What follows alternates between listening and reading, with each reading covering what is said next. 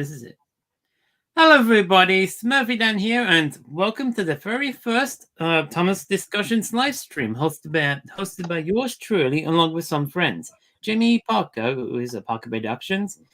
Hello there. Videos, also known as Scott, and Luke, also known as Bad Luck Archive. Hello. For tonight's subject, we're all going to discuss on this subject of the whole era of Big World, Big Adventures, starting from the movie and all the way to Thomas and the Whale Engine from Series 24, plus with the addition of some unexpected news on the forthcoming 2021 reboots that we'll be getting to later. First off, we'll be going to share a screen of the first image of what would have been becoming when we first saw it in nearing the end of July 2017, something like this. Oh, I remember when this came out. Yeah. Oh, I remember this. Oh, this was around the time season 21 came out. Yeah. And I remember. Oh, Yeah. I remember the Not long reactions. before To Series this. 21's coming out. Yeah. Those were the days. That reminds me, what were your initial impressions on this whole reboot of Big World, Big Adventures going to happen before it eventually happened a year later? Starting with Jamie.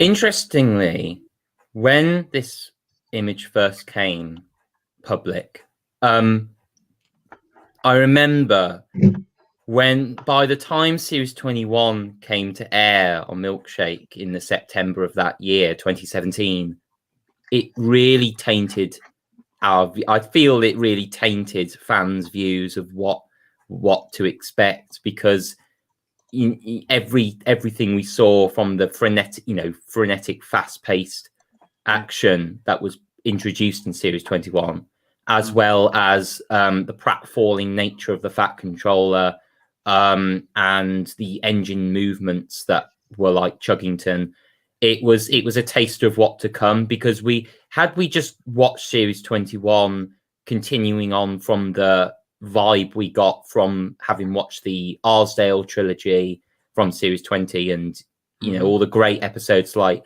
Henry Gets the Express, and others.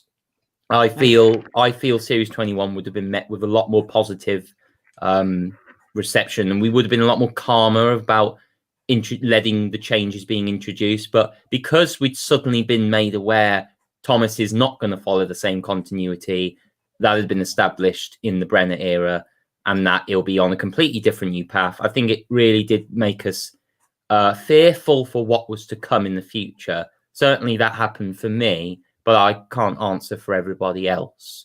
That's just my view. Yeah, likewise, Jamie, because when I first saw this news for this Big World, Big Adventures from the beginning, right at the end of July, I was both surprised and shocked nonetheless. But at the same time, I did feel rather curious, cautiously curious to see what it will be like in the future, because it's kept the same style of the CGI series, even before the Arc Productions and Gem Fields taken over Nitrogen Studios' duties after their contract ended following Series 16.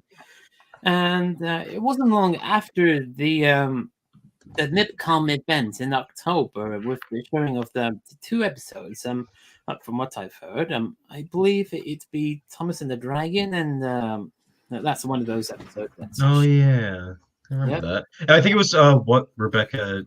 No, it was Rebecca's introduction episode. I think it was one of the Rebecca episodes. Yep, one of those. But I remember that. Gosh, it seems so long ago though. Yeah. What was that? The BAFTA screening in September. No, that was even before that. No, It was that the MIP Junior thing. NIP Junior. Oh yeah. In 2017, that had Ian McHugh, Michaela Winter, and Christopher Keaton. Yeah. The whole that whole panel is still up on YouTube. I think if people are still interested to watch it, it's a really interesting watch. I think. Oh yes, I know the one you're on about now. Yes, I remember that. Actually, I remember the first episode we saw was like like some phone recording of their first showing of Thomas and the Dragon, I think. And you know, we had that one diesel pass by the screen. Thomas couldn't hear what Young was saying. And I remember people were really upset by that. Interestingly, keep saying that word all the time. When I had my work experience at Milkshake the following year in 2018, in early 2018, I was made aware, of course, I'd already established that I knew quite a lot about Thomas, and one of the staff actually showed me a video that they'd been sent by Mattel on Series 22. They were having like episodes sent to them, all the like in stages, and one of them that came through, it was to be used as promotional material. Yeah, that was Thomas and the Dragon. And I remember on a lunch break, someone showed me Thomas and the Dragon, and I thought, oh my goodness, I'm watching this before like everybody else. And what I saw, I remember being quite hyped about it because it was so new from what I'd seen, but I couldn't really get a balanced perspective on whether I really liked it or whether I felt there could have been improvements. Right. So afterwards, though, once Series 22 had fully aired, I felt no, I did not enjoy that episode one iota. Oh, I see. You mean right after the initial viewing on the Milkshake Studios that you thought it was good, but right after its first initial broadcasting on Milkshake months later, that you started to realize that something's wrong? Yes. I think it's interesting you say that because with a lot of people, they usually have a very different perspective of something the first time they watch it. And on a repeat watch weeks, months later, I mean, sometimes people, they stand by their first initial impressions of something. That's why you're not really seeing a lot of people change their minds when it comes to this era. But it does happen sometimes. And I know that I was definitely a bit more optimistic than I think most of my friends were at the time. I was willing to at least give it a chance, but I actually, in preparation for this live stream, Daniel, when you told me about this, I suddenly remembered that I had two Google Docs written up on like what I thought of Big World, Big Adventures as the era. I had a review for Steam Team to the Rescue that I had been meaning to send to you, but I forgot to, and just my thoughts on the series and as a whole, I think. Everyone's perspectives, it's understandably different, and there is no right or wrong on what anyone can view it as is. Such yeah, you know, they can say they can really they can still get to express themselves, like you and Jamie here, as well as I do. You could go and say something like oh, this episode is good, or oh, something's not right about it here. There's something wrong. Yes, etc., etc. I agree. It's always hard. Sorry. No, I was going to say I agree with Luke in the fact I too was quite optimistic about what the reboot had to offer. I think because also we knew that a team that had produced such great content was behind it, and therefore we were hopeful that it wasn't going to be a repeat of what we'd experienced earlier in the decade. So I think that also helped to the optimistic hope that, you know, it wasn't going to suck. Yeah, absolutely. I completely agree with that. I think what I was hoping for was something stylized after the Great Race, because I feel like the Great Race hit a good balance between what fans wanted to see and what the corporate side of Mattel wanted to see out of Thomas. Yeah. And I feel like, though aspects of that film could have been better, I think a lot of people really enjoyed it, and it's definitely a very fun special. And I think that's what I was just really looking for with this era, something because it's like fun. Sort of a musical, isn't it? It's like a first Thomas film, it's like a musical. Yeah. absolutely fantastic. It's quite funny as well. About me on the Great Race. Upon my first viewing of that movie in the cinemas, I was nonetheless not impressed. But however, after frequent reviewings in the local cinemas, I somehow started to feel warm. I started to feel warmed up. I started to warm up to it in the end, and I found out that there may be some heart and effort that's put into it, in spite of a couple of the flaws in terms of execution and stuff. I'd rather have sorry, you first. Right. Well, I was only going to say that it's interesting hearing you say about the Great Race being able to balance both what fans want and what the executives want. I felt it was quite a very executive-driven special, and I think that it was, and this is something I want to stress, is that I feel quite strongly that introducing 12 brand new characters in a 60-minute special was such a gamble that I don't think they really thought through, well, are we really gonna invent all these personas and different personality traits to each individual character, give them exposure time for the audience to warm up to them, or are we just gonna have them as fodder, because a lot of work went into this by the animators and railway consultants checking up on all the technical accuracies. But I feel hardly you only get to see in that special, you only get to focus on 3-4 characters at most, which is, to be fair, all you can do with a 60-minute Thomas special. I feel had the Great Race had the running time of Big World Big Adventures, i.e. 80 minutes, it would have fared, I think, a lot better in terms of plot development and also giving the characters time and exposure. But I feel they put all their eggs in one basket, that special, personally. Yeah.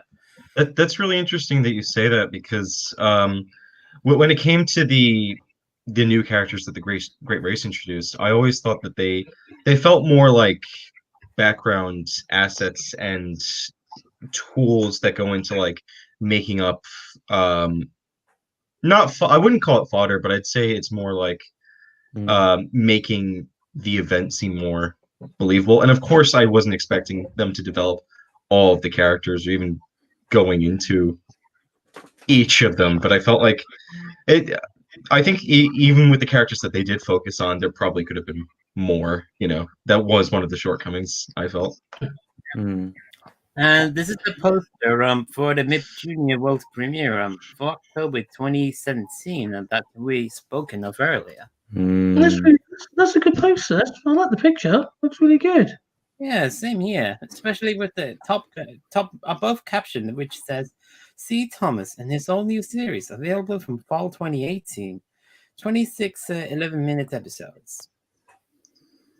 I remember. Oh, I think I think it might have been this exact image that showed up. I think it was as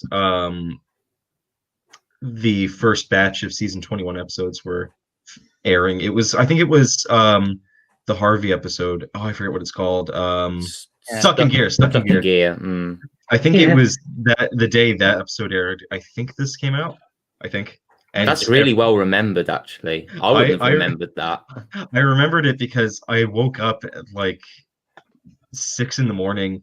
to see these episodes airing live because I was that excited. Because it's going off the coattails of season 20. I was really excited for that. Yeah.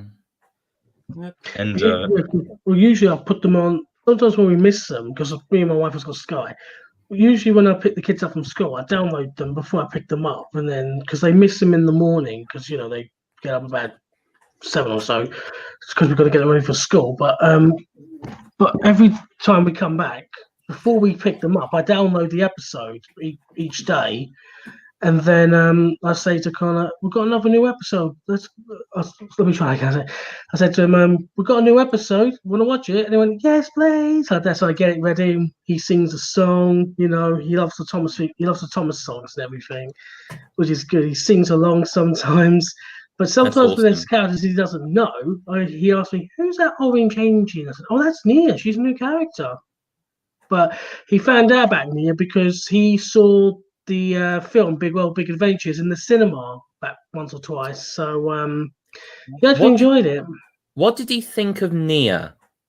I'm interested to know from a child's point of view. What did they have a did they find her relatable? Like connect? Did they find it easy to relate to the character? Or did they just not go out and buy I'm speaking in third person. I don't know why I am, but did your son like Nia, or was he more interested in other characters like Ace or any of the more well-established characters?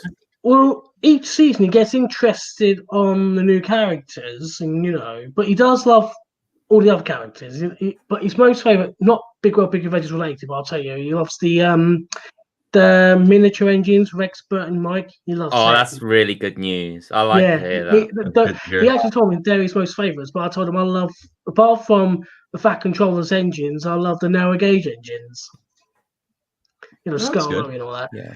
But no, he does get interested in which characters who. Sometimes there's some characters he likes. Sometimes there's characters he doesn't like. For example, he doesn't like Max and Monty from the Solar Construction Company because they're very naughty trucks or lorries. But But when he first saw Nia on the cinema, he was quite interested of what she was like. And there was one, but on the film, right? We loved the song. Sometimes you make a friend, sometimes. Oh, that's a good song, to be fair. It is a great song. Me and my son Connor, we love that song. Sometimes when we watch the film, right, we both sing along, because we both love the song and we sing along to it, because it's a good song. And it's like emotional, like you get guilty and you want to sing to get it off your chest. Like if Thomas was human, he'd feel guilty and get it out of it. If he can't, then he has to put things right by trying to find his friend, sort things out. But the song Sometimes You Make a Friend, that is a wonderful song. There was other songs that were good, like what was it? We're Friends, yeah. There was two versions of it. One at the beginning, and then there was the one where Thomas was back on solo with Nia. The reprise and version. He invited her to stay because Nia had nowhere else to go, and that's a good thing. But my son Connor, we love the song Sometimes You Make a Friend because you can feel it in your heart, like it's a good song, and it gets you in your heart, like it's a very emotional song. Yeah, because because sometimes during the year, he loves the song a lot, and he watches my Day Out with Thomas music videos I make on my channel, and he said to me one day, "You know what, Daddy? I wish you did my favorite Thomas song from the Big World, Big Adventures film." And I asked him, "Which one's that?" And he said, "I'm sorry," like that one. Oh, that one. But what he didn't know was that I already did it. I dedicated it to him because he loves that song, so I dedicated it to him. I said to him, "This is for you." And I played it on my YouTube channel on the telly, and he loved it. And do you know what? He nearly cried. Bless his heart. He nearly cried. He gave me a nice big cuddle, and he said that was the best video he's ever seen out of all the others. Adorable. That really made me happy. I was in tears as well. Proud moment. Everyone who's watching, but I was in tears as well because he was happy and I was happy. I was happy that he loved it, and he's happy because I made it. And he actually said to me that he'll, and you know what, he keeps watching it sometimes on the telly. He keeps watching my video of the song, and he just watches it non-stop. He's had a long break of watching it, but all I can tell you is that that is going to be our favourite song from the film. Yeah. It's going to be like it's going to be our favorite Thomas song from each generation. Like it's my favorite, and then it'll be his favorite. In a way, that's kind of your song now, if you know what I mean. It's like it kind of belongs to you and your son, which is really sweet. That's a really heartwarming story. Yeah. I'll take that. I'll take that as a compliment and a nice opinion. Yeah, I'll take that. Yeah. But it's more of our song. Yeah, and we love it. We just listen to it non-stop, and that's quite good. That reminds me. Excuse me, Scott. That's what I'm wondering. What do you really think about the film after seeing it for how many times do you seen the Big World, the Big Adventures in the movie on its own? What was that? What I'm saying was, what do you think about Big World, Big Adventures, the movie, after seeing it in cinemas? What are your impressions? Right. Yeah, okay, sorry, yeah, okay. I thought it was okay. I thought it was good.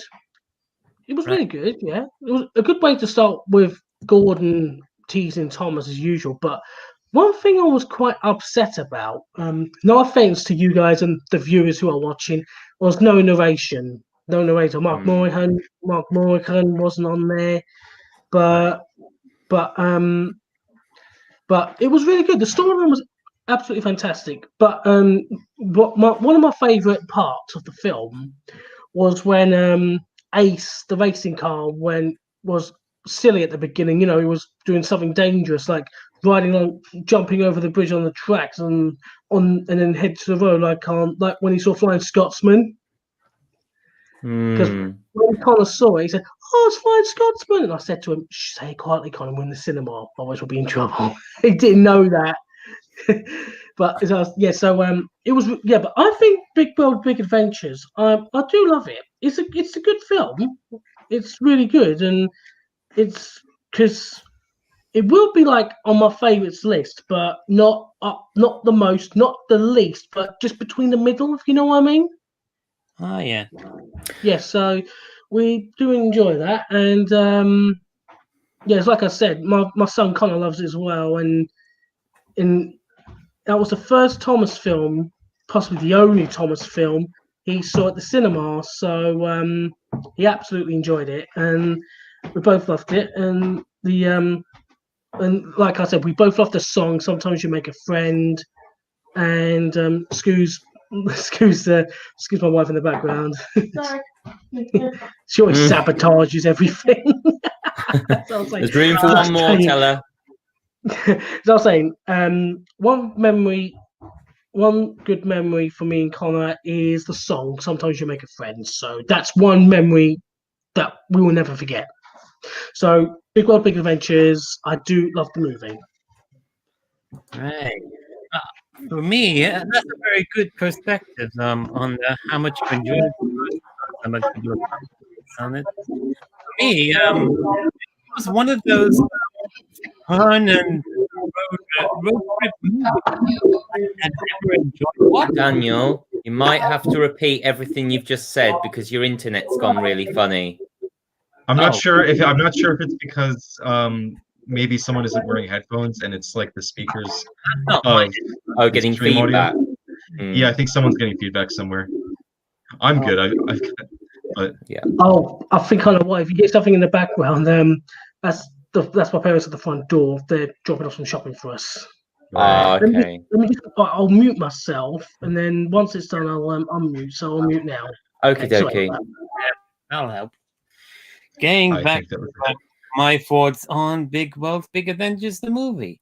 What I was saying, I honestly thought it was one of those fun road trip, out of this world movies that I had ever enjoyed watching after all these years. I mean, pretty much like Snoopy Come Home and Rain Man and Dumb and Dumber. Those counts as road trip movies. Right. Well, the Big Adventures. I found it to be a lot of fun to watch, and with the in spite of a couple of flaws that I had encountered, mostly one of those that's like seeing the other racing car characters. That's tingling in my mind. I couldn't help but feeling that I was thinking more about Pixar's Cars than Thomas.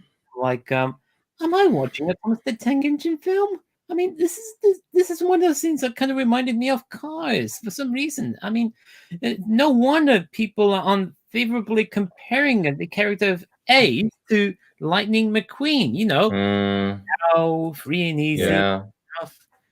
That reminds me, this is Ace, by the way. There he is. My thoughts on Ace too. Whilst he is an interestingly well-developed character, as well as with the addition of the voice of Peter Andre. Just I found the personality as well as his intentions to be rather how can I try to put this? A rather douche move, so to speak, especially when manipulating Thomas into tricking Nia into having a race, when really he wanted to make Thomas lose his track of her, and they ended up alone on their own during the time they're in Grand Canyon in the States. Yeah. Shortly before the runaway scene with the inside the mine and bumping into the trucks, and then they come off the rails and the race. Ace is like, "Whoa, this is fun, Thomas!" But Tom understandably said, "This is not right at all. We shouldn't have lost Nia." Yeah, I kind of agreed on Thomas for once. That and how I felt. In short, I felt very mixed on Ace in this one. No offense. I think it's always interesting to hear when people say that they don't like a mean-spirited character, because I feel like even if a character isn't like the nicest person in the world, I think they're still interesting to watch. Like, it's interesting to hear that like a lot of people don't like Ace or Samson or even Vinny. It's like I don't. Because like even if like they're mean-spirited, it's always interesting to hear. It's like, oh, they're mean in universe, therefore they're just bad. I feel like that isn't always the case, and it's like you can have some like really interesting characters, like say Gordon or James, who aren't always the nicest, but like they are interesting and like well-rounded characters, you know.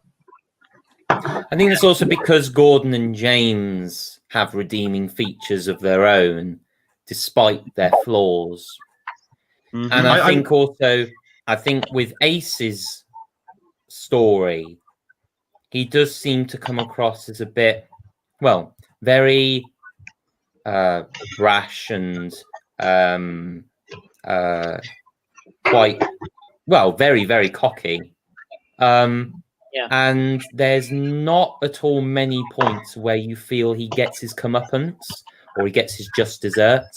Which is fair. I think that's probably what people don't particularly gel with his character very much, because he reaches his destination, seemingly ruin Thomas's friendship with Nia for his own selfish reasons, drives, and it just I think there's not really a lot of comeuppance that he gets.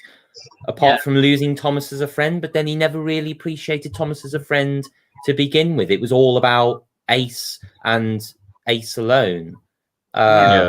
So I think that's why people don't particularly like his character. Yeah. At least in the end, there was we did find that at least one of the only things I did found Ace amusing was the fact that he was afraid of animals like monkeys and snakes. Well, he thought it's a lot like a snake, when really it was cowboy's robe. That's it. The cowboys and cowgirls coming to their rescue.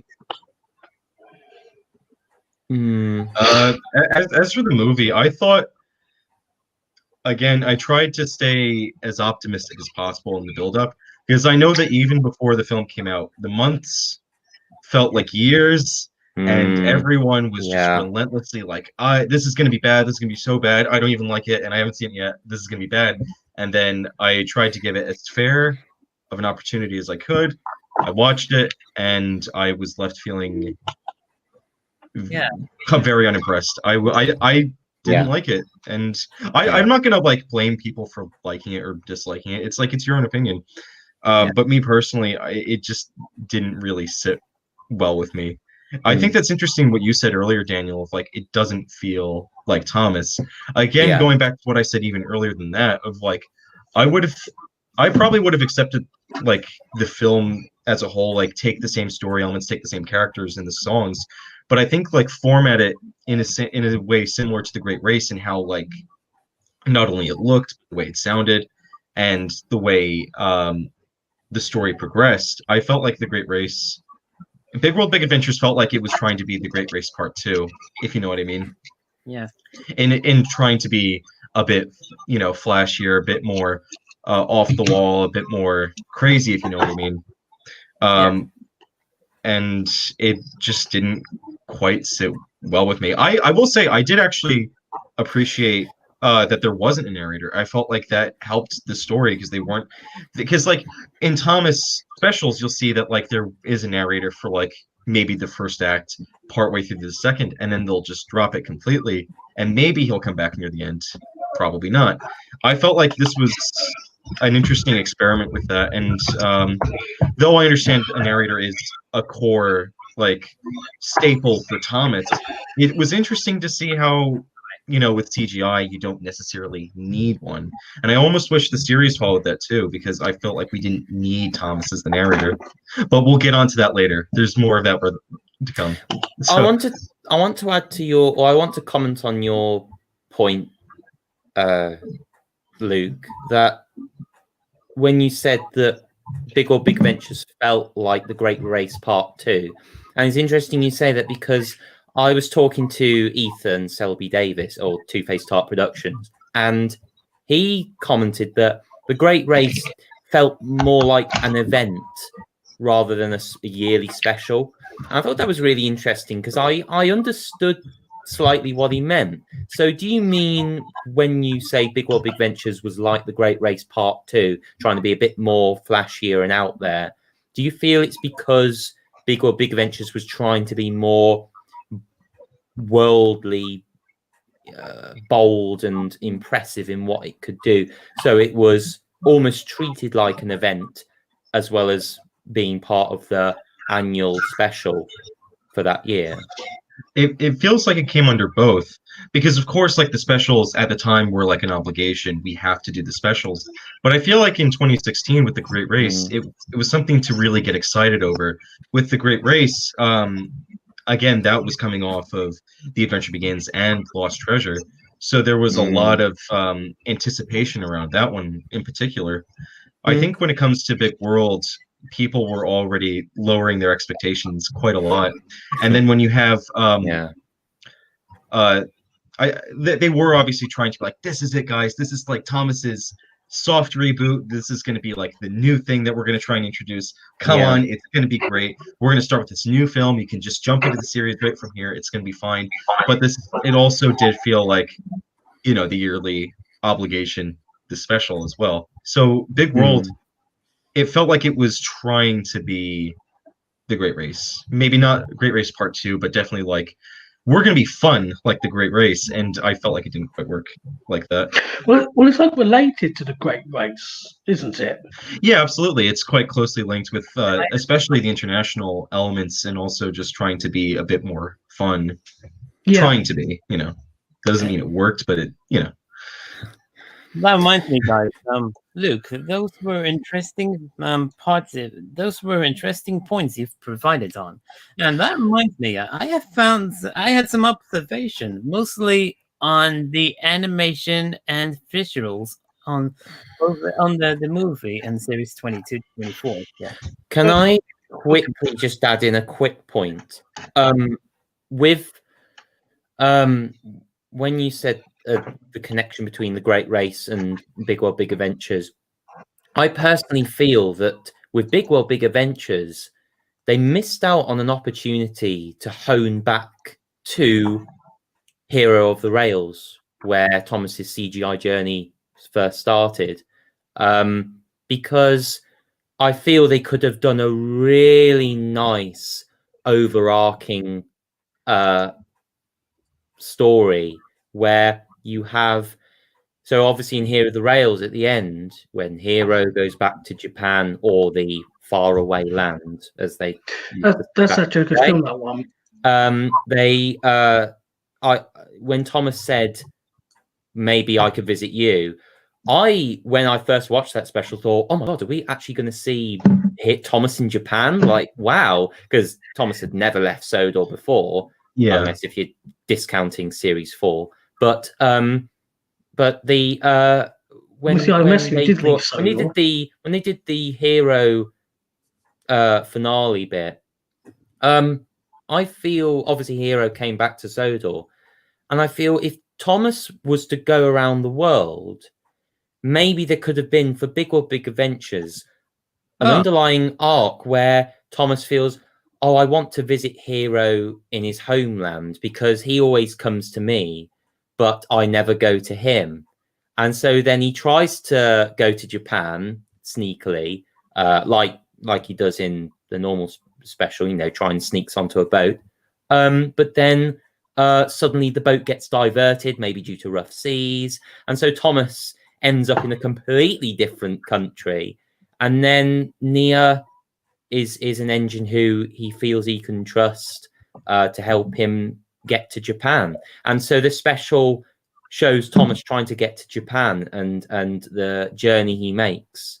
And I feel that would have been a really nice overarching story to bring closure to what we were left with at the end of Hero of the Rails. That's just my view. That was actually a good film, that was. I think... Hey, we got Jonathan here. Hello, Jonathan. Hi, Jonathan. And I think he's muted himself, but we'll get back to that. That reminds me, I just realized that there was apparently a deleted scene during the song Free and Easy. Hello, Jonathan. Hi. Yeah, we're discussing a year of Big World, Big Event. We're talking of the movie. Oh, that's good. You're doing good. Jonathan? You doing good? Yeah, I know. I can see. Right. Well, that reminds me. Carry on. Let's take a look into this shot here. Oh, right, of course. That, ironic face with what is this called again? With his move? It's the sundial. Yeah. Sundial thing, yeah. During the sun worshippers, yeah. Yeah. Sun worshippers, yes, that's a point. It was during that part where Thomas Nia stopped at the signal, whereas we meet colors for that one brief moment in the final version of the music video, which ended after a brief conversation between colors and A's. But during that YouTube upload, original YouTube upload of the said music video, from what I remembered, there is the extended bit of that conversation, where colors tells Ace that he brought up the discussion of the sun worshipper, and he showed the example by doing this crazy move with this the smokestack or whatever you call it, just showing us a sundial worshippers thing, and did some goofy face here, leaving Ace in confusion. From what I understand, I could be confused as well. And well, it was a bit weird because I remember very weird. I specifically remember that the official Thomas YouTube channel, I think it might have been the UK one, they uploaded the Free and Easy song as it was in the movie with this scene in it. That's how it got out. But I remember that was uploaded before the actual Big World Big Adventures premiere. So to me, it seems like they were trying to gauge like an audience reaction, like how would people react if this scene was in the movie? Because I think they were worried it might be considered racist, offensive if they left this in. And if it also, I think also part of the reason they took it out, I think that could be anyone's guess. But I think I'm not saying that the team are like racist or they were trying to be offensive, but it could be interpreted that way. I think it also could have been a factor into like it might have messed with the pace of the scene a bit. Because they're in the middle of a song when this happens, and like they stop the whole scene just for this one joke, and it doesn't add anything. And then they're like, okay, let's get back to the song. Like it's never even acknowledged again. So why was this like in at all? You know? Yeah, I would say its omission was definitely welcomed and definitely made the movie that much quicker to get over with, and also just it was unnecessary filler and didn't really add a lot other than, oh, look at this goofy thing that we can pull in to keep the children's attention. But Luke, I wouldn't say that racist is the right word. I would say culturally insensitive. I think there's a difference. Fair enough. I was surprised that they cut it out, and I would be surprised if they did cut it out because of its perceived cultural insensitivity. As in, I don't know if there would have been many parents who would have complained about that, or children. And so it'd be interesting to know who made the final decision or the call to say to the editors and the producers, please cut that bit out, because even I was quite surprised that upon the initial cinema viewing, when it's publicly out in cinemas, that this part was cut out after a brief conversation, and instead we quickly gone back to the song. Okay? And but it is understandable, really, because from what I said earlier, though, this scene I found it to be rather confusing, to be honest. I'm just shocked that it was like written in at all. Like, of course I think they wanted to just give Carlos a spotlight, like to give him his scene in the movie, because like in the series, Thomas doesn't have any episodes set in Mexico, and I can get why they're like, well, we'll just have a brief Carlos cameo here. But the fact that it got from like scripting to storyboard and even animation, finalized animation, and everyone's like, yeah, this is good, we'll just keep this in, and it's fine. It's like shocking to me that it's like it got this far. Luke, this is, if it's shocking to you, if this is shocking to you, this is the same animation team and same production team that allowed Thomas to do the loop round the Grand Canyon off the tracks and somehow continue to chuff forward whilst turning upside down a steam locomotive with a full heavy train, doing the loop round the Grand Canyon, and somehow landing perfectly back onto the tracks. Again, and like how that went from production storyboard to the final editing process, and with people thinking, yeah, this is fine. I'd rather be outraged at that rather than the sundial scene. But I think with that one, it felt like they're like, okay, we need something for like this cool trailer, maybe a toy. Have Thomas do the loop-de-loop, and that could be a toy or a big moment in the trailer. Like, can I get something to get people to watch this movie? And again, I felt like that didn't add much to that scene. In the Great Race, that the toy called the bridge jump. It's the bridge jump again, of just like, this doesn't need to be here. Yeah. I'm always, when it comes to Big World Big Adventures and just talking or even thinking about it, I always start thinking like, it's not that bad. But then I think about it more and it's like, oh no, it is that bad. Or it's just like, I get progressively angrier when it comes to just talking about it. It's hard, like when it comes to saying, is this the worst thing in the show? I don't know. Maybe for some people, but it's just like, it is upsetting to think that it's come to this.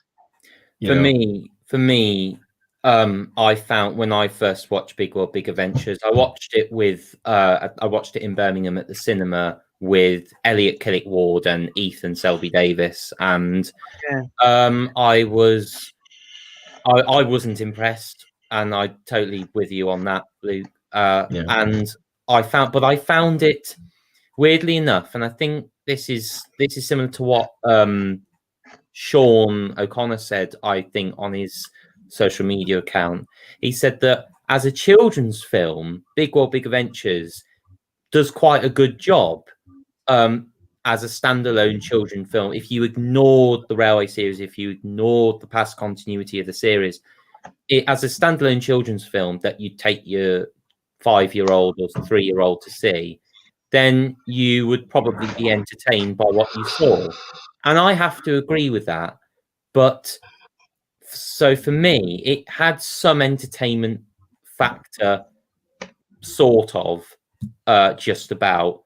The loop scene really took the good brownie point marks off for me when I was rating it.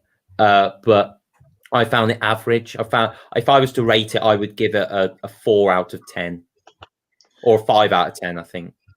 I think 4 out of 10. I think it's interesting that you say it should be able to like stand on its own, because I think that should be the case with every Thomas movie. It should just be able to stand on its own as its own thing. But when it comes to like its inclusion in the series, it definitely feels like a soft reboot in the sense of like this is like the new era of Thomas. This is a new sort of continuity, but they're also keeping in the old continuity. And it's like I either just like commit to a fully new reboot or just like keep doing what you're doing, don't even bother at all. And we have both, where they and we have an actual reboot which is coming in, and that's an entirely different discussion which we won't get into here, but we'll go into it, I guess, at a later time. Okay. I think there was another observation I've had in mind. Remember that you, me, and Elliot were at one of the premiering hotels at Leicester, Jamie, beginning August 2018.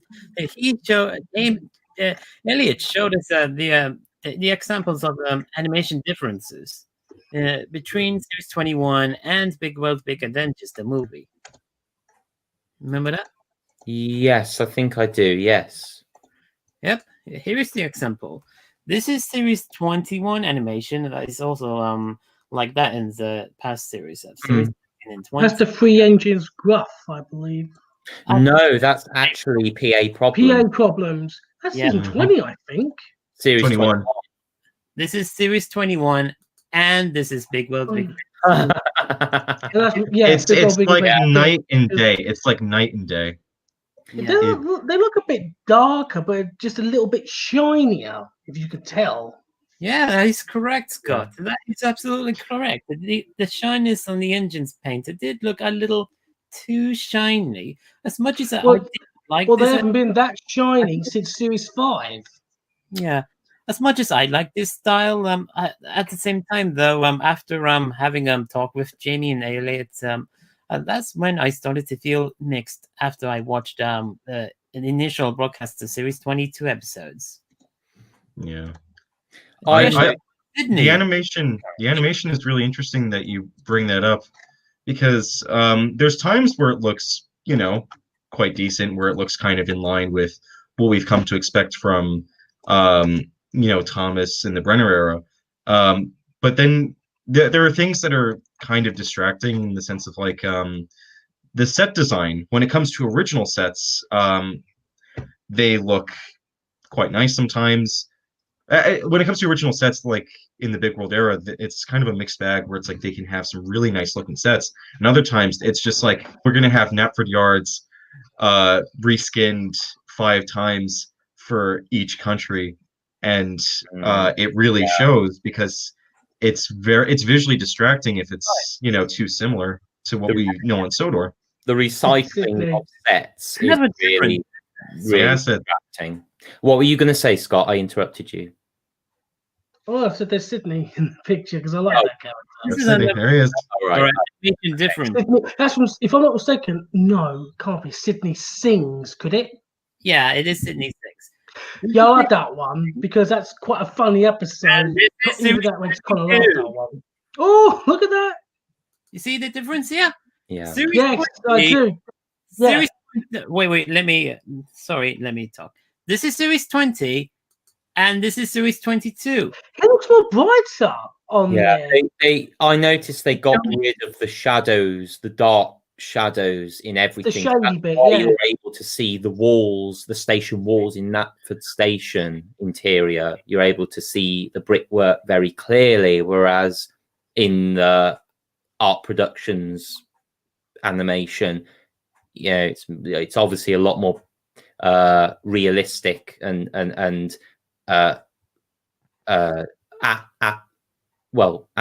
don't know what the word is, but it's all right.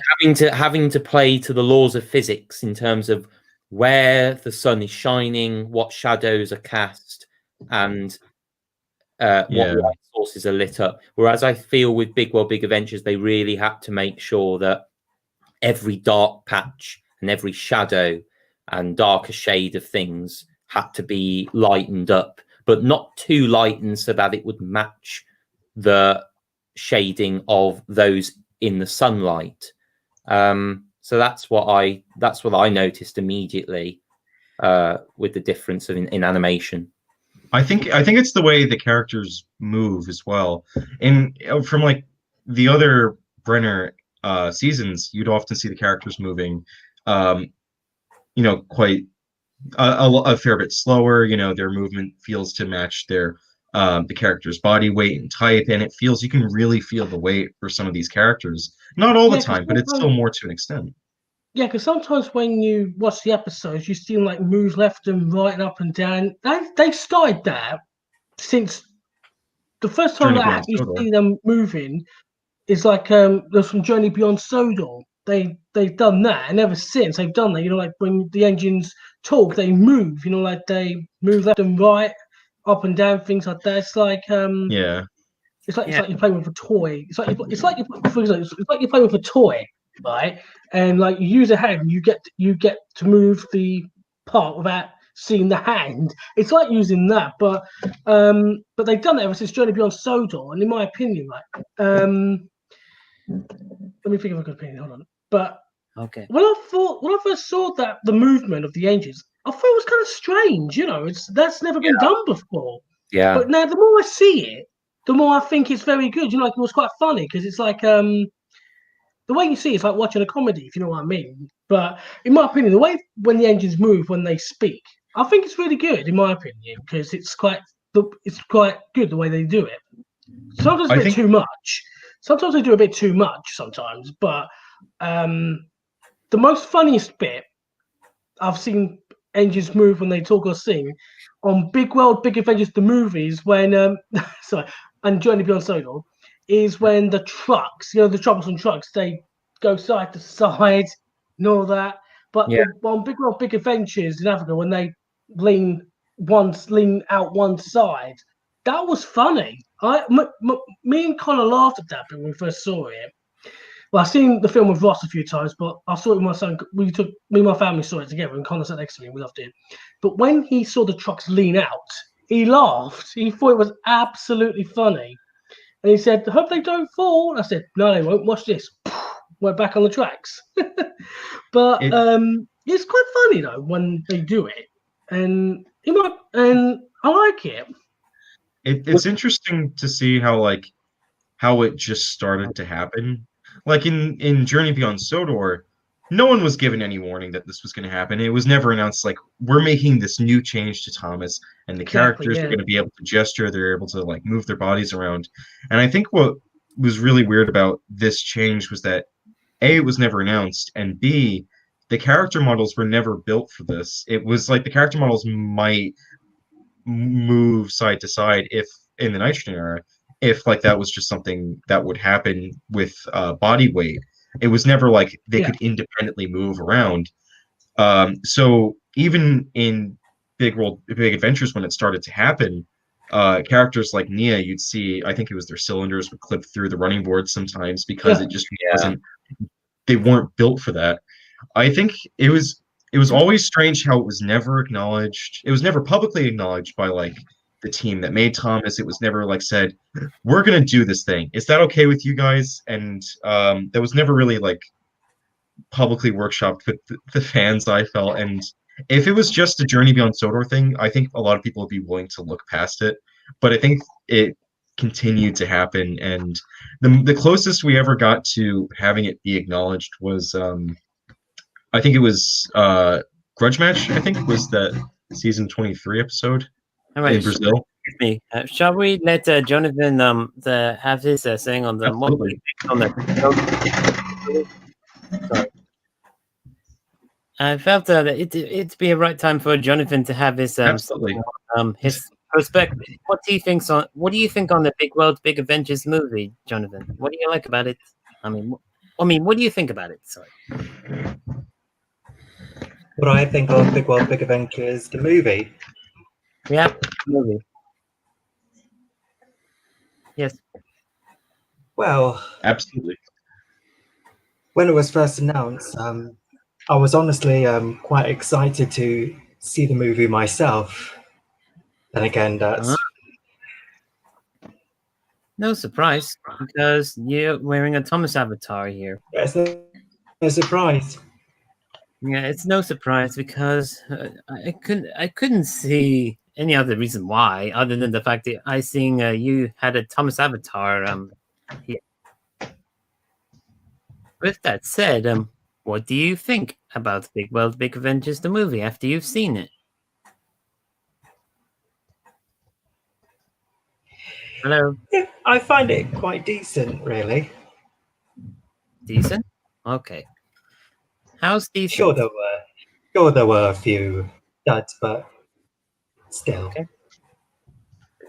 Still, Was there anything in particular that you liked or you didn't like? Tell us what you like. Really get into it. we could still respect each other's thoughts on each- Absolutely, yeah. Yeah, you got to respect everyone's opinions and that. Yeah. You can have your say, Jonathan. Is there anything you like about it? The Big World Big Adventures movie. Would you like to contribute to this discussion, Jonathan, or would you rather let us discuss this, if you don't mind me saying? Are you comfortable with us discussing this without asking for your thoughts? Jonathan, are you okay? Yeah. Oh, Okay, good. We're to hear. let's just checking. continue. Let's hear it. Take your time. No rush. What's next on the agenda, Daniel? Now that we've got the movie out of the way, shall we move on to the discussions? Our next part of the discussion of the two new Steam team members, Nia and Rebecca. In fact, Nia's first introduced in the Big World Big Adventures movie, whereas Rebecca introduced in Series 22 or Season 22, as those of you can call it. Oh boy. Yeah. Oh, boy. What do you think of both engines individually? Do you want me to go first? Yeah, Yes. go for it. Okay. What a waste of a character Nia is. Oh. And Rebecca, I mean, look, I like the fact that they've got a West Country class in the show. I do feel her color grading could have, I would have much preferred having I think it's is it gray or a sort of forest green that she has on her roof? Is it forest green? That color? It's like a bluish green, I think. If I'm Daniel not could sure enlarge it, exactly. I'm sure we could see properly if you can just enlarge the picture Sort of just a little bit seaweed more. green, isn't it? Well, the seaweed green that she has on her roof, I would have quite liked for that to have been coloured round her face on the smoke box area, and left the panels on the streamline casing, or is it streamline casing or is it just casing? I think it's streamline casing. Just coloured yellow, so yellow panels. Round the smoke box face area is the seaweed green, to match the roof, and then colour the top bit where her lights are, her headlights, colour that bit either the same seaweed green or even white to match the running board of the rest of the Sodor characters, so that then it would just really add more grandeur to her to her design as a express locomotive. As for as for a personality, she did immediately when we were at the BAFTA screening, Daniel, Luke, and everyone else, and we watched. I think it was What Rebecca Does. That was it. What Rebecca Does. No. I remember just listening to what she just viewing her character as a spectator, and I did feel she very much matched the northern working class girl type character, where she's just sort of cutesy and got a bit of a northern accent and from Lancashire, and it seemed to I'm not against it because I think it's nice, but it did immediately strike to me that she was pretty much introduced to be this cutesy innocent I don't know what the other word is. I had it in my head anyway. We'll move on to Nia because I think I've said all I need to say about Rebecca. Okay. For Nia, I was watching the Unlucky Tugs video on Big or Big Adventures, and he did raise an interesting point, which I actually agree with, and that I felt was a bit of a problem in Big or Big Adventures, and that's compared to other international characters, Nia isn't really introduced very well, or she doesn't seem to have been naturally introduced.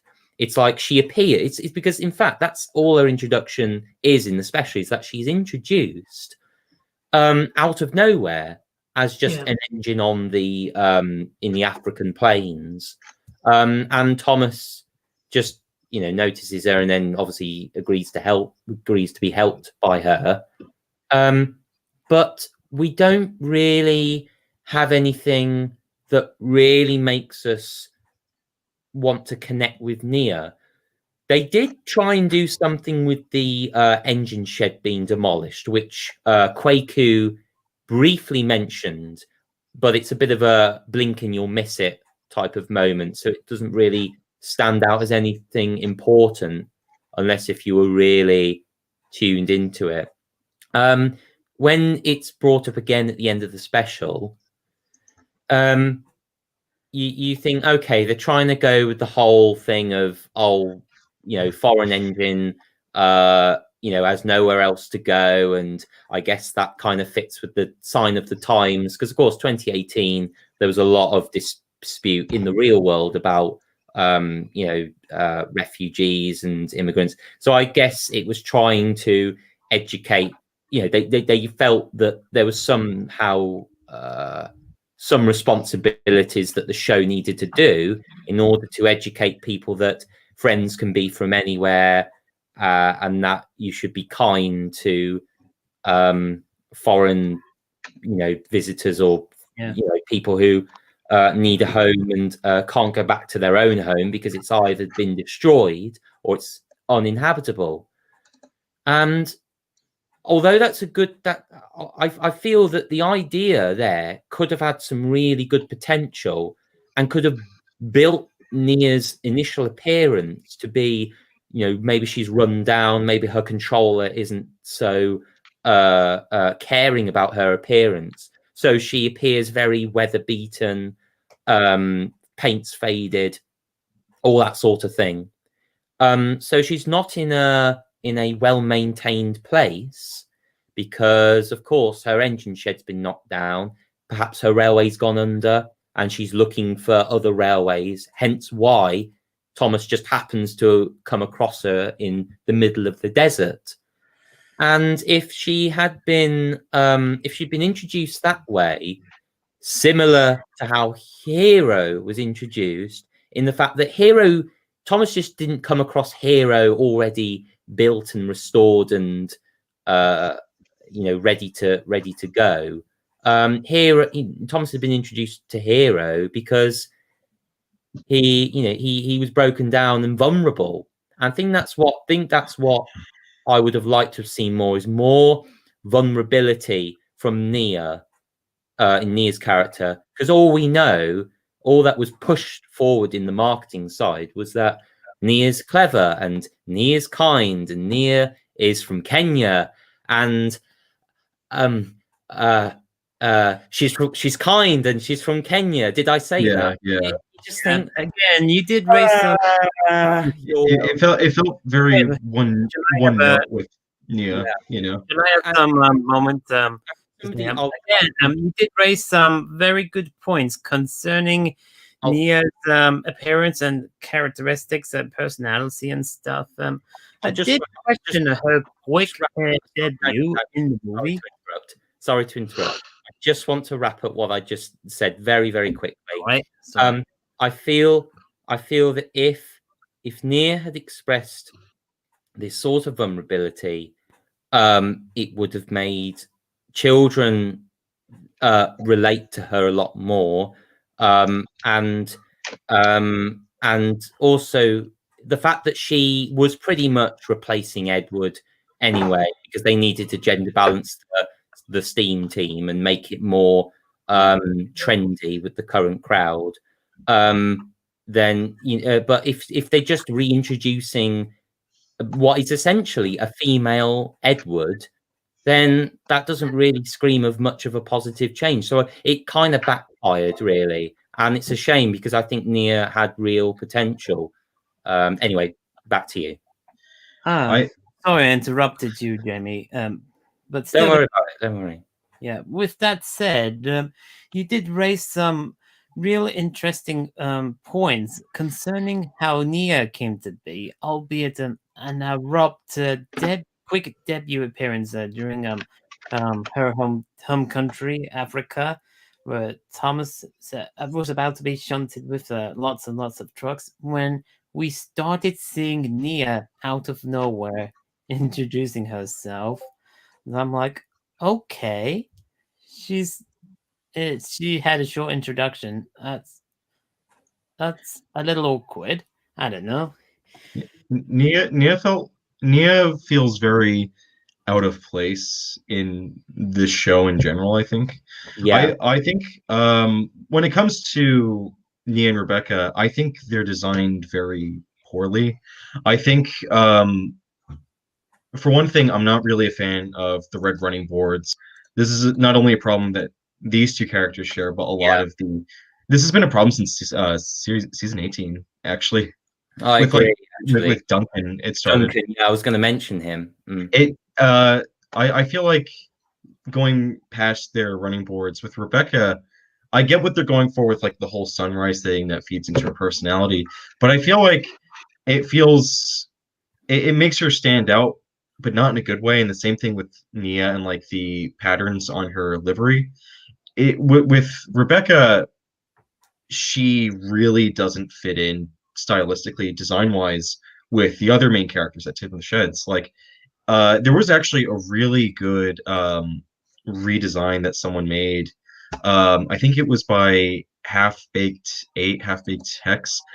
He had a really cool design for what his version of Rebecca could look like, and I don't have it on me, but like it was much more stylized from what we've come to expect with Thomas. And there's just little things about Rebecca that just kind of like from her design that don't sit well with me. Like her cab is really weird. Like it's really low down. Like if you look at the Rebecca from behind, you'll see that like the arch leading to the inside of her cab is really low, and it's like lower than her crew's heads.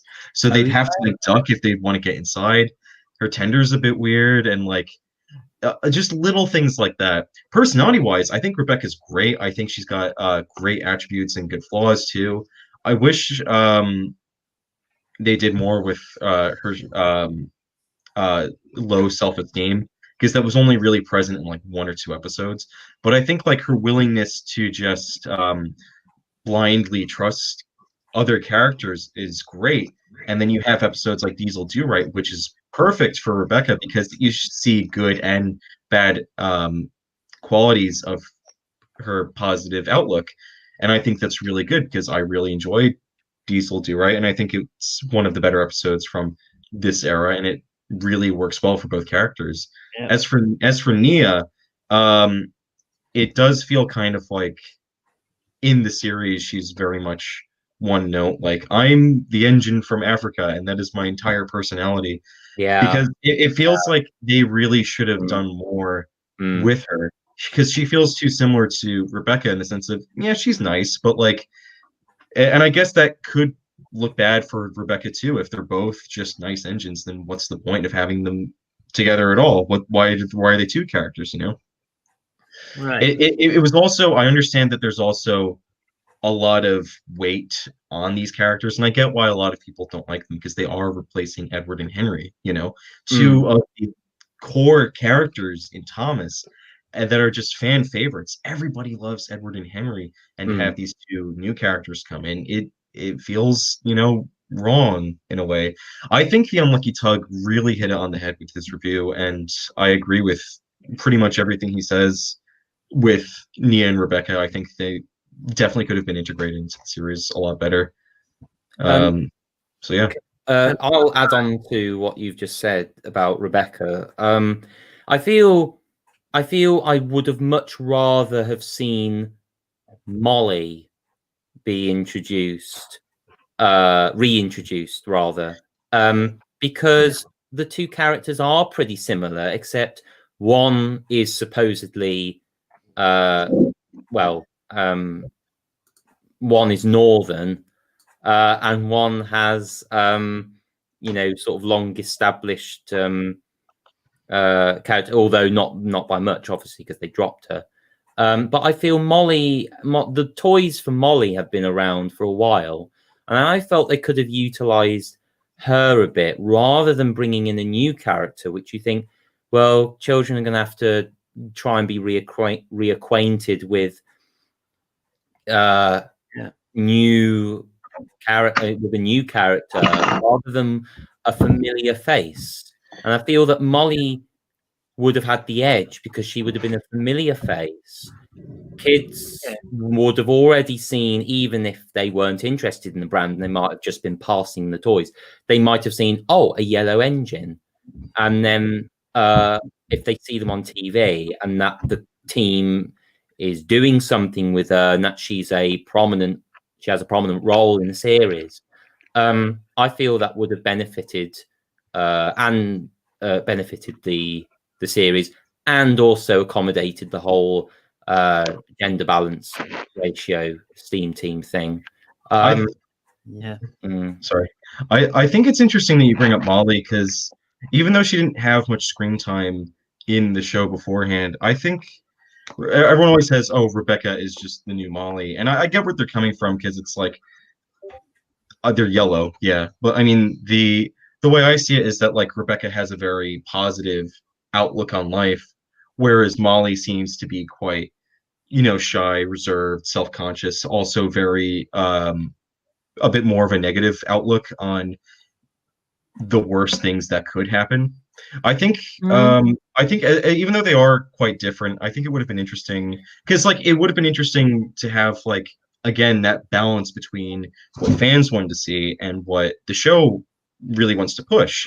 Because it's like when Molly was first introduced, it always felt like, yeah, Molly's the yellow engine and she's going to be around for a long time, and it felt like they were really trying to make her, not really, but like trying to push her as like she could be a main character if we really wanted to, because she had like she has a really good design, like very well fits in with what we know from the series.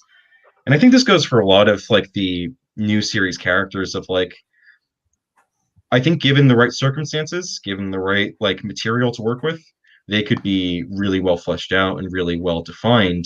their one appearance shouldn't define their entire character. You can really develop them into something beautiful, you know? And it would have been interesting to see that with Molly, because I think the consensus between the showrunners is that, like, well, if they didn't work in their one episode beforehand, there's no point in even trying to flesh them out now. And I don't think that's right. I think every character has the potential to be good. Well, I think Molly, what you said about Molly tending to look on the negative side and tend to be quite shy. See, I would find that more interesting as a character rather than someone who's always positive and chipper and, oh, look at me, whoopsie, and all that sort of business. Which is what fair Rebecca enough. is. And I feel in fact, I know it's not a good episode to base Rebecca's personality on, but in the episode Chuckle Some Trucks from series 23, which I found incredibly boring, I feel that it's Rebecca is too overly positive, and it becomes a little bit too forced and a little bit too fake. And I just, yeah, that's all I can say really on that. Which is fair. Mind if I have my 2 cents on Rebecca and Nia too? Go for it. All right. As much as I do understand that you made some very good points there, guys. Concerning of how both characters came out to be, and as well as their flaws they have, mostly with the personalities, like the one Jamie just brought about a minute earlier, especially with Chuckles and Trucks. With that said, I liked Rebecca more so than as much as I did liked Nia in terms of both the design and personality. If it wasn't for their odd colored livery choices, in this case of Rebecca, it did make her like how you could put it, a big banana. Yeah. I know a lot of people. Sorry. Yeah, I did like both characters. Just like Rebecca, even though it was I could agree that I'd very much like to see Molly come back, as well as having Rosie to take over the Nia's place in the team. I digress. They're only there, and there was nothing else that we could do now. Yeah, it's a bit too late for that. Yeah. I mean, it would have been interesting though, because I know that fans have been wanting to see Molly back in the show for a while, and just do more with her. I think, because I feel like there's quite a bit you could do with, well, any of the characters really, but Molly especially. It's kind of like the Stanley appeal. Of, like, people just want to see more Molly, you know, because they were pushed. Even if she didn't have much episodes, other than her debut episode, I did found some liking to Molly anyway. I'm probably exposing my Molly bias a bit here, but growing up, even way past into secondary school, I actually carried around in my pocket a take-along Molly that I was bought, that I was given by my relative. That's very nice. For Christmas, and I carried it around minus the tender, because who on earth carries the tender?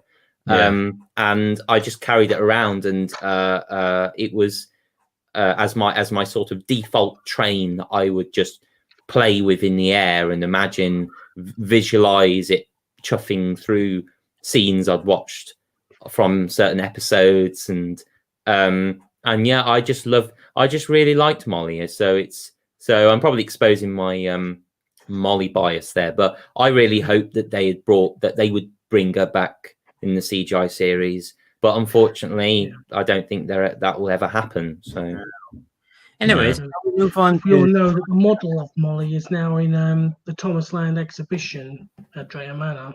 Oh, yes, it is. Yes. And I saw it. In October on Halloween.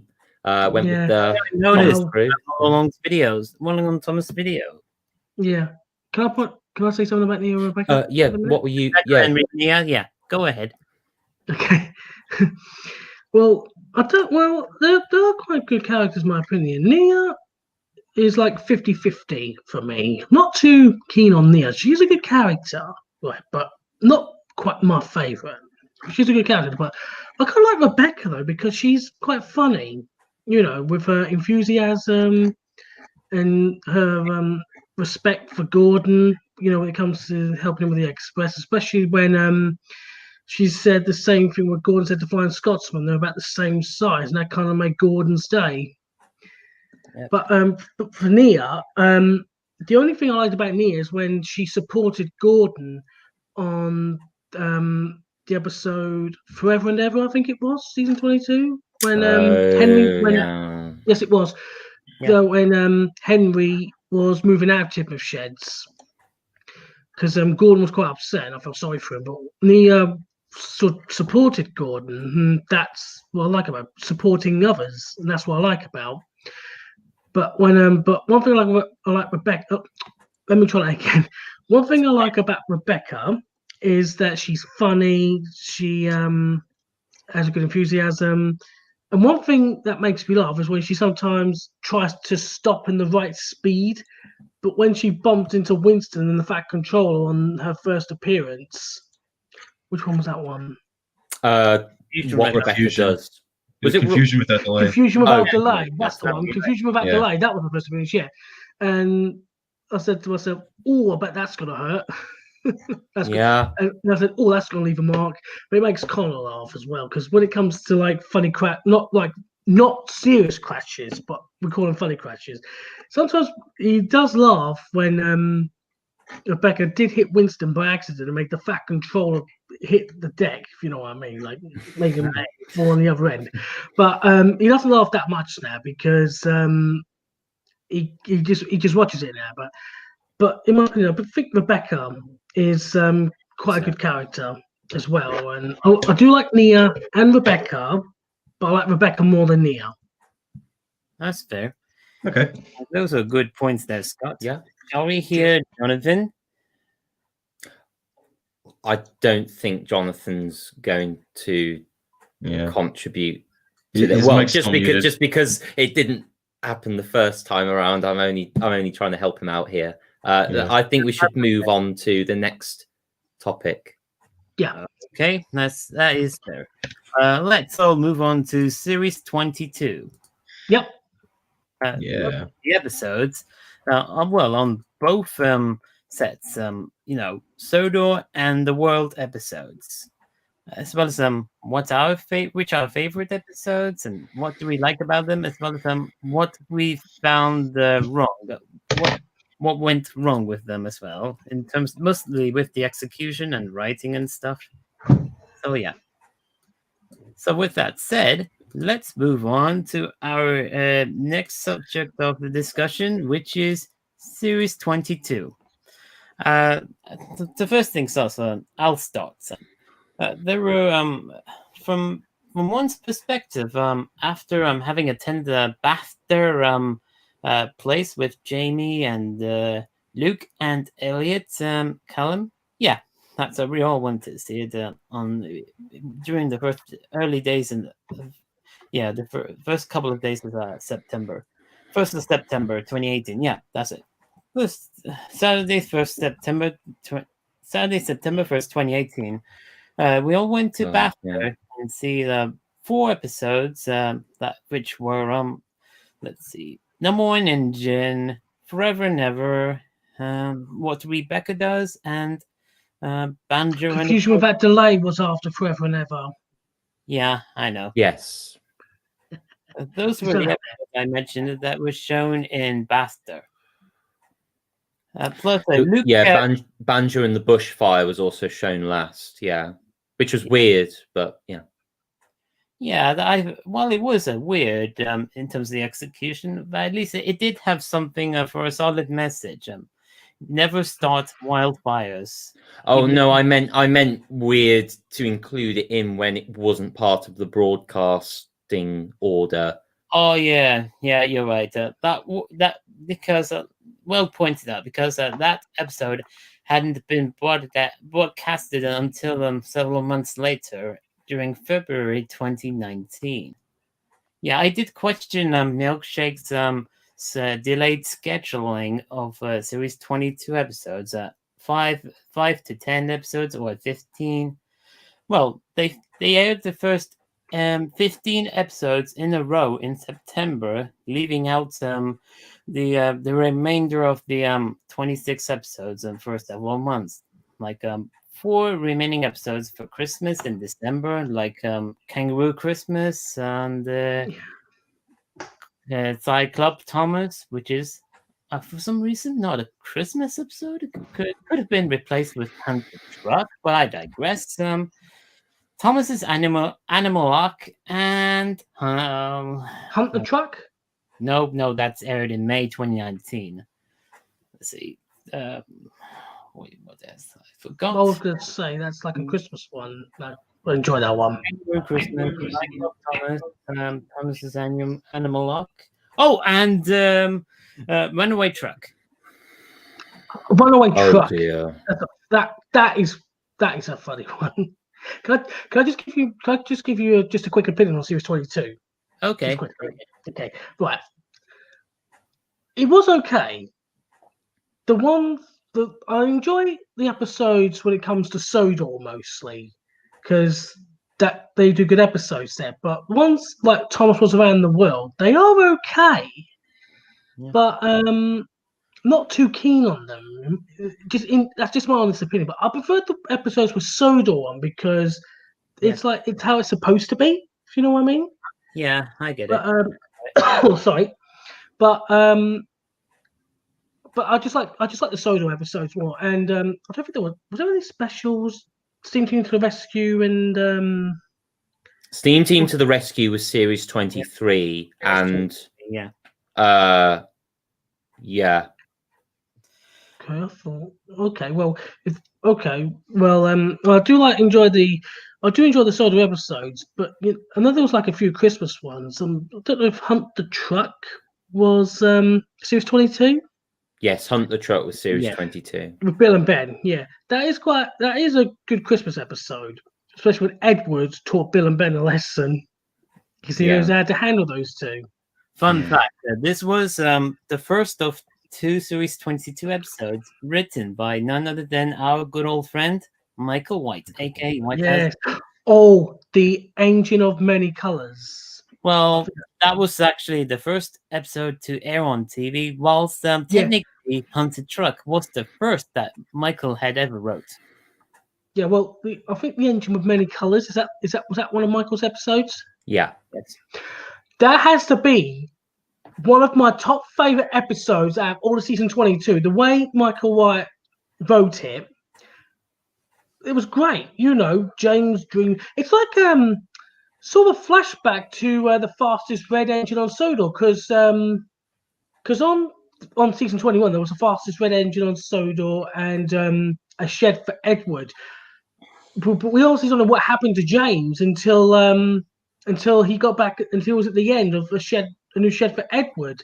But when Michael White wrote The Age of Many Colors, and we finally found out the story about James with different colors, I thought that was brilliant. I loved it. And there was a special reference on that from season 1, James and the Coaches, when the Fat Controller said, if he doesn't behave, he has him painted blue. James mentioned that 21 seasons later.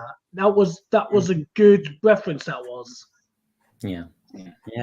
Even I thought An Engine of Many Colors. I was taken by surprise that it was one of the first Michael White's episodes to ever air on Milkshake, and it was really good though. It was fantastic.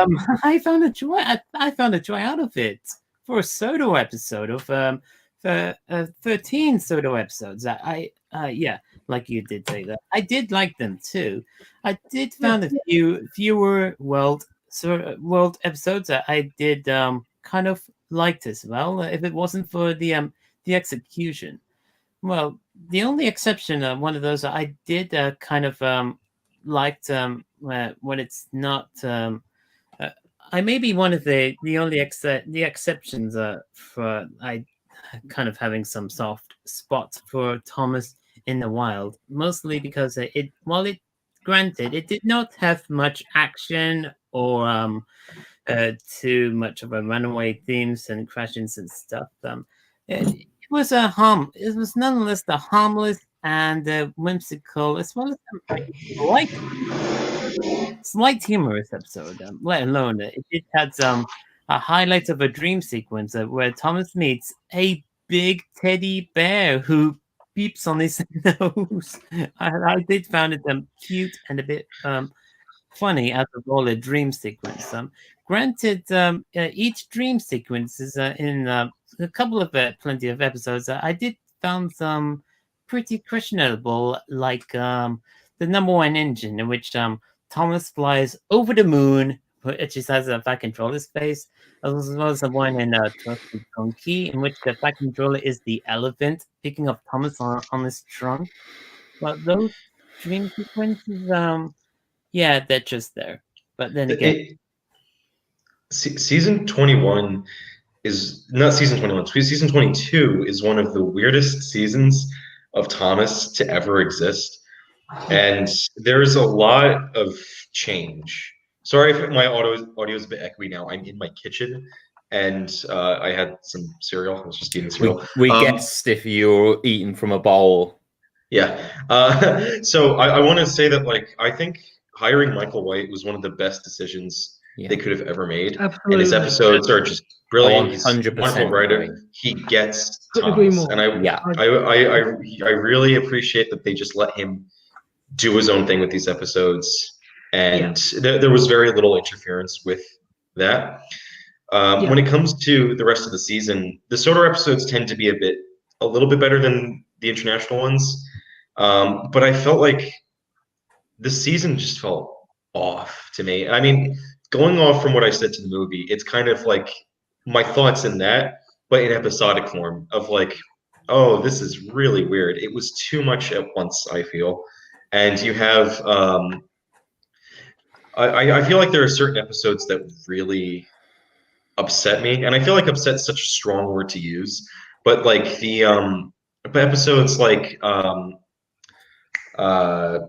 Thomas in the Wild, Runaway Truck, a good chunk of the Australia episodes, like they in a way they almost made me feel like nauseated. It was like, oh god, this is like too much action at once, and it's like not too much action, but like just something about them just feels wrong, you know. And if you watch, like, if you were to watch just one episode, frenetic is the word. Sorry for interrupting. I have to go. Okay, I have to go because it's going to be like. But Daniel, before I go, thank you so much for letting me join in, and it's good to see you again, Jamie and Luke. It's good to see you guys again. No worries. Always great to talk to you too. You guys take care of yourselves. We'll probably see you on another stream, possibly. Yeah, we'll do. You guys take care of yourselves. Have a great evening. All right. Take care. Stay safe. Take care. Bye. Bye. Good night. Good night. Getting back to and then there were three. Yeah, now that we're speaking of Michael White in mind, this is his YouTube channel, by the way. I recommend subscribing to his channel because he is one of the fellow Thomas fan base members that he can also be found on the social media as well as on Soder Island forums. He also made videos of a Farquhar model layout replica of his. Yes, that's one of these, as well as a series of Modelers Corners videos. And he has his he also has work on DeviantArt of his fictionalized engine stories. Whatever it's called, I forgot what it's called. Let me just find this DeviantArt. Is it Miniature Railway Adventures? Yes, that's it. That is it. Yeah, that is what it's called. I recommend following Michael White and say hello to him. I mean, he seems very real nice. He's real nice and a real chill. One of the chill people. Yeah. He's very nice guy. There was a really great interview with Michael White that was released a month or so ago. I forget who it was by, but it was really, if you're up for a really, yes. It was a really good interview. I highly recommend watching it if you want some more insight on like how his episodes came around. Michael has He's very passionate about this, and I highly recommend you watch that. It's only about an hour long, but I think it's definitely worth a watch. Oh, more on to Michael White. Here's a fun fact. This is one of the replica of the original wooden Thomas toy that's using the same materials and methods made by the Reverend W. Audrey for his son Christopher. This is version 3, by the way. That he made this for me for a simple request I made because the first time I've met Michael in person in 2017, and that's when I saw him carrying one of those replicas in his hands, and I'm like, oh, I wish I had one of those. And a year later, I requested him to make if it's possible for him to make a replica for me that I very much like to treasure. And out of the blue, he said yes, and he's up to it right away. And he showed me some working in progress pictures, and until this is the end result. And somehow after meeting him again in person, I got this medal at home along with the other two toys, like a truck and a coach, completing the whole replica set. How did you guys like the look of this particular model? It looks really nice. I remember, Daniel, when we met in Bournemouth earlier this year. Yep. I think it was another one of Michael White's replicas. It was the one he made for you, actually. Yep. Hence, there was a notice. It was so nice. It was so well put together. And actually, I remember someone had a little troublesome truck face cast, and then we put it on the replica Thomas. And there's a picture on Twitter somewhere, but it was just this replica Thomas, but with a troublesome truck face on it, like the really big laughing one. And it was such a funny image. I think I might actually have it on my phone still. Yeah. But it was just, I remember captioning it with something like, "You're a really troublesome engine." I'll try and pull it up in a few minutes, but I remember just everyone thought it was so funny. Yeah. And for one of just those, as a joke, of course, but yeah. That's all right. For a joke, I accepted that, Luke, because you're exceptionally been a troublesome boy, but yet a really useful one too. I'm going to try and find it on my pull it up. Okay. Somewhere. Bear with me, folks. All right. Should we get back?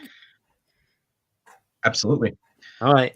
More on that replica. I was able to find some time to show it to none other people than Veronica Chambers. Here it is. Here it is. That's good. That's good. Right, mind if I you like that? Oh! That's good. I'll stop. So yeah. Mind if I see the picture again, because I just stopped share screening in case sure. of those things. Yeah. Thank you. I love how on my Billy's Twitter. just in the background. Oh my god! I put this on Twitter. Like as it was happening. So this was back in February, I think. But yes, it was very funny. That's all I wanted to show. Funny. I just found the right word: troublesome. With that said, more on the model. Carry on. This morning, from out of the blue, Veronica got back with a nice response on the model itself. She said to me, "I thought the replica made of the original logo was really very good. It seems to capture the essence of the real one." So I let Michael know on this, and he simply typed, that was kind of her. That's really nice. That's high praise coming from her. That's really great to hear. Yeah, for one of Reverend Audrey's daughters, I'm really happy to hear Veronica's thoughtful comments on what he had done, coming from the writer of one of the 75th anniversary specials that we'll be getting to later, Thomas and the Whale Engine. So we're still on series 22. I would like to give my thoughts on the series. Yeah, now that there's 3 of us now, hopefully that won't be dragging it before we will be moving to series 23 and 2 specials. just to keep things brief right now. Got a lot of topics to cover. Yeah. So, Yeah. I felt series 22 was, and I don't know whether this is the right word, but I feel it was a very damp squib and didn't really live up to expectations and hit a bit of a dull note. The only episodes that stand out to me are the Michael White episodes. And because you just know that he just gets Thomas, like what Luke said. He just gets Thomas. And it's a bit of a shame because it shows up the other writers. I feel that had there been more of Michael White type writers, at least on the team writing the episodes, particularly the international episodes, which I think most people agree were the weakest, and that the Sodor episodes, you could tell the writers were far more familiar with the structure of the Sodor episodes compared to those of the international ones.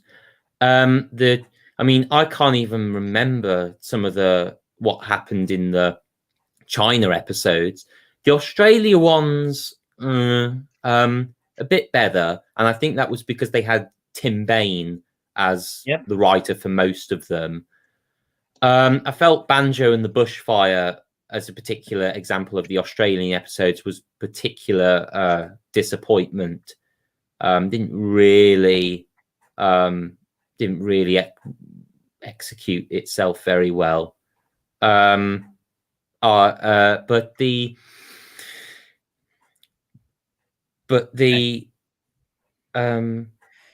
what were they called? The one of the China episodes, one that was mentioned earlier was the runaway truck. And I thought that was a real horrible one to watch.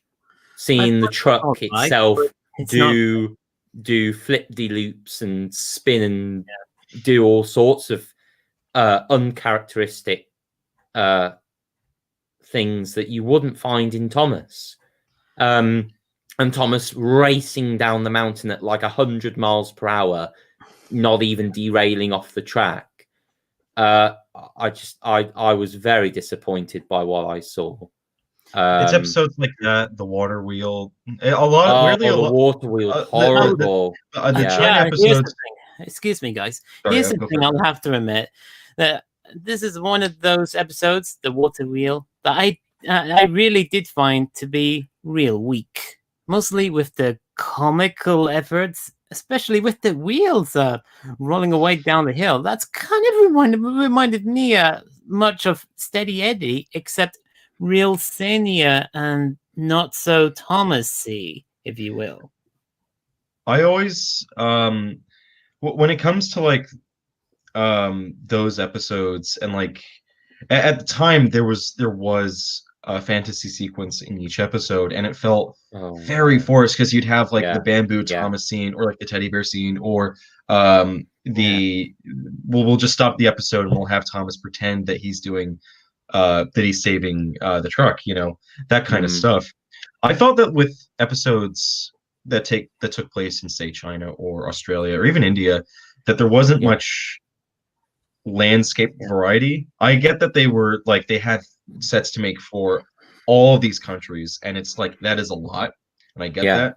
But it felt like even though they had a lot of sets, everything felt quite samey, most of the Australian episodes were in the outback, and you didn't see much variety. Like you didn't see towns or villages or cities, for instance.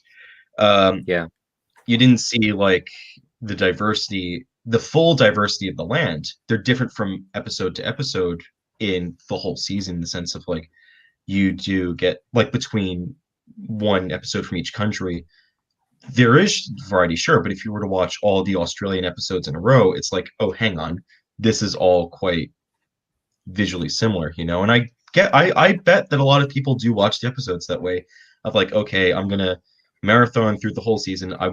This is Thomas's like the chronological journey of sorts of like, okay, he goes from this country to this country.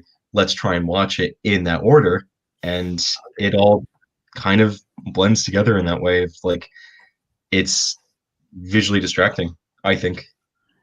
Yeah, you could say that, especially with a couple of redressing of pseudo locations, for which I'll admit that I did find distracting.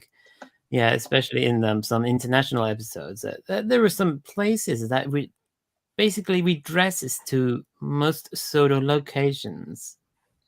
It'd be interesting. I think it'd be interesting if like because like they take, say, Knapford Yards and they redress it to be the Indian yards or the Chinese yards or whatever yards. It'd be interesting if they took that set and turned it into a station set, for instance.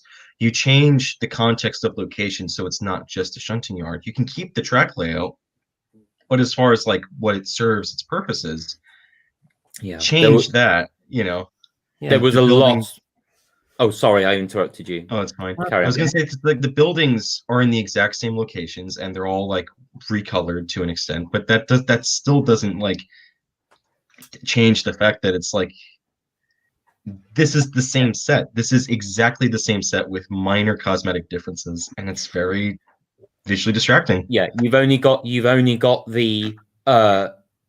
same Sodor architecture. You got the same Sodor architecture and designs of buildings and other infrastructure pieces dotted around what is supposed to be an entirely different culture and land setting, which you just know that I mean, time might have been against the animators, and you know, it's obviously difficult to try and build loads of different countries in such a short time frame if you're going to be releasing a series annually. But that's where it kind of falls flat on its face, because it doesn't build up a convincing world that the audience needs to buy into the episode. And what it also comes across as, it just comes across as though the people in charge of these things didn't do their research. And there's something I'm going to bring up later in the review about this happening in Digs and Discoveries, but that'll come later. But I totally agree. It's a child will be able to tell, oh, that's the Wellsworth station building, you know, that's Wellsworth. Yet the episode is in India, and you think, hang on, the two aren't meant to be the same. That's not supposed to happen. So yeah, I totally agree. I will say it is probably, as adults, it's probably easier to like pick apart these things and say, oh, that's clearly the Wellsworth set. As a child, it might not be as obvious, but it still might be there. They might still recognize it. And that's the thing. If even a child could recognize it, then like that's where you have your problems. Yeah, when I say, I'll clarify, when I say that children will recognize, oh, that's the Wellsworth set, I only mean that on a sort of instinctive basis, because children won't have the sophistication or the capacity to tell the difference between to analyze themselves that, oh, that's the Wellsworth set, or that's, because they haven't reached that stage in their life where they're able to do that. But I feel instinctively children will know that something feels not quite right. Absolutely. And that's what I was trying to make in my point. So I just wanted to clarify it. Anyway, would you like to hear some interesting fact I found out? Apparently, Michael White was not only preferred to write solo episodes, but there was another White writer that I've just found out, Lee Pressman. See, in an interview by Mario 2099 Beyond's blog interview with him, he stated, "As you probably noticed, I never actually left the island during the BWBA episodes. I wasn't that keen on traveling the world. my view of Thomas is strictly Sodor based. Right. Was And that Lee's Lee been around. Was that Lee Pressman actually saying that? Where's this interview? Yes. Lee's been around for a while. He wrote Gordon and Spencer. He's been writing consistently since series 17. He's quite familiar with the world and the characters, so it makes sense if he stayed on Sodor, if you know what I mean. Yeah, good on Lee as well as Michael. Scruff's Makeover is a Lee Pressman episode that I quite like. Well, that's from series 17, so we're actually on series 22. So we'll get back to that. We'll soon be kind of wrap this one up. We're going to move on to series 23 with Jake's Discoveries. And in short, series 22 was such an interesting experiment in terms of increased ratings in UK after its initial airing, all whilst it's ranked lower in the US. However, it was ranked at number 28 with average viewer total of 573 for 2018. That was very, very much lower than Paw Patrol, SpongeBob SquarePants, and The Loud House, that were Nickelodeon's top 3 highest ranked shows on the list. I'm not sure what the airing schedule was like for Thomas on Nick Jr., but I know that putting it on Nick Jr. was a problem for the show, because I know that it didn't really seem like there was as much interest from Nick Jr. once they put it on there. From what I heard, it got put into some very weird time slots. It really struggled there because, if it was on PBS for the longest time, that this public station that anyone could access, you take that away, you have to pay to watch Thomas. Even at this point, sorry, interrupt. Even at this point, nearing the end of 2018, they should have left Thomas on PBS. But even then, PBS wasn't treating Thomas right, and like there were a whole bunch of airings that just never got aired, and again, they were waiting really long periods of time before airing new episodes. But then again, you're not wrong there, Luke. So well pointed out. I feel the Nick Jr. situation. I feel that was quite a reasonable gamble to take. I don't think that anyone would have anticipated that Nick Jr. would have mistreated it, because they also knew that Nick Jr. had aired Thomas on the channel before. Yeah. So you would have thought that they would have treated it a lot with the same treatment, I guess. I think everyone was expecting there to be a bit more respect towards it. That's the word, respect, And I think, wasn't it something that like the Nick Jr. started airing those Thomas episodes as soon as they got a hold of them? Because Series 23 was airing like really early on in 2019, I think it was 2019, but like no one was anticipating it being like this soon. And I think I forget who it was, but everyone was just like, oh, that was unexpected, we're getting it this early on in the year. But yeah, it was a very strange time for Thomas. I feel like with season 23 they sort of got a bit more comfortable with the new format, but that doesn't mean it was better. To me, it felt like it was just more of the same, if you know what I mean. Yeah. I think. Anyways, it was a very sorry. Sorry, you were saying. It was a very odd decision to split up the special into 3 mini specials. Tell me what you think about that. For me. Oh yeah. Or anyone Daniel. Really? Anyone? I'll go with Daniel. Go with Daniel. Sorry, we'll start with Jimmy. Okay. So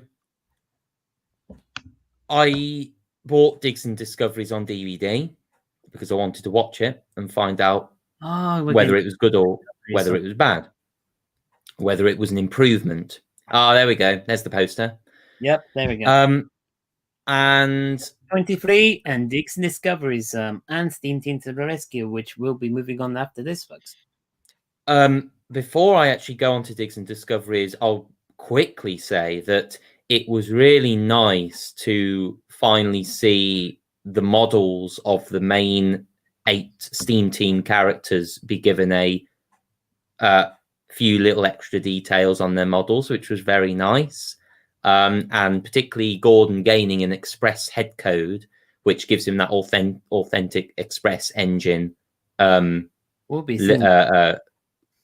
look that would have been experienced with his counterparts. But so although the characters had gained a little bit more detail and more realism in their design, for Digs and Discoveries itself, it has got to be, and I never thought that it would ever get to this stage, but it was I consider Day of the Diesels to be the worst special that was ever made. Digs and Discoveries beat that. Mm-hmm. I was thoroughly not just disappointed, it was worse. I was bored. I was bored watching a Thomas special, which I had not experienced that since Day of the Diesels, which suffers from similar problems. But Digs and Discoveries took it to a new low, and I just felt myself in total disbelief at what I was watching. You've got Lorenzo and Beppe, which I'm afraid I couldn't.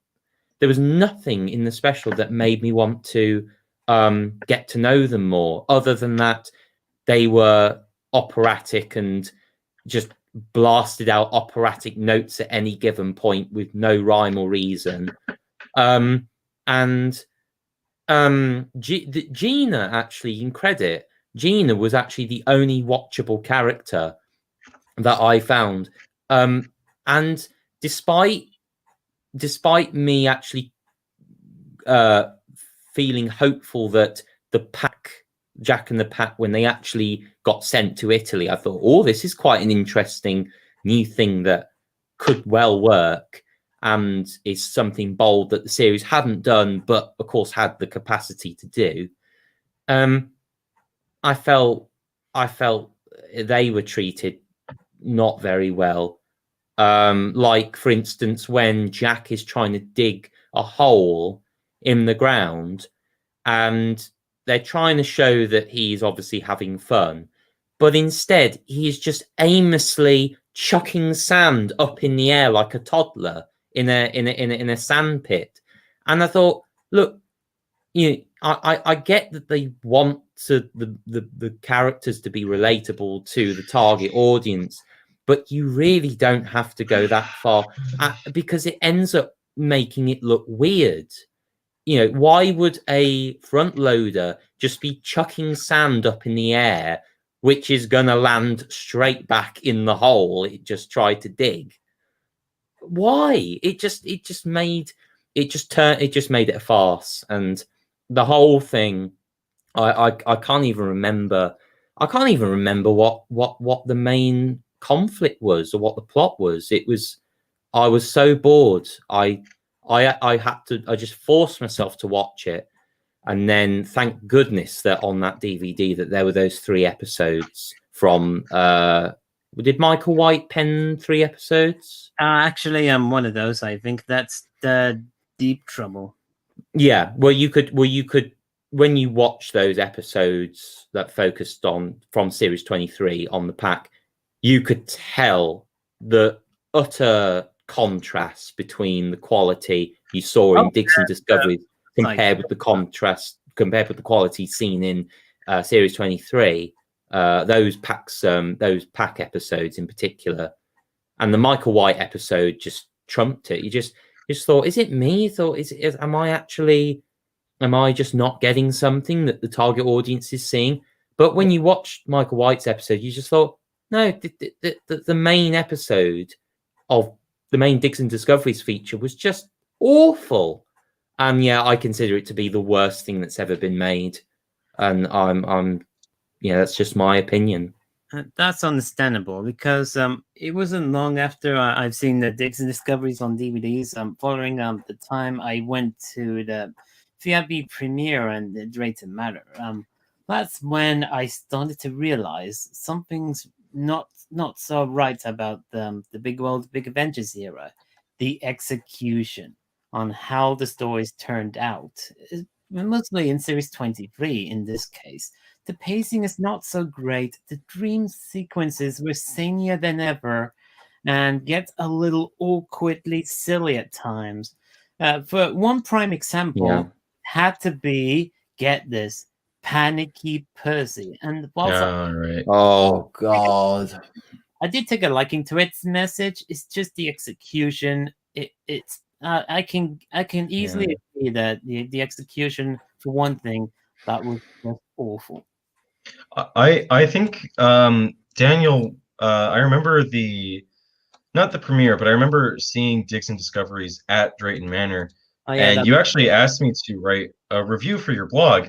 I was reading that not too long ago, and I remember thinking, I feel like I was too nice on it, and of course I did give them like critical feedback, and to an extent I still kind of agreed with what I said, but I mean, I completely agree. It was like it's not as good as what I thought of it at the time, and I didn't even like it that much. It was just fine. But I mean, I like the way they handled Gina in the special. I thought she was quite nice. I agree. As for the I know this isn't like related to the specials, but the season 23 details, the additional details, it felt weird. I would have preferred if they had done something similar in like a smaller dosage, because stuff like Gordon's head code or Percy's railings or Emily's headrail, those would have been nice additions. Small, tiny cosmetic changes that wouldn't have messed with the overall designs. But then you have things like the rivets, which a lot of people think are, too big, they're too visually distracting, and they came out of nowhere as well. It feels wrong. Again, I said that before during the stream, but like it feels like too much at once. Small, tiny changes like that, like the head codes or the railings, that would have been fine. But no, we have like go all out, put those in, and I get why they did that, because like you have new characters like Rebecca or Nia who are a bit more detailed and they have the rivets on them already. Contrast that with like the nitrogen Thomas model, which is quite fairly accurate to the model. It's quite clean, it's quite basic. But then you have like the new characters that are a bit more detailed, and I get why they did it, but they didn't need to do it, and they especially didn't need to do it like the way they did, I think. Yeah, that's my take on that. Fair enough. Additional details to the Thomas, Percy, Gordon, James, and Emily were not bad, but at the same time, some bits of additional details I did find are, like you said, a little bit visually distracting as well. One other thing, it looks especially weird when you have Thomas and the current Steam Team members against characters like Edward and Henry, who are still in those like old, they didn't receive any updates, so it's very strange when you have like this, like the riveted Gordon and alongside the rivetless Henry, Yeah, the nitrogen versions. Yes, the jam-filled updates versus the original nitrogen models, And I would have preferred, honestly, what I would have preferred is if they just completely redid the models. And I know that they might not have had the budget to redo all of the models, but I think if like a change I would have liked to have seen is if like they fixed the coupling rods, because you'll notice the way the coupling rods work is that like the engines move like this in the CGI series, whereas they should move like this, you know? Oh yes, yes. Like they should, the coupling rods should look like bicycle pedals, you know, you push one down and the other comes That's up. a good analogy. Yeah, I would have preferred if they had done that, if they had updated the engines with that instead of adding these rivets, you know, because you have shots low down to the tracks where you can see the undercarriage of an engine, and it's like, oh wait, they're moving like this instead of like another thing I had forgotten. That's when I noticed when it comes to flaws from Series 23, the overly exaggerated movements of the engines, especially with the Diggs discoveries. I mean, take a look at Gina. Her movements did seem a little awkward, especially as shown near the end of Minds of Mystery when she's telling Thomas to stop talking. Yeah, it feels like what everyone was saying of like, please stop doing this or like tone it down a notch. It felt like the team was like, okay, right, we're going to double down on this. We're going to do it even more. Yeah. And you have again like the scene of Grudge Match where they're playing ball. Yeah. And that's one of those controversial moves. By saying that, I mean, even Simon pointed it out to that, and he was something like, no, this is not right. Engines don't play football or something like that, unless I'd be mistaken. They were playing catch, I think. But either way, it was still like going against like the core fundamentals of the series. Yeah, but the TV series, here's the thing. It is a fictionalized children's show based on real-life events, and we have steam engines playing football. You see, there is a difference between cartoons and real-life elements. You see, in real-life world, we don't see steam engines playing football, whereas in cartoons, in this case of Thomas and Friends, with the exception of the senior ones like Looney Tunes or Animaniacs or Tiny Toons and stuff like that. I mean, the anthropomorphic characters do play human stuff, whereas the real life non-anthropomorphic stuff don't. It's the thing of like, well, what's the point of them being trains, if they're just going to do things that people do, you know? Yeah. It defeats the purpose. It entirely defeats the purpose of what they are. And what sets them apart from the rest of the noise. Yes, exactly. It's like they have this unique selling point of it's like these are like steam engines, these are trains, like they get up to very specific train related things, and they don't take advantage of that, and it's very apparent with this era of the show. They're not using the main appeal of their show. They're not using that they are steam engines. Yeah, exactly. It does feel like Mattel wants them to be anything but trains. Yeah. Trains. Yeah. Which is very disappointing and very disheartening. Absolutely. Even for the children's show, yeah. With that said, in retrospect, both Series 23 and Diggs Discoveries, right before we will be moving to Diggs Steam Team to the Rescue in Series 24 shortly, both of which were pretty much a bit more senior and overly exaggerated from what I'm seeing in terms of the movements and the writing of the stories, the visuals of animation, as well as the meddled execution in terms of creative executives decision stuff. It's not bad like Series 22, but it's more. I felt the Series 23 was rather more or less of a mixed bag. It's not bad as Series 15 or 16 in a way, but it's just a mixed bag too. Yeah. What do you think of Series 23 and Diggs Discoveries? Do you want me to go first? Yeah, go for it. Okay. Dixon Discoveries is hell. I'm sorry, but it is just terribly written. You can tell by the complete lack of research into Italy, how far away the Leaning Tower of Pisa is to railways and just the whole geographical set of Italy.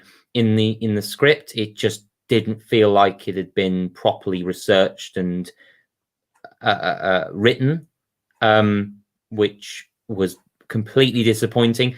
There was only one moment which I quite liked, but that was mainly down to the delivery of it, the voice delivery, and that was when Alfie, when they're inside Stefano, he goes, "Oh, I feel sick," and it was just the way he said that just, I don't know, just made me laugh.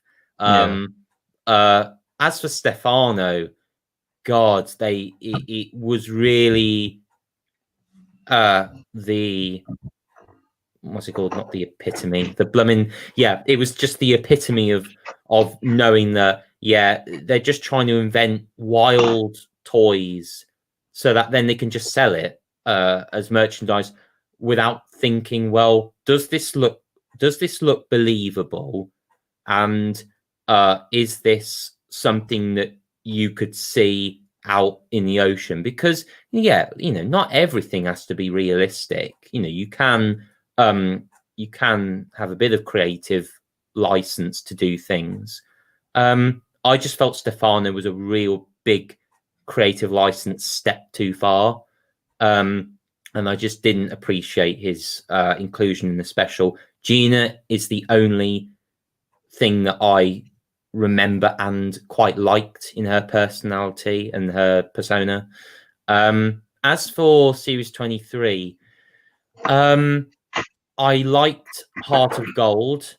Of course, it goes without saying that the Michael White episodes are the only things that I tend to remember from series 23. As for the rest of it, it was very bland, and I would say blander than series 22. I found the whole series very disappointing, particularly with Chucklesome Trucks, which was written by Davey Moore, but it just felt nothing really happened in that episode. Rebecca has a goods train to deliver to Vickerstown. She does it and comes back home, and that's all that happens. And I felt, oh dear, like, what went on there? Anything else that I can think of? As I said, I quite liked Brenda.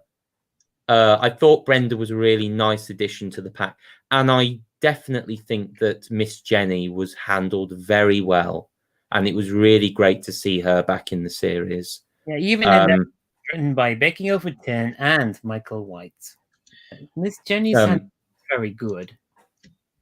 I think when it comes to Brenda, I think her role could have easily have gone to Byron. Like, write the character in the same way, but I mean, like, it would have been nice if, like, aspects of Brenda's design had been funneled into Darcy and they just brought Byron back, because, like, there's not much point in having two bulldozers in the pack. So that was basically a death sentence for Byron, and I feel like they could have put Byron in as, like, squeeze in one returnee, because you'll notice from around this time, or not this time, I'd say probably season 22, the only returnees they have are human returnees. Cyril, Miss Jenny, you know, they're not really like, they're all right, you know, nice inclusions, but what people are really after are the machines, the characters, the engines.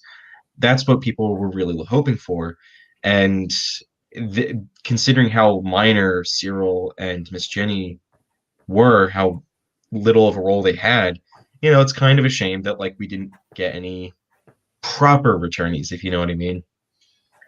I think they could have, like, made some exchanges for, like, when it comes to returnees and new characters, I always think they should have, like, treated returnees as new characters. Like, that's always the biggest problem. They always kind of like treat them as like, oh yeah, this is a character that you probably have seen from another season or era of the show. But it's like for most of the kids, they might not even know of their existence. So just like treating them as if like and reintroducing, and we're going to treat them properly and give them lots of toys. I agree with that, actually. I agree that they should have really treated the returnee characters that hadn't been on screen for a while as something to get excited about. And I think that was a misstep. Like really sell us on these characters, And Digs and Discoveries, it was a real misstep in terms of the execution and the writing as well. With the white ones.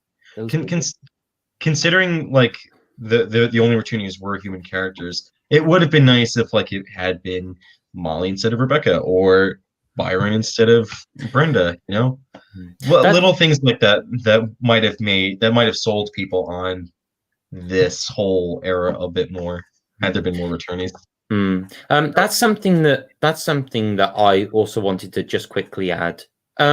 Is in the Italy episodes, that's another thing that comes down to poor writing. Is you've got what's her name? Not Marcia. The lady who's the museum owner. Mia, is it? Yeah, right, Mia. Like that. It's good that she was a character in there to establish the Italy side of things. But why did they place the museum owner in charge of Italy's railway? Where's the controller for the Italian railway? Like, we have Charabulla in charge of the Indian railway, which makes sense. And it's great. The Indian episodes fare far better than all the other ones. But we hardly see where the other controllers for the other railways are. And so I don't get why they had museum owner that's in charge of archaeology and paleontology and all that business, completely different to running railways, somehow is in charge of giving the engines jobs to do on the railway, which I think, is that in your job description? Like, what? Like, where's the controller? I felt that I didn't get that. I didn't get that logic. It would have been nice if like they had more railway authorities in the other countries, because like we didn't really like I appreciate that they had Charubala in the India episodes. It would have been nice if I absolutely agree, just like more of that in the other ones. Also, hello Jesse in chat. Sorry, but yes, that's my point. And everybody. Anyways, shall we be? I mean, are we good with series 23 and Digs and Discoveries? Because should we move on to Teens and Rescue in series 24? Yeah, sure. Let's do that. Are you? Were you saying something, Luke? No, I don't think I have anything else to add to this. Let's move on to Steam Team to the Rescue. Was it? Definitely, yeah. Steam Team to the Rescue. Let's do it. Another really weird special, I think. Yeah. Considering how short it is, it's just one of those better executed pseudo episodes in series 23 that I had seen in ages, especially on TV. If it wasn't for a few faults there. Well, I did like the second dream sequence. One of those dream sequences where the Thomas and friends were smaller, and that controller had to juggle them, and they fallen out of his hands, as if there had been some trouble, which was understandable because even as a controller of the railway, there were lots and lots of hard work for the engines to handle, which makes things real hard for a controller to take care of and to finish off. In all, if it wasn't, I did also like the "Don't Stop" song. That was one of those rhythming songs. It's easy to get up to the beat, and it's easily becoming one of those earworms of that those good Thomas songs as well. Even with a reprise variation at nearing the end, where the steam team rescued Percy as well as Carly, who was nearly toppling over. I found it was nearly intense, and plus the part of the diesel work engines, most notably Paxton, I found that it was, for some reason, I found it to be pretty funny, especially with Paxton ramming his face into the door, whilst it's not, well, it's not so fancy. It's just only one of those gags that I did find funny. I'm sure those that could agree. I don't mind either, but I digress. So with that said, I thought Steam Team to Rescue was a much better executed Tom story than, more so than Dick's Discoveries, especially for a Stodor double length of the episode. What do you guys think? Well, Daniel. No, you go first. Jamie? Oh, sure.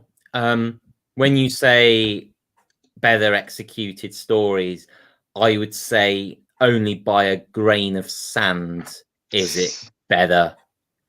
I found the whole thing. I mean, again. But I digress. Okay. I found the whole thing poor.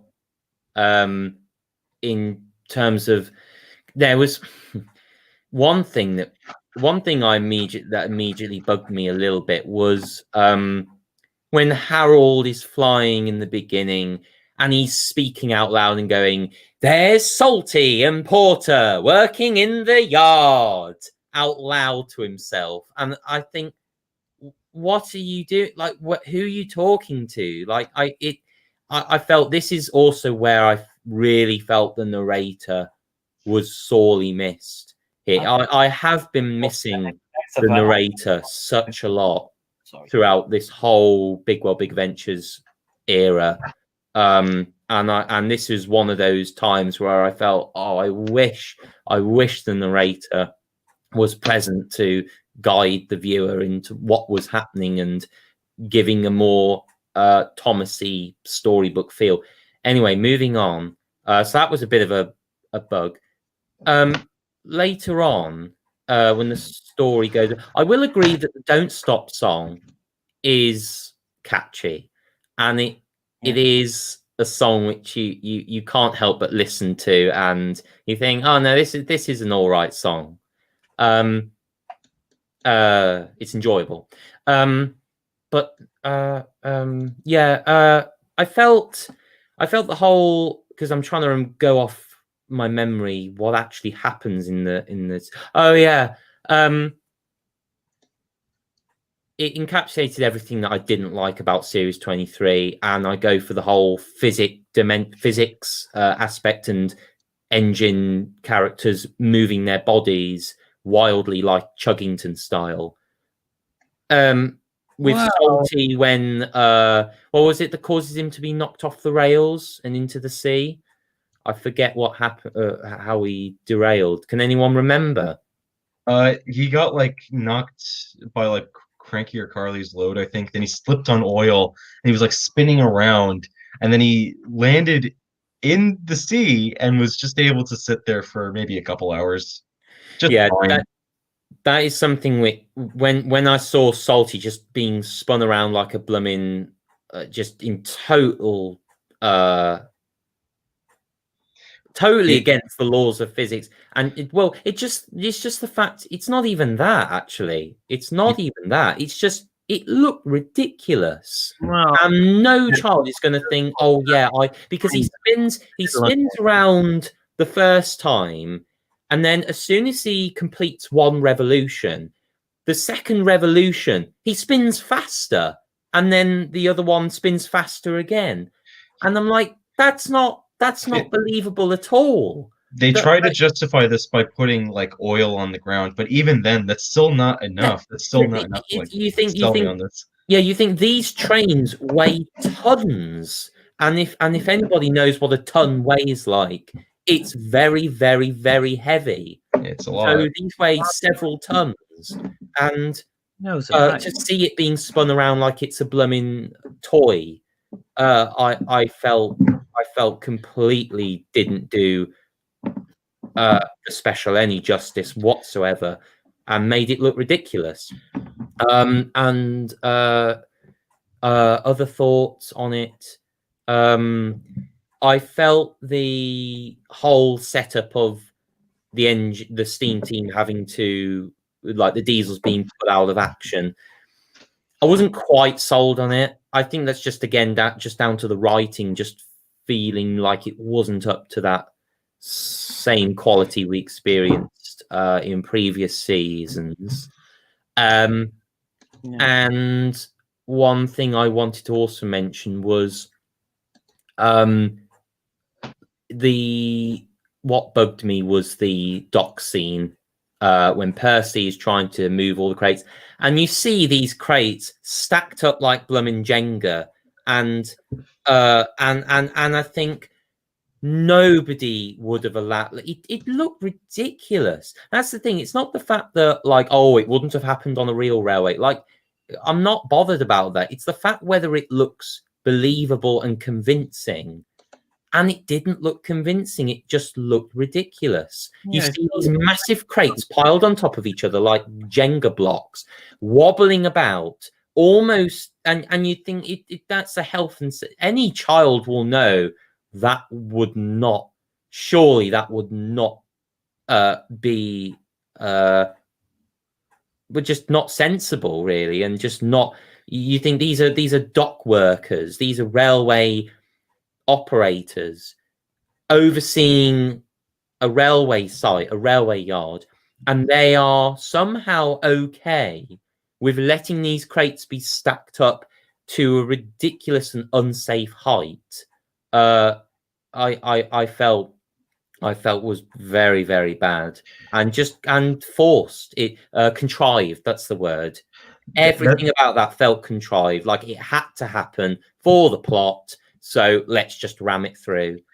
That's really interesting that you bring that up, because to me it's also weird of just like Sodor, like they have this huge intake of goods, but Sodor also exports goods too. Like there's nothing going out either, and the ships are just leaving if they're unloaded. And I think like I agree with, like, there are some elements of this that feel really forced, and I think like there's some of the things I like the music. I thought the song was really cool. I liked the reprise.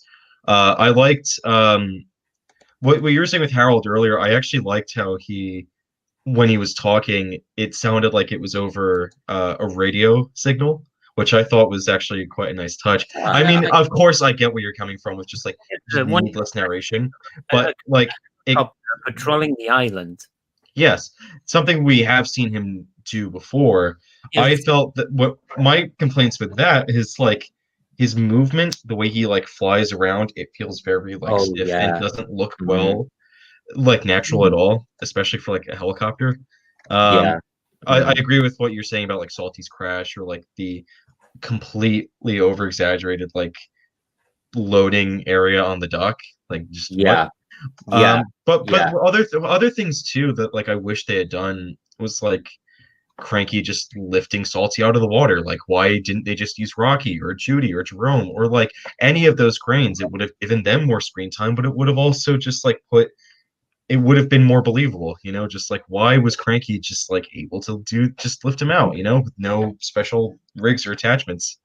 I understand where you're coming from, actually. I remember now. There was also other things of just Cranky being able to catch things with his hook, you know, and it's like the bouncing, again, more bouncing than ever, and just but it feels like every complaint I had with Big World Big Adventures kind of like surfaced here in the special. Like it's too silly. It doesn't take itself too seriously. It felt like it was going a mile a minute with like what it was trying to do. It was going ridiculously fast, especially during some of the fantasy sequences. It was like over and done before you even could process what was happening. you couldn't actually take in and appreciate the action that was going on, and it becomes hard to follow and keep track of the plot. One thing I wanted to add was I really didn't like.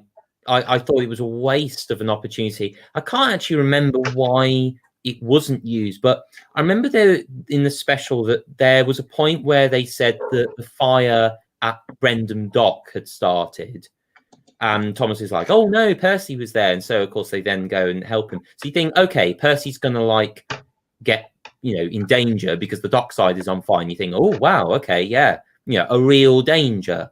But of course, Percy's only danger is that he's going to have a load of ridiculously high crate boxes falling on him, and I felt that when you later see Bell and Flynn extinguish the fire, it was only in like a worker's hut, but it had hardly spread about the dockside. The fire felt like so contained in one building. Like there wasn't really much of a visual what's the word? It wasn't visually done. Yeah, like it wasn't very well visually narrated to show the fire actually being the main threat of the dockside, and which would have put all the characters in danger, therefore more being at stake. The fire felt like such a minor aspect of it too. I know, yeah, it felt like the crates dwarfed the main conflict, the main what the blooming hell is the word? Just the threat. It was the main threat.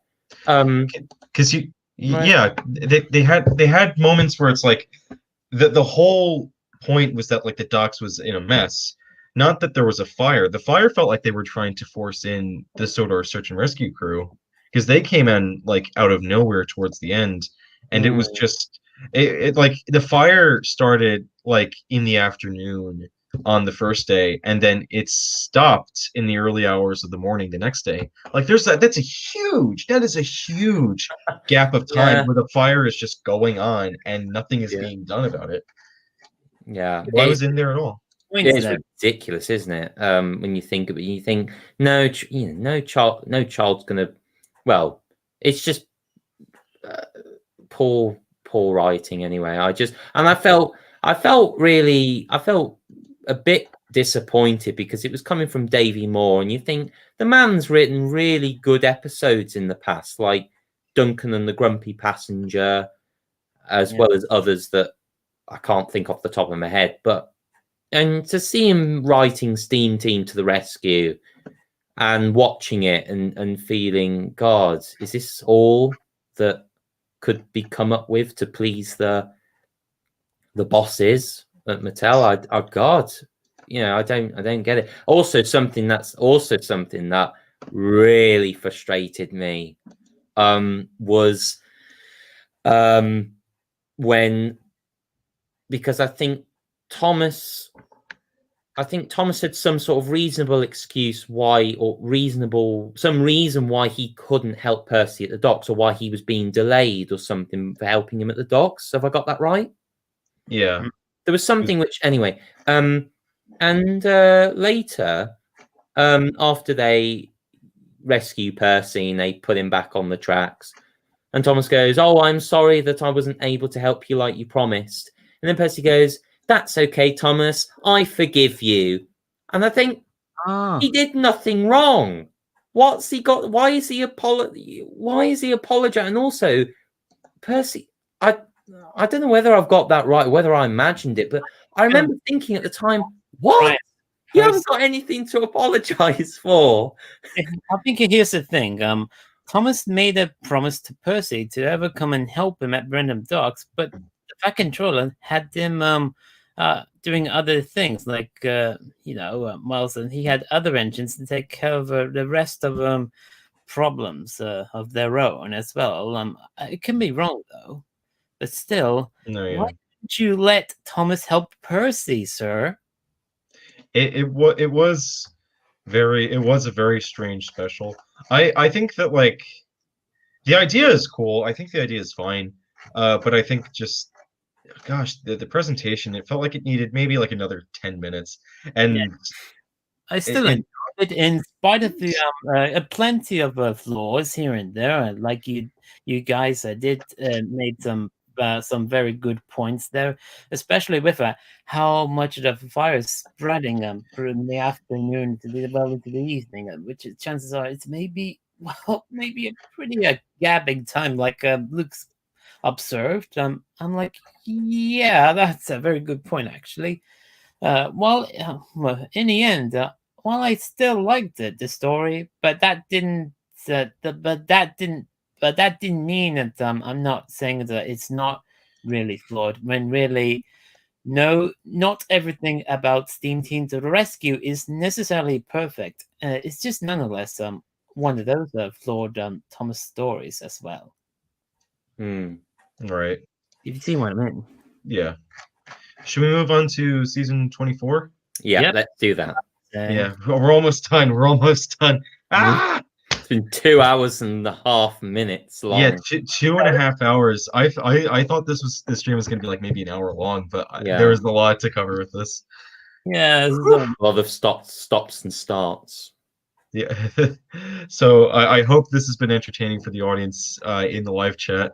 As well in the meantime, because I know that this whole era is very controversial, so please bear with us while we try and get through this. Back. Oh, so welcome back. Sorry about that. Wife's up to bed, so I just thought, I thought I'd come back on and join in because I saw you guys talking about Steam Team to the Rescue just now. Yeah, we're just about to move on to season 24, actually. Yeah, I know, but yeah, that's fine. That's okay. I know I missed a lot, but it's fine. Anyway, here is series 24. Shall we keep it brief for a bit in case yeah, we don't want to drag it on for too long like the past series and specials before it. Series 24, I just found it personally, I found it to be some vast improvement of the past two series of the Big Adventures era. For one major thing, more solo episodes and less international episodes. Yeah. Yep. The ones I did like so far are let's see, the Great Railway Show, Emily's Best Friend, Emily to the Rescue, and what else? Ace's James the Super Engine. James the Super Engine. I also had some. I did take some liking to that one, and I actually like that one. Ace's Brave Jump, which is I found it to be all right. It was slightly fun.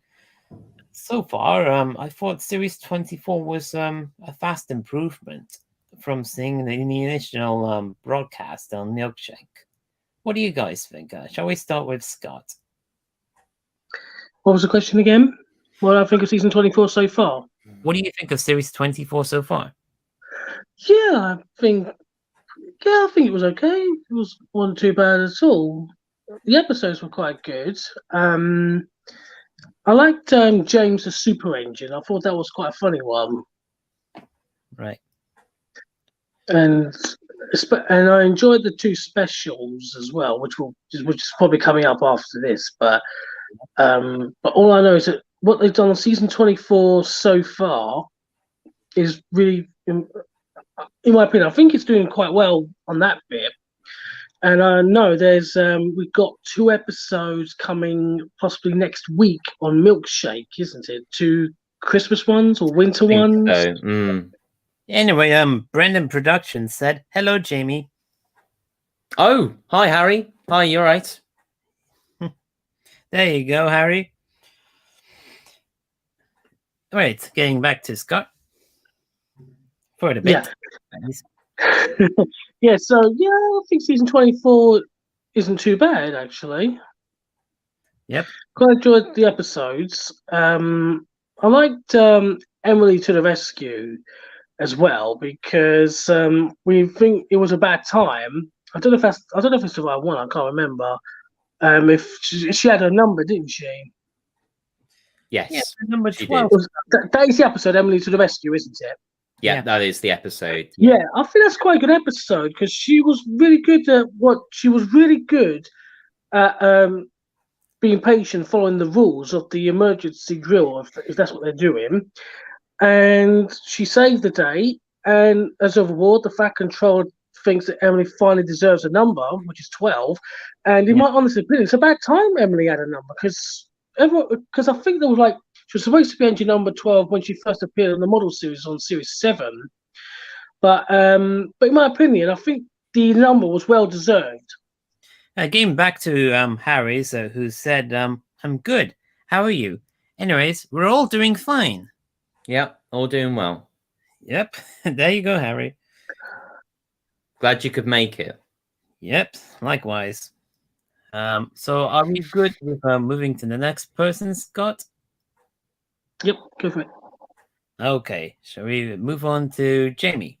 Okay, right. So I wrote some notes on this. Yeah, I think Series 24, it is an improvement. You can definitely tell it's an improvement. Yeah. But again, it's only a minor improvement. And it doesn't quite sway my... doesn't quite grab my attention as I would have liked it to.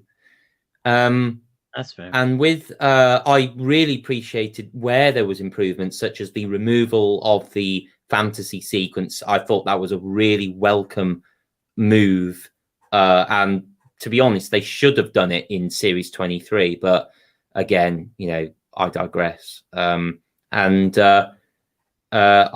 thought in essence it gave the episode gave the story more time to actually develop itself. That's something I felt really hindered the Series 22 and 23 episodes, was the fantasy sequence just ate up valuable time. Yeah. And the story couldn't properly develop. There was a number of episodes which really could have done with extra time.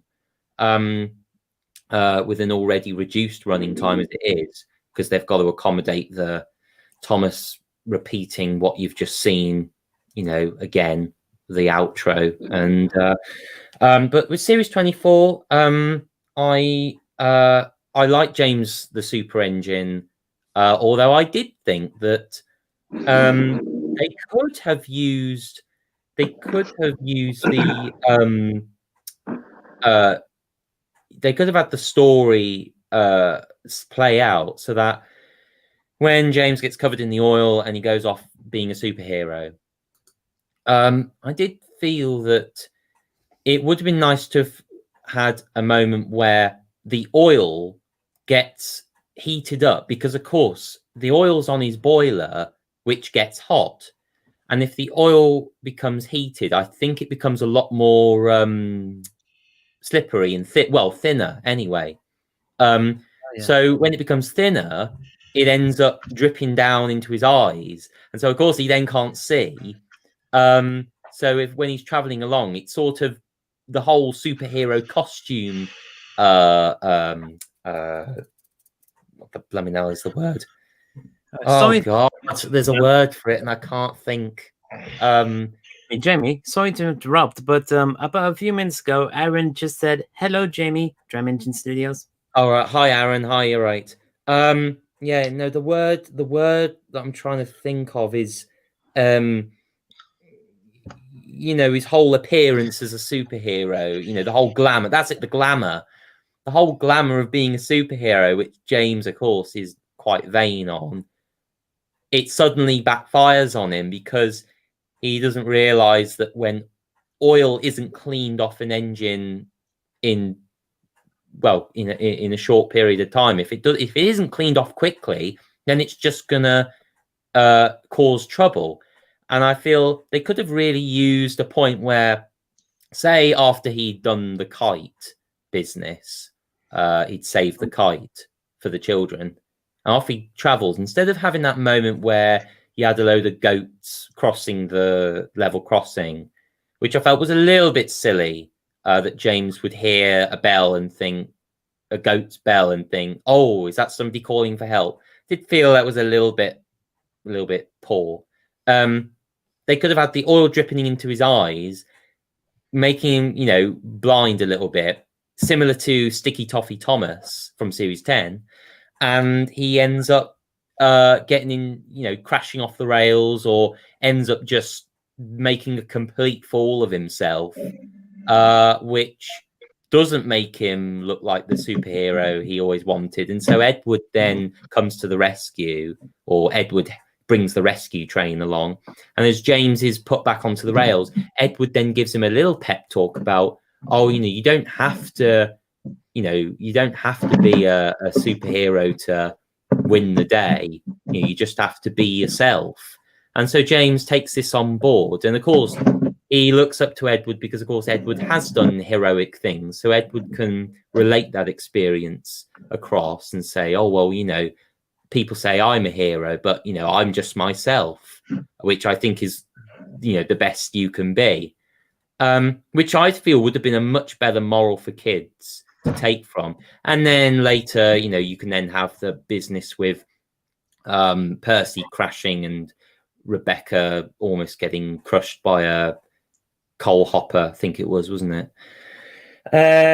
But apart from that, I did find it entertaining, except again, the physics side of it and the animation, where you just see the trucks being pushed out the way like they're blooming Skittles on a bowling alley. And I think that, these are heavy things. They aren't like Skittles, and it just turns them into toys. And I think that's not it ruins the believability of the world, I feel. But I will finish. I know I've rambled on a lot here. That's all right. It's okay. Marvelous. I will say marvelous machinery. Oh God, I've only watched A New Arrival. I have yet to watch the second part, but so far I am totally unimpressed, and I just think, what is the point? What's the point of doing this with Thomas? Like flying cars? What? It says it all. It's the kind of thing you could never really get away with doing like 5 years ago. Like 5 years ago, everyone would have just said no. Like, I'm fun with the story. Way too senior than Steam Team to Rescue and Dixon Discoveries together here. Way too senior, and it's way too weird, especially for a children's show about talking steam trains. I'm like, what the heck is going on? I can get it. You want to excite the children with whistles and wooses, with the technology and science stuff, like flying cars and Japanese bullet trains and two villains stealing the inventor's plans and the giant dancing robots. Yeah, I did get it. It is something that you wanted to excite the children. The things that's trying to get the children excited. But then again, I did question the execution, mostly on the story and how it's how it was finalized in the end. While it was fun, it's just way too samey. Yeah. There's a word that I want to use here. Sorry for interrupting. Sorry. There's a word that I want to use here, and it's anachronistic, which basically means you're using elements from a period that does not match the setting that it's being used in. It totally juxtapositions itself from the rest of its environment. And this is exactly, case in point, what Marvelous Machinery is. You've got flying cars and robots. And also, more importantly, what happened to Hugo? It feels perfect for this. I haven't seen him at all in the first part. I think all that hype they gave him in the Extraordinary Engines DVD, and he just doesn't appear again, and you think, what was the point in that? But things just seem to get imposed, with no rhyme or reason, and the engines just become nothing like engines, and just they're trying to be morphed into something that they're not. And Marvelous Machinery is kind of embarrassing, especially considering this 75th. That's one word for it. And I think, I get that it is supposed to be like this crazy out there idea, and I'm fine with Thomas being a bit crazy sometimes, but it's like even from like a story perspective, I feel like it just completely falls flat. Like this, we're being replaced, like that's nothing new, and we get that like every other year, and it's like, okay, what else haven't we seen from this? What new thing can you bring to this? It's nothing new, and it's like every moment I watch this, it's like I'm reminded of something better, from Thomas. And like it's you see moments like the part where Thomas is being blasted along the track. I think of like, oh, Thomas and the Jet Engine did this much better, and it doesn't even feel like it's a consistent story. It feels like a series of events that happen to be under the umbrella of a story.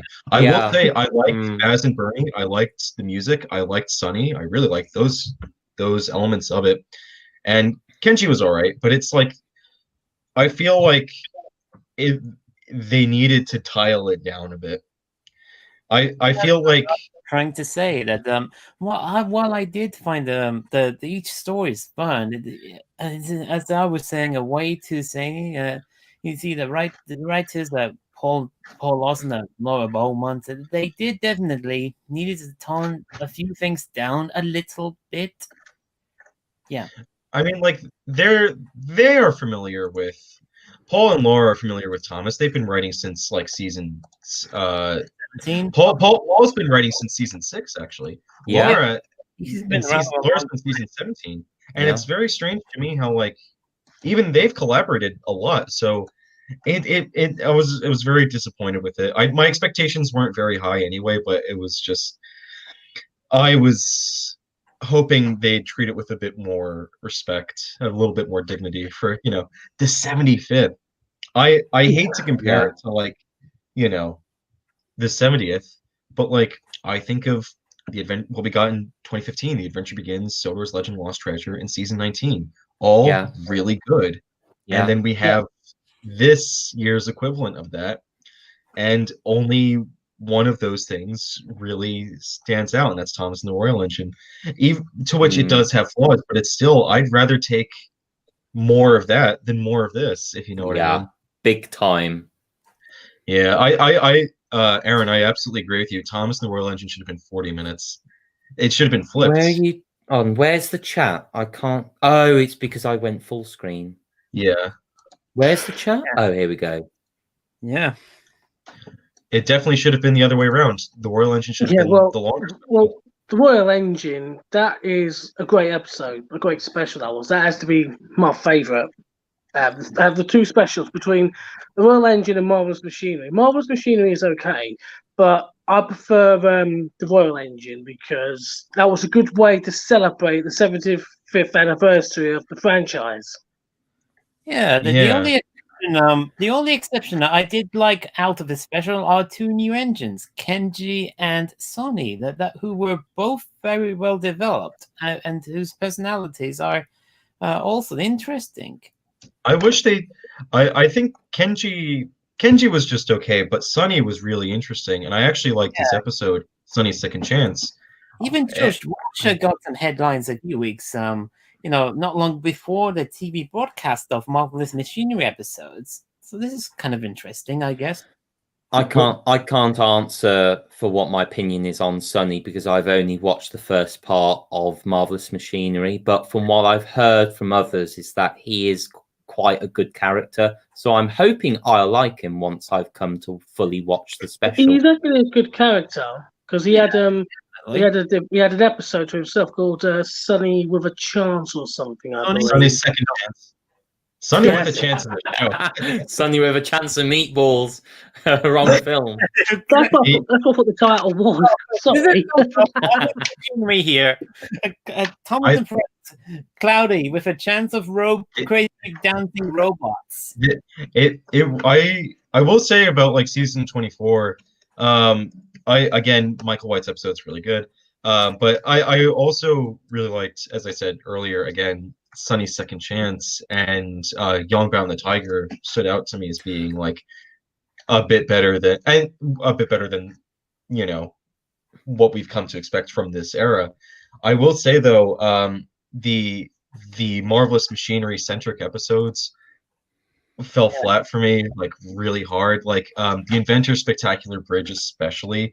I don't know what it is about that episode, but I think if you've seen it, you'll know what I'm talking about. I've seen the clip, like, and it looked horrible. Not good. Considering, because I don't know who's seen it here and who hasn't, but it's been out for like, you know, most of the year. So it's considering it's like this is supposed to be the place from Toby Had a Little Lamb, like, you know, that bridge, and how it is like a ravine at like a really specific angle, and we're supposed to see this bridge walking along through this now flat landscape. It's so weird of just like, what is the point of this bridge?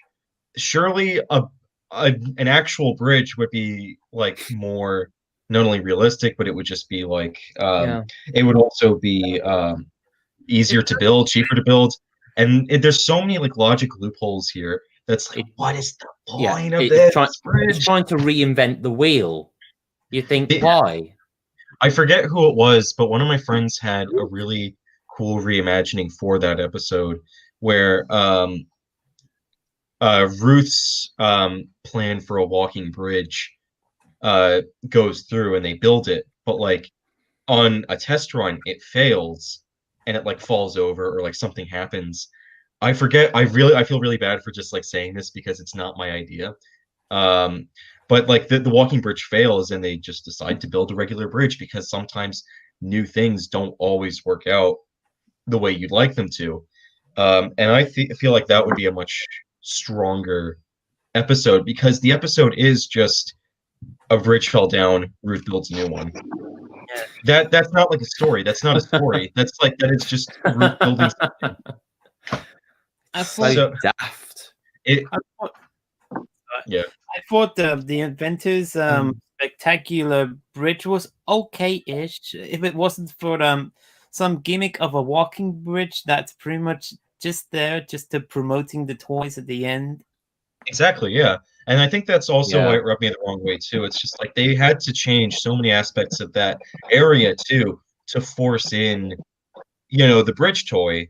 Yeah. And I hate that it's like this is just a part of the island now.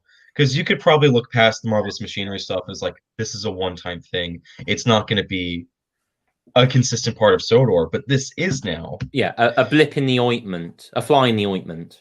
Yeah. I will say, though, the Inventors, Thomas in the Inventors Workshop was interesting because it felt like Ruth's New Workshop. Was that supposed to be the original windmill? Like from season 1? Like the title windmill? I haven't seen the episode, but I've only seen an image of that windmill, and I don't. And I thought it feels like they're trying to imply this is the original windmill, because like they said, oh, the crossing gate. That feels like, if you look on the map, the official Sodor map, the windmill is near Crow's Farm, and that's like, I would assume there would be a gate there. It feels very strange to me how like, oh, there's just another windmill there. Either it's an entirely new windmill that's just already run down, or this is the original windmill, and it's never made clear. I wish it was made clear if it was or not, but they never do, because there's not. I feel like there's, when it comes to people interacting with like the show people and the fan base, the community, I feel like there is a serious gap. There's a serious disconnect with like the general public and the people that make the show. Of course, like there are a select few that have these connections, but it always feels like the majority aren't heard, and it's like this like there isn't clear communication a lot of the time, and it's like when it comes to not only feedback but just explaining little things like that too, if you know what I mean. What do you mean by the most people? Do you mean the I probably could have worded that a bit better, but I mean, like, when you think about most people in the fandom, they don't have connections to people that work at HiT Entertainment or Mattel, and I'm not blaming anyone that does. Like, I'm not saying that, oh, you should feel bad for having connections with these people. What I'm saying is that, like, when it comes to explaining nuances with the story, or like nuances with the episodes, or just how the world works, it would be nice if there was more fan interaction with the showrunners. That way we could hear it from their perspective.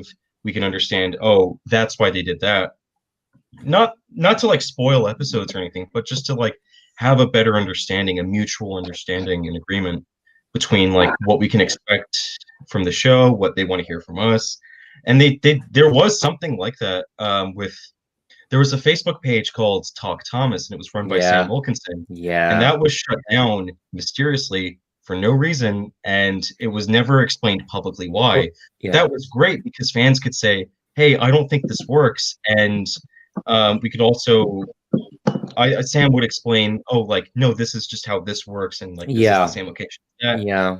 It was good for clearing up those, like, those things as well. I really wish there was more of that. Yeah, unfortunately, people just kept asking the wrong question. Well, I say that probably sounds a bit pompous, but I mean questions as it, well, they weren't really questions. It was just, it would be people who would just bring back Boko and bring back, and other people who would upload images of fan-made art of characters that had the CGI aesthetic and trying to pass them off as real. Like one guy I very much remember trying to pass off saying, oh, this is the CGI Stepney promo, thought you might like take a look. And someone had just made a crudely drawn Stepney train, just, you know, on the on paint.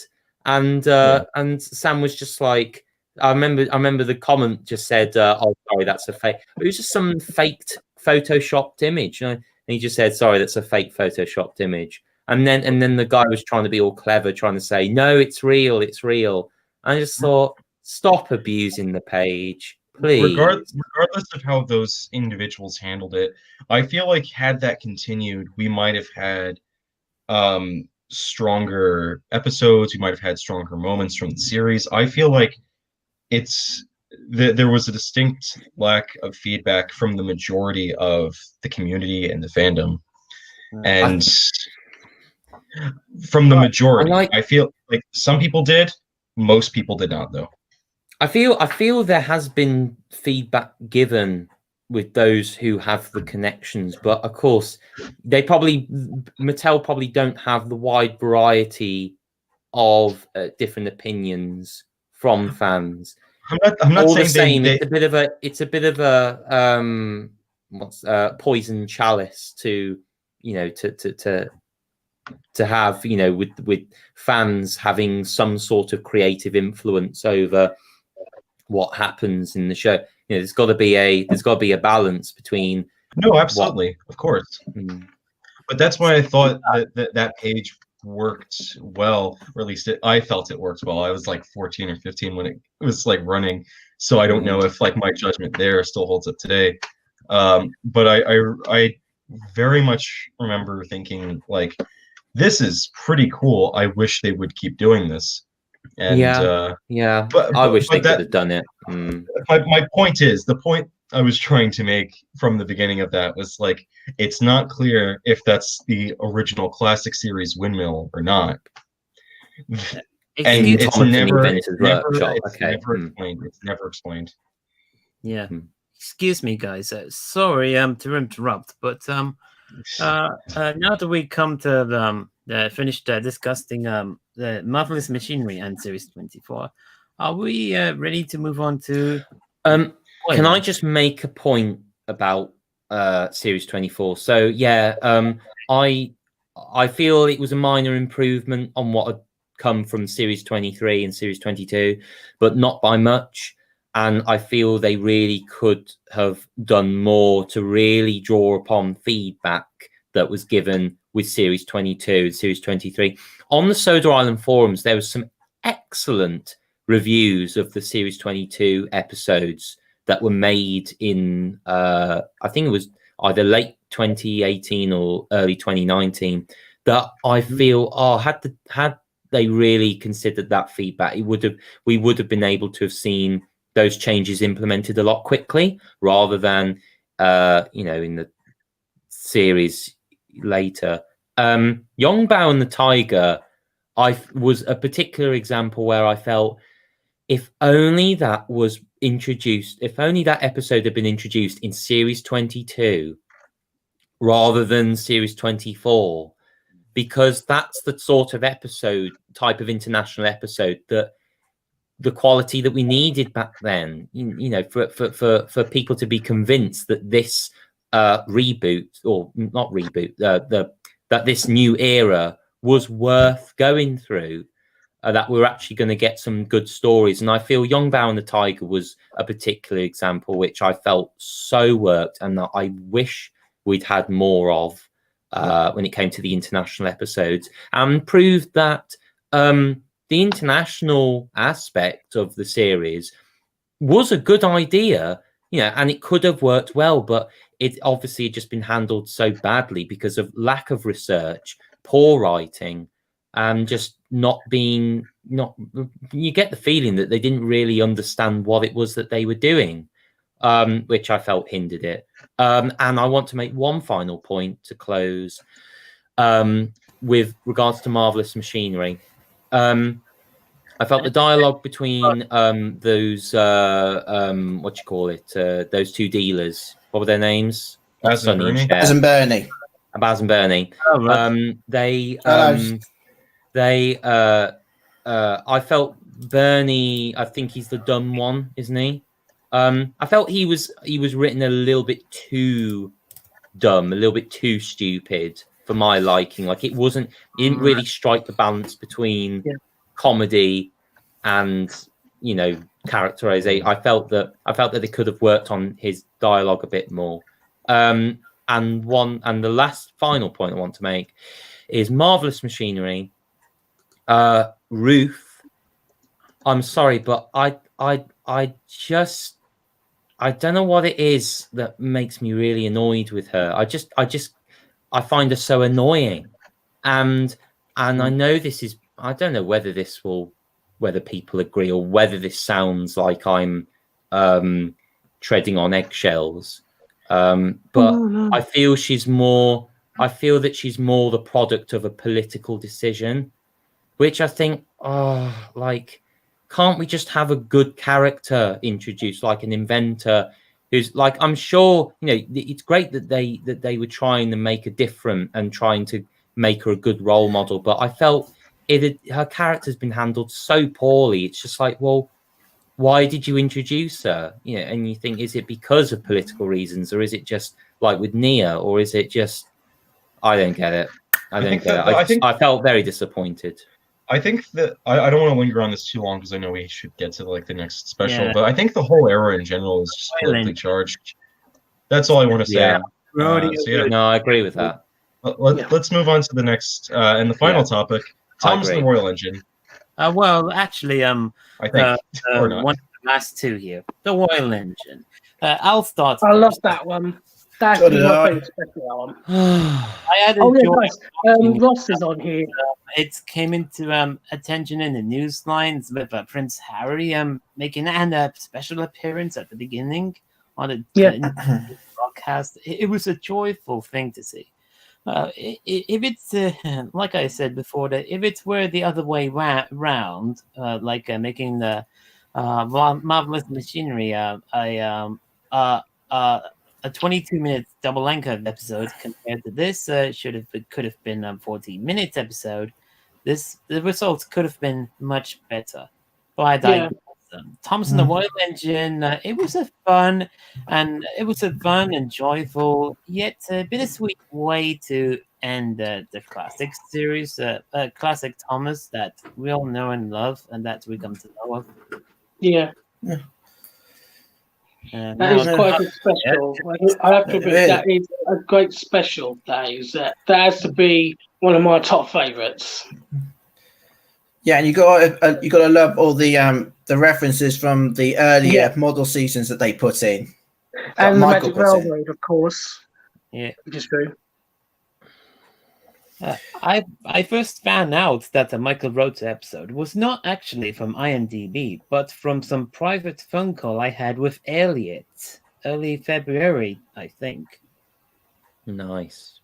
Yeah, he found out first. I think it was through Michael himself. I can't remember when, because Elliot told me that I think Michael was writing the special, and I can't remember when it was he told me, but I remember being gobsmacked and thinking, oh my goodness, like, bring it on. Yeah. He told me this too, back in, I think, early February this year. I was gobsmacked too. And while I was really happy for Michael to have ever gone to write a very special anniversary episode, which I felt that it's something that he ought to be proud of, really. I mean, especially having to include Duchess, who's played by none other than the voice actress of Lady Penelope, Rosamund Pike, I think. Yeah. She did have she was a joy to listen to, and the character of Duchess was very, very nicely done in terms of the design and the livery and everything, especially with the crown thing on her front. I mean, it's all nice, real nice, and perfect too. The ending was bittersweet too. I liked it. I mean, no, scratch that. I loved it. Absolutely. It was like, You pass us. Yeah, I was going to say, there's just one. There was one thing at the start of the story that I saw thought was handled a bit unfair. You know where Thomas leaves Vickerstown Station. Right. Surely there should have been a large group of engines to see Thomas off instead of a small party, because then you could have had, because all there was Edward, Henry, Gordon, Percy, and Rebecca. Surely the other characters like Toby, Duck, Donald, Douglas, Oliver, Emily, Molly, even Rosie, who was working at Vickerstown. Surely a large group of engines could have waited to see Thomas off instead of a small party to see Thomas off. I mean, it was a big thing for Thomas, and not many. It just looked like only a few engines cared that Thomas was going to London, and nobody else just seemed to be bothered to be there to see him off. Does anyone get what I'm saying? Yeah, I understand. Absolutely, yeah, that's a good point, and that's actually a good point what Ross is trying to say, because there wasn't that many there. There could have been a lot more to see Thomas go off to London, but it's just like some of the steam team, Edward and Henry, and there could have been more, like Ross said. Even Annie and Claubo should have said goodbye too. Yeah. Actually, that's a very good point. I didn't think of that. Yeah, you're not wrong there. I mean, that was a real good point there, Russ. That's understandably fair.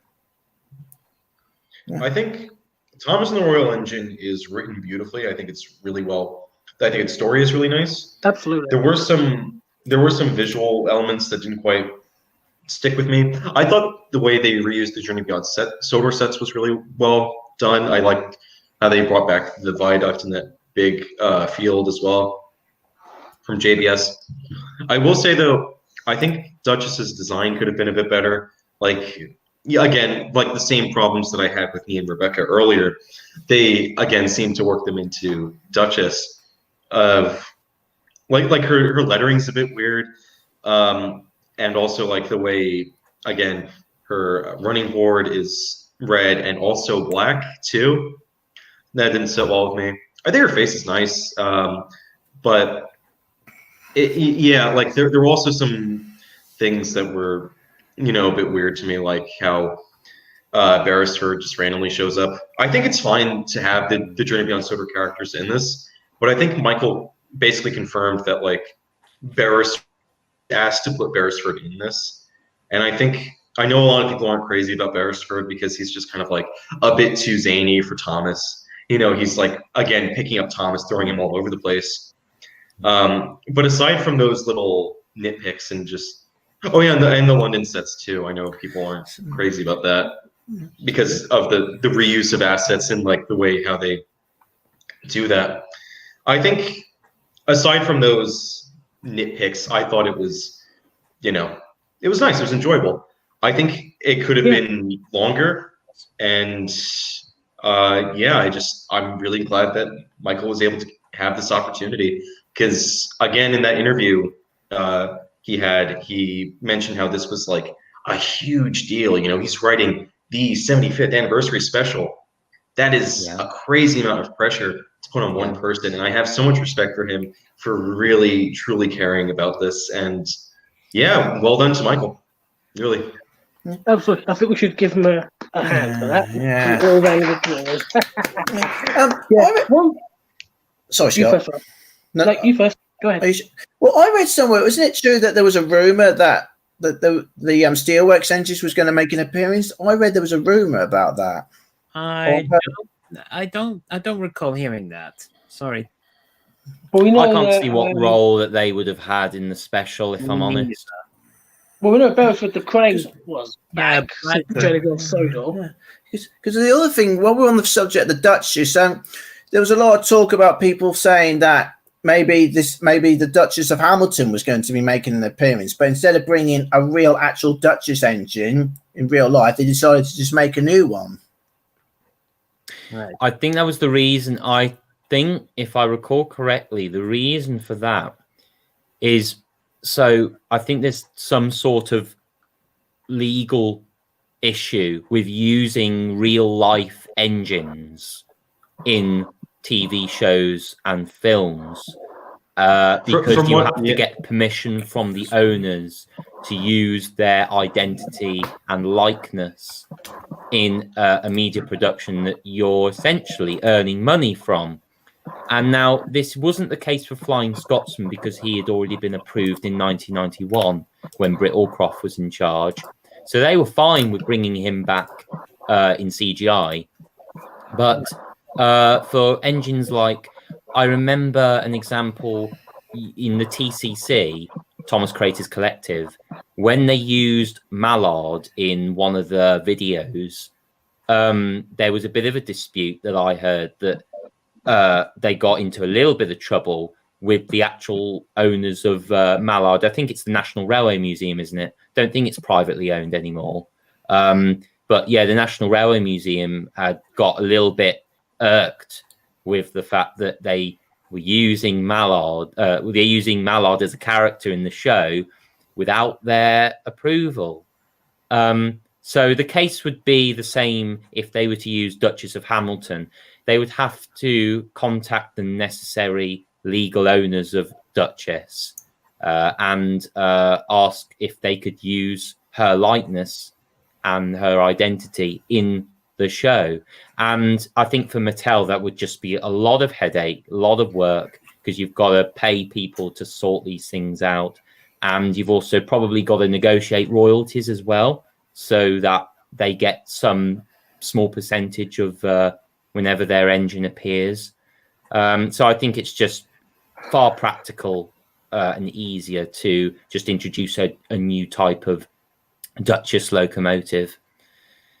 All right. Before we moving on to our final thoughts on the whole era, as well as looking into what's coming up next, what do you think about Thomas and the Royal Engine in short? As a result, Michael.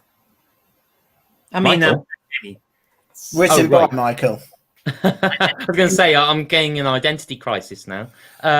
So, right, what I think about Thomas and the Royal Engine, I got to say, when I first saw the trailer, God, I I don't know about anyone else, but I was getting huge Brit Allcroft type of vibes from it. And I tell you what, because the whole plot of Thomas taking the train to London felt such like a Brit Allcrofty sort of thing to do. And when I heard it was written by Michael White, I was just, I thought, bring it on. And when I watched it, I was really, really entertained, and I felt it was a solid script. Everything had a rhyme and a reason and a place for being there. Beresford, I mean, even in Beresford's case, you can understand, because if it's on the route, then of course Thomas will most likely encounter Beresford again. Speaking of Beresford scenes, I really appreciated how they actually fixed the huge error that was present in Journey Beyond Sodor when Beresford picks up Thomas the first time, he has his hook on the front edge of his cab roof, and you think, God, that's just totally unbelievable. So for Royal Engine, I was really pleased to see that they had actually got Beresford's crane hook to hook under the cab rather than just hook onto the little ridge of the cab roof. So that was welcome, and that made it more believable. I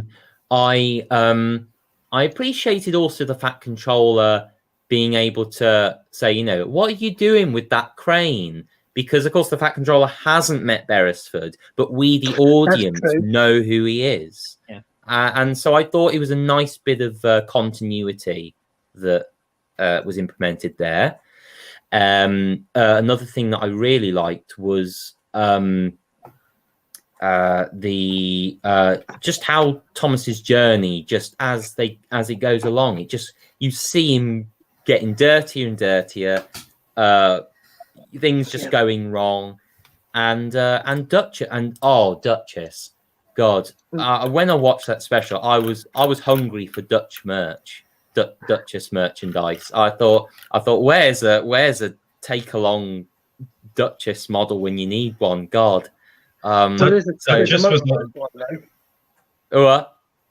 a motorized Duchess. Yeah, I've got myself. Anyway, look, guys, I've got to go again because I've just got a couple of things to do. But I'll catch you guys in another live stream, okay? All right, catch you soon. Bye, buddy.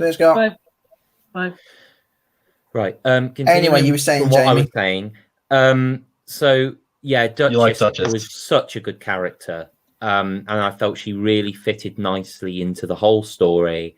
And you really do believe in the friendship that forms between Thomas and Duchess. Thomas obviously feels in awe of her sort of grand royal status, and Duchess just feels like, he's such a kind and gallant little engine that she sort of gets taken in by him, and so the two sort of form that friendship, and that was really believable.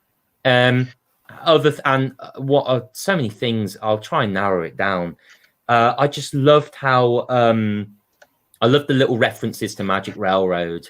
That was, as a Magic Railroad fan, I did appreciate it when Thomas said little engines can do big things. I thought that was so nice. That was such a nice and appropriate saying to include in it too. Another thing I really liked was and this is something which I feel, God, Mattel really needed to harness this sort of thing, and that was when the Fat Controller becomes Thomas's fireman, and he sets to work stoking the boiler, and you see visually, you see the steam pressure rise, you see the fire glowing hotter, and then the driver moves it's not the regulator, but it's a little lever anyway, moves the lever, and you see Thomas just accelerating along the line, and you think that was so powerful, because you, as a kid, if you were to watch that, you'd think, Oh, so that's how a train works. That's how a steam engine works. You see that the fact that without the fireman or without the person stoking the boiler and making sure the steam pressure is kept high, that the engine can't really go as best as it can. So seeing the sort of practical engineering, railway engineering in practice in that special was so worth it, and I loved it. And I thought, this is the sort of thing which sets Thomas apart from the rest. You don't get this with Paw Patrol, and you don't get it with Blaze and the Monster Machines. This is what set Thomas apart from the rest. It's about trains. It's about railways. There's a lot of really interesting stuff that they could tap into, and this was an example that I loved in Royal Engine. I also just want to say hi to Callum really quick, who's in the live chat. Hello. Okay.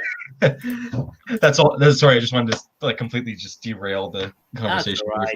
So, hi, Callum. Hello, Callum. Anyway, hi, Callum. Hello, Callum. Anyways, here's a fun fact on this one certain figure here, Prince Harry. Why is it a fun fact? I don't think he's called Prince Harry, and I think he lost his royal title, didn't he? Yeah, he did earlier sometime after that, sometime early this year. Well, it's not that, but apparently, since he had been a center of attention in the headlines, there was someone that did not take a liking to it, and that was none other than Brit Allcroft. Oh yeah, that's right. I forgot about that. Yeah, I didn't hear about that. No, yeah, she wasn't really she wasn't happy that he was here.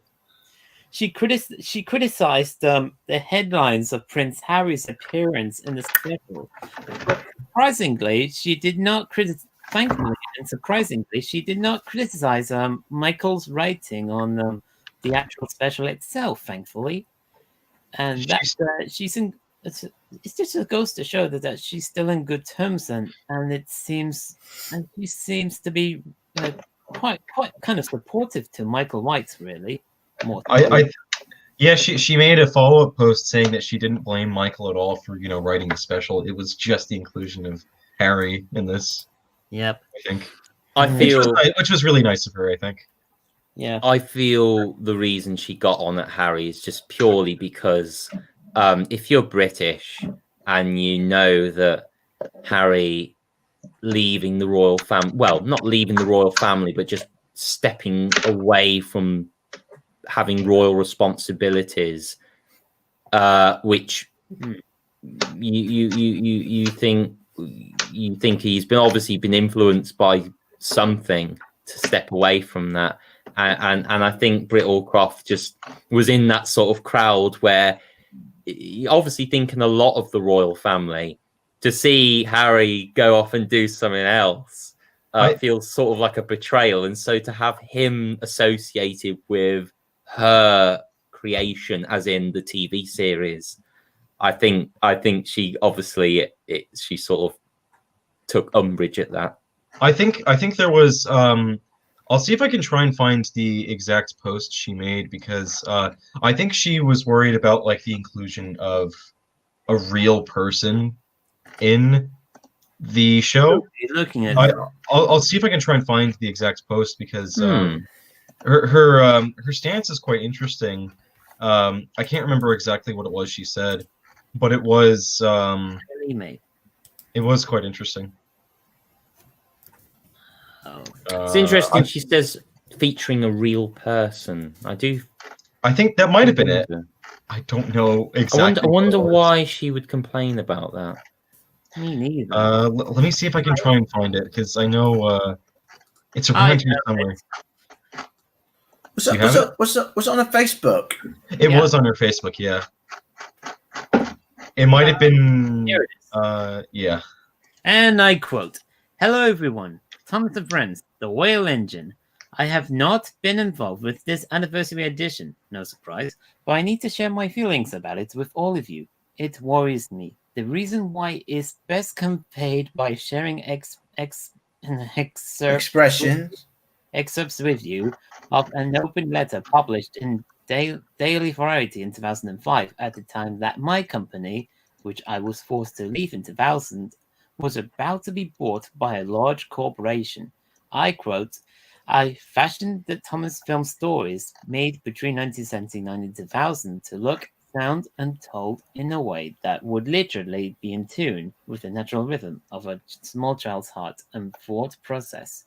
Surely every human being is irresistibly drawn to the sound of an engine whistle and the rhythm of the train wheels. But they are essentially stories of the spirit from which children can draw fun, gentleness, comfort, inspiration, and lots of train play. They also represent every family's need to know that their children are protected in today's world of violent intrusion into the daily lives of the innocent. Harry, I've always been a supporter of you and know that you loved Thomas as a little boy, but this, really? Brit Allcroft, creator of Thomas and Friends." That's interesting. She doesn't quite actually specify specifically what it was, but yeah, what is it she's complaining about? I don't quite follow that. Again, I think I just revert back to my point that she probably was just in the same crowd at getting pissed at Harry, fleeing the royal family and leaving, not being a prince anymore, and just doing something that's quite uncharacteristic of him, I guess. Do you mind if I read Brit's follow-up post? Because she made another one. Yeah. Hello, everyone, again. I want to clarify something important regarding my previous post about the 70th anniversary special. My concern was in no way about the actual writing of the story. I have learned from some of you that the writer is Michael White, who loved Thomas as a little boy, and that the Thomas stories helped him to inspire him to become a writer himself. I don't know how to reach you, Michael, but perhaps one of you know him. If you do, please pass on my good wishes to him. Love, Brit. That was quite nice. That was really nice. That was a really nice thing she could have done. So yeah, Thomas and the Royal Engine. Yeah, it was alright. You said all you need to say, eh? What else is there to say, really? All right. Now that we discussed enough of the Royal Engine, now we come to the conclusion of the whole era. Oh, can I just add one thing to Royal Engine? So sorry to interrupt. Okay. Regarding the Battersea Power Station set, I didn't understand what all the hoo-ha was about. I thought it looked accurate to the photos that you see, because the layout, it does curve and does in an S motion. It does curve around the bends, and it is accurate to the actual rail network in London. I understand it doesn't look. It's probably the bare nature of it all that probably, could have done with making it look a little bit more industrial and a little bit more busier. And I get that, and I think that's the only thing I saw wrong with it. But apart from that, they got the general shape of it correct. So I didn't particularly understand all the hoo-ha about that. I think the hoo-ha came mostly from it didn't quite look finished, and I think it's like what we heard from like the other sets that we were discussing earlier, of like they're reusing the same assets over and over again. It's quite obvious, like that's the good shed from the Tip of the Shed set, or like the image that they use in the background.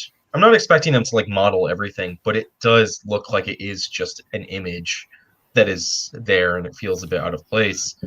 And the ground detailing also isn't great either, and it's like that's more of like a nitpick than like a fundamental problem with the special, I feel. I mean, it's only on screen for about 5 seconds at most. It's one shot, it's not the worst thing in the world. One thing can I also add, something that's come to mind, is the I wasn't too impressed with the music. The only thing that I kind of got a kick out of was the Day Tripper inspired music. Day Tripper by the Beatles, the opening riff of that, which was altered slightly. I thought that was quite a nice little nod, if somewhat unintentional. I thought that was nice, Durango. but all the same, people. I've heard some people really like the music, but for me, Chris Renshaw's music is particularly in the Big World Big Ventures era.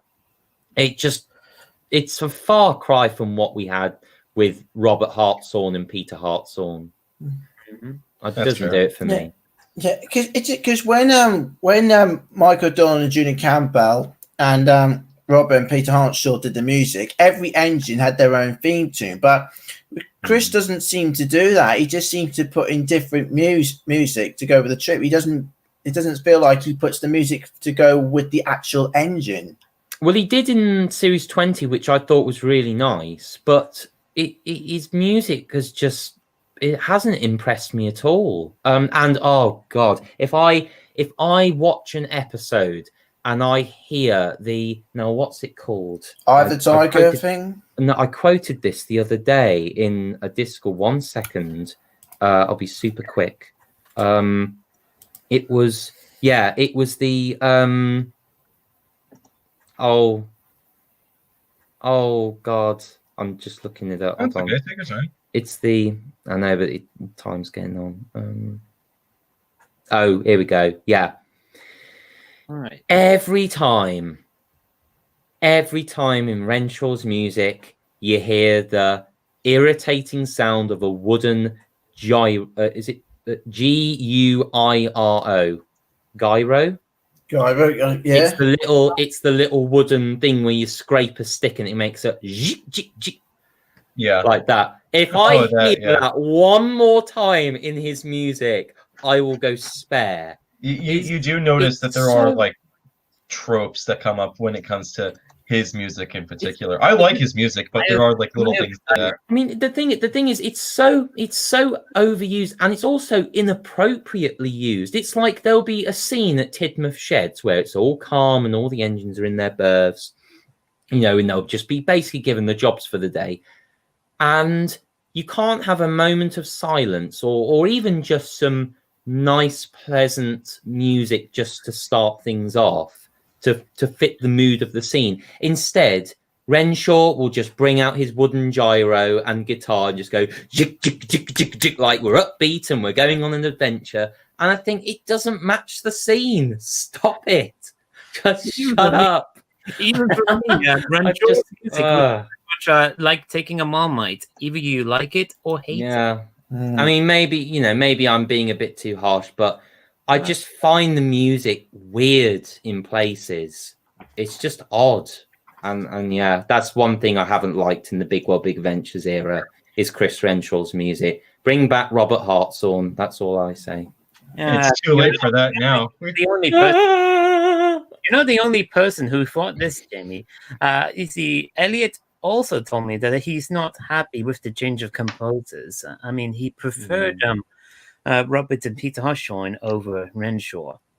Yeah, I think given how Robert was such a long-standing figure for Thomas and his music, it was a shame to see him go. But because he had some wonderful music, especially in season 19, Lost Treasure, The Adventure Begins, all wonderfully composed and gorgeous. And even his stuff in the new series, it was still really nice. He had some wonderful music that came from that.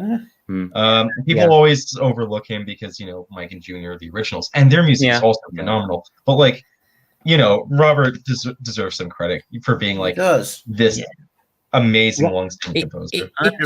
It took a while. I think obviously because when it was just Robert Hartshorn, well, I know Ed Welch was part of it, but when it was just him, obviously there's a point of reference where you think, oh, what had come before was actually better. And, you think, oh, yeah, well, most fans were like that. They'd rather choose Mike and Junior over Robert Hartshorn. But what I found was that as the CGI series kicked in and as each series progressed, he improved all the time on each series. And to the point where, like you say with Series 19, you just felt this is as good as Mike and Junior. You're not in competition with them. but it's at such damn good quality that it works. All right.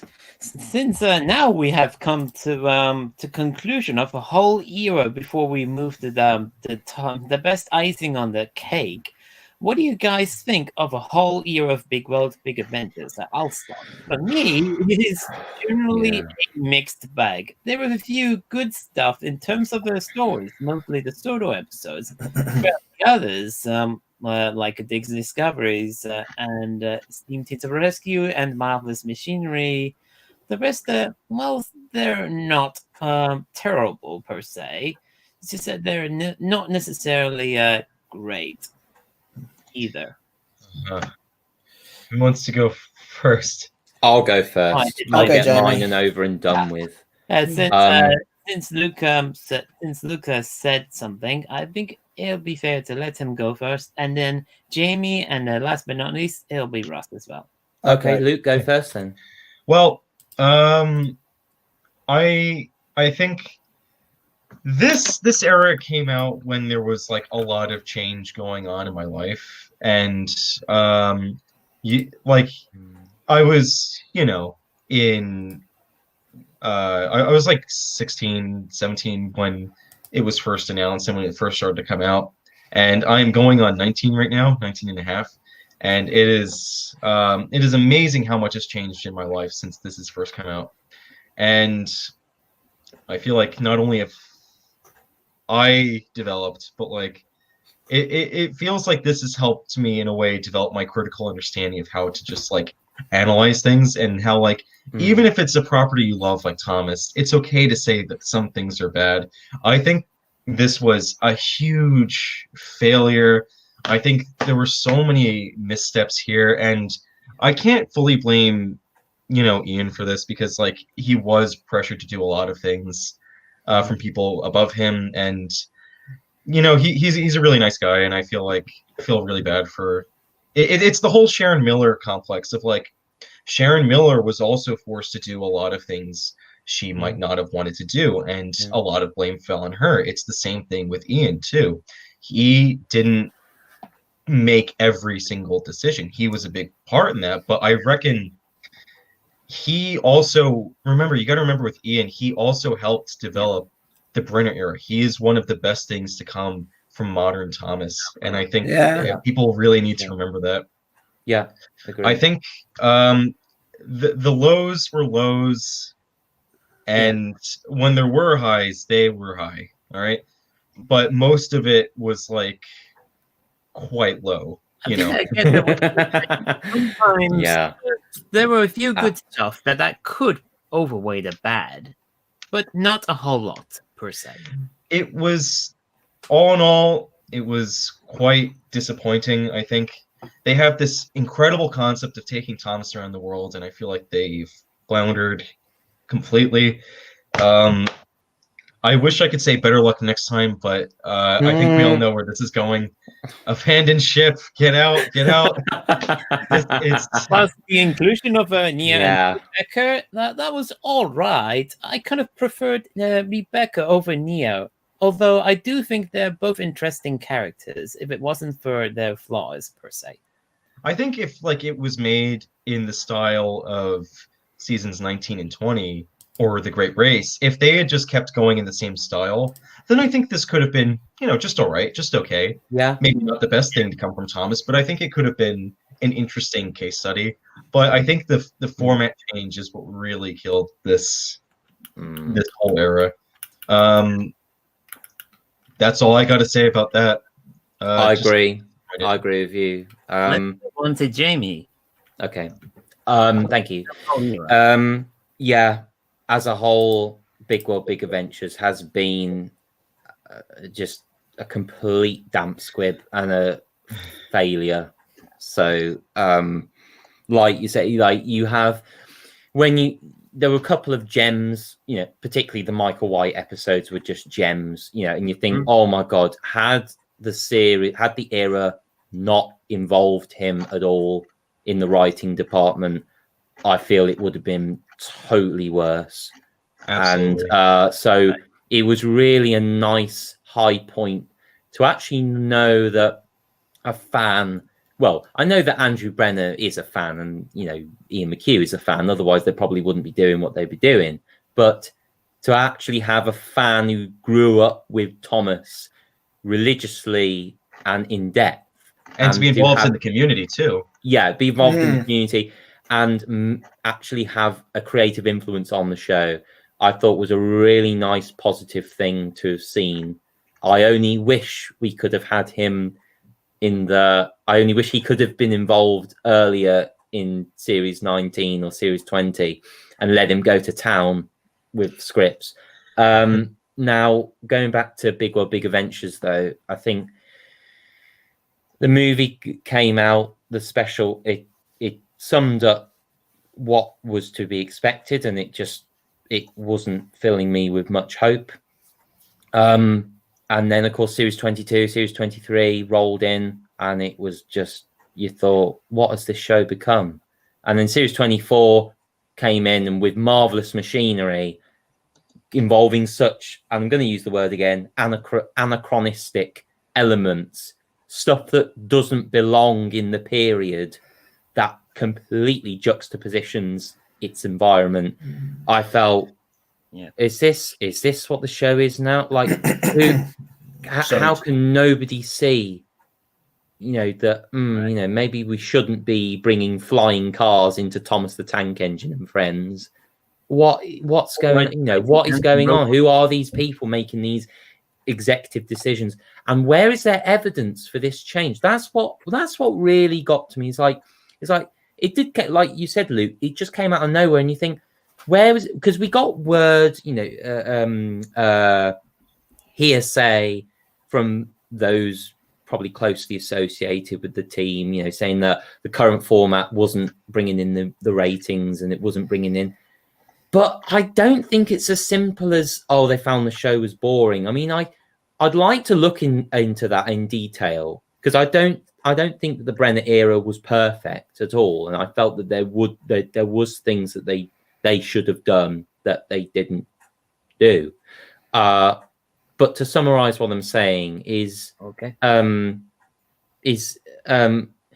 feel like Mattel felt they need that Big World, Big Adventures was to be the remedy that was to combat Paw Patrol, and instead it was the wrong sort of remedy, because it was trying to copy what was already popular with kids out there, instead of trying to introduce something that kids didn't know they needed, which is part of understanding your audience. You need to look for something which they didn't know they needed, or that they could do with having, and working on that and incorporating it, within reason, into your product to give it a unique edge in the competition, to make it stand out from all the noise. You imagine it's like a motorway with traffic lanes, clogged up. There's a lot of noise, but what's going to make your car, your vehicle, stand out from the rest and disrupt the traffic, that's going to make people take notice? And I felt Big World, Big Adventures, with all the best intentions, and not a bad idea introducing the international elements. And I felt had the research been done into it properly, had they taken the time to properly research and plan out what they were going to do, it would have not been as bad. And I think it would have worked. But as it stands, as they tried to keep the ball rolling every year with producing a new special and a new series every year, it didn't work. I felt they took on too much of a big challenge, and it backfired. And that's all I can come up with. Really good analysis there, Jamie. Oh, thank you. I completely agree. Oh, cheers, man. Thank you. What does Ross have to say? Well, I don't know what anyone else might think, but I actually liked Big World, Big Adventures. Okay, I wasn't quite sure what to think about. I would say when we first heard that Edward and Henry were actually leaving. Of course, we all, if you remember, at the end of series 21, we understood why Edward was leaving. But there was just something that said when we finally got to see forever and ever, and it said Henry was leaving. It didn't say why he was leaving. There's just so much stuff that just wasn't explained properly. And I think, and the idea with as long as the episodes weren't always 100% perfect, there were some good stuff in it. But I think with the international episodes,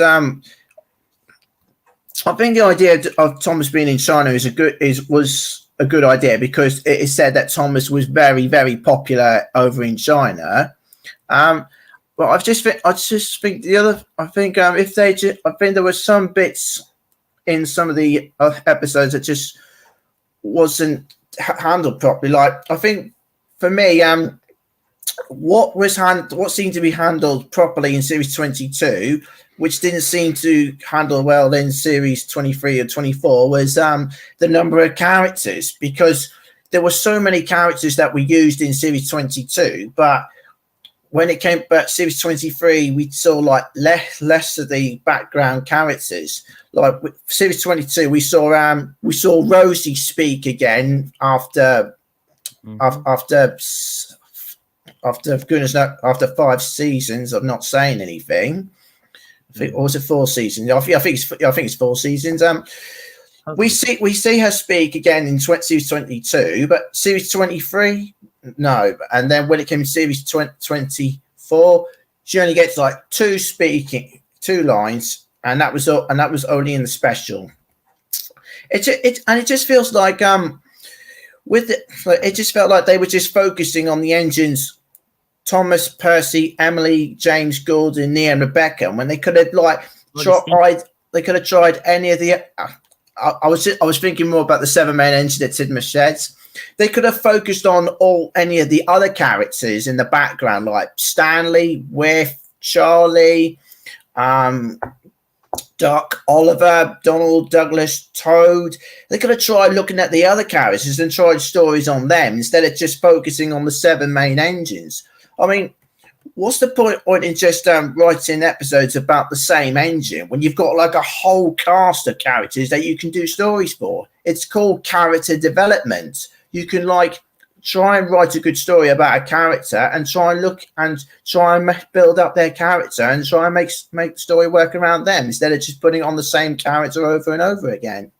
I think it's really interesting that you bring up that the Steam team are overused, because I feel like it's more Thomas's is being overused in this season. He's in every international episode, and he's also in pretty much every Sodor episode. And I think there's less emphasis on even the new Steam team, and like it would have been nice if I agree if they had worked in more secondary characters. Yeah, especially that you mentioned. Yeah, and with the international episodes, Thomas with Yon Bao, that works. Thomas with Ashima and Rajiv, that works in a way, because Ashima was very popular in the Great Race, and Thomas and Shane, but I just think why bring Thomas to Brazil? Surely they could have tried one of the other international engines that weren't quite explored in the Great Race properly. Like they could have put Thomas with Frida of Germany. They could have put Thomas in Germany for some time. Sorry, Luke, what were you going to say? Oh, sorry, I was going to say. I didn't mean to interrupt you, first of all, but I think that the reason they chose Brazil was because they already had quite a few sets from the movie as well, so they could work them into season 23. Yeah. But I am shocked they didn't use Japan at all. It's what Jamie was saying earlier, because Thomas is very popular in Japan and America, and Hero is like this perfect vehicle to use for what they were trying to do, and he hasn't been seen since Journey Beyond Sodor. So a lot of people naturally came to the conclusion that he had just gone back to Japan again because he hadn't been seen, and people thought, oh well, Thomas is going to see him in Japan on his way around the world, but he doesn't, because it just doesn't work out that way. They just gloss over it. And and America too. In America, because we all know, because Vinny from the Great Race, he came from America. Thomas could have been in America. He could have spoken. He could have spoken to Vinny. He could have spoken to. We could have seen what he was like with Bo. That's it. We could have seen him with Bo again, and we also could have seen Thomas with Sam.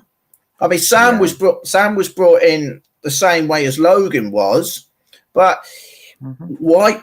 What? Well, and if Thomas is big in America, okay, why did they put him in the wrong part of America? Why not put him in North America? Because Thomas was much bigger in North America than he is in South America. I'm sure. I think that's true. Yeah. Because they already had a lot of sets and assets for American engines and locomotives and just the sets as well. So it was just an odd decision, I think. Yeah. I hardly remember. Was it Gabriella? Gabriella. I hardly did anything with her. She just appears, and they got a voice actor for her, and then she just fades away, and just what's the point? Gabriella was just there. And the same with Thomas going to Italy. I mean, Gina, she's a good character. I haven't got a problem with her, and I like her voice, but I think the characters that just didn't appear, that just didn't stand out for me was Lorenzo and Beppe. I mean, what is the deal with them? What they're opera singer characters, but is there because we've got like an opera singer, and that's Alicia Botta, who we have seen since series 6. Yeah.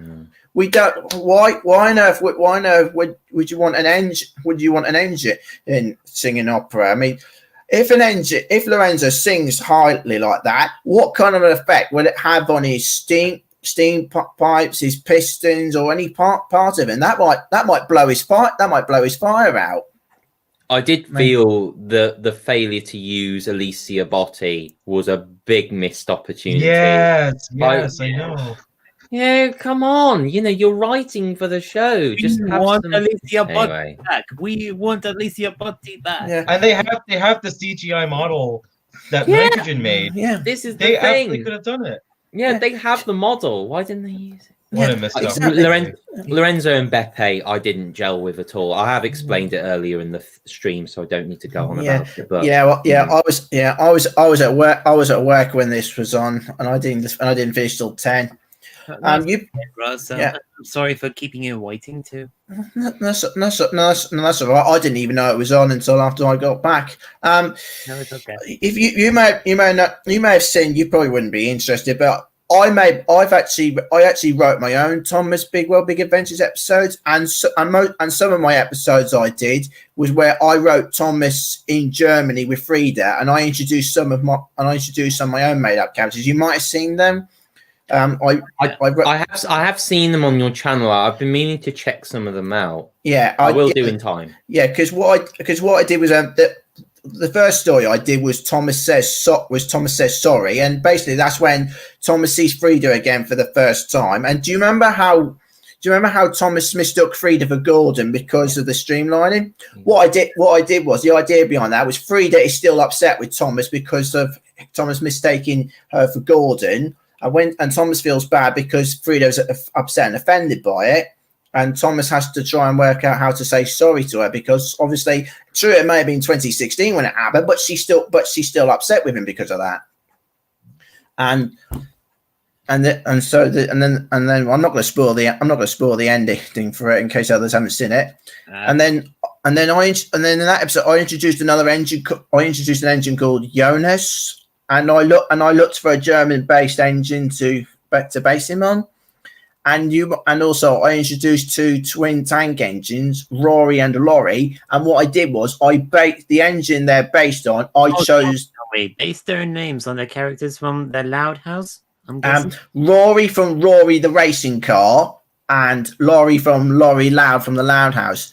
One of them. The engine who I chose for. The engine basis I chose for Rory and Lorry was the Marklin engine that Brit Allcroft used in Series 1. I thought, because that is a German engine, I thought, why not use that one?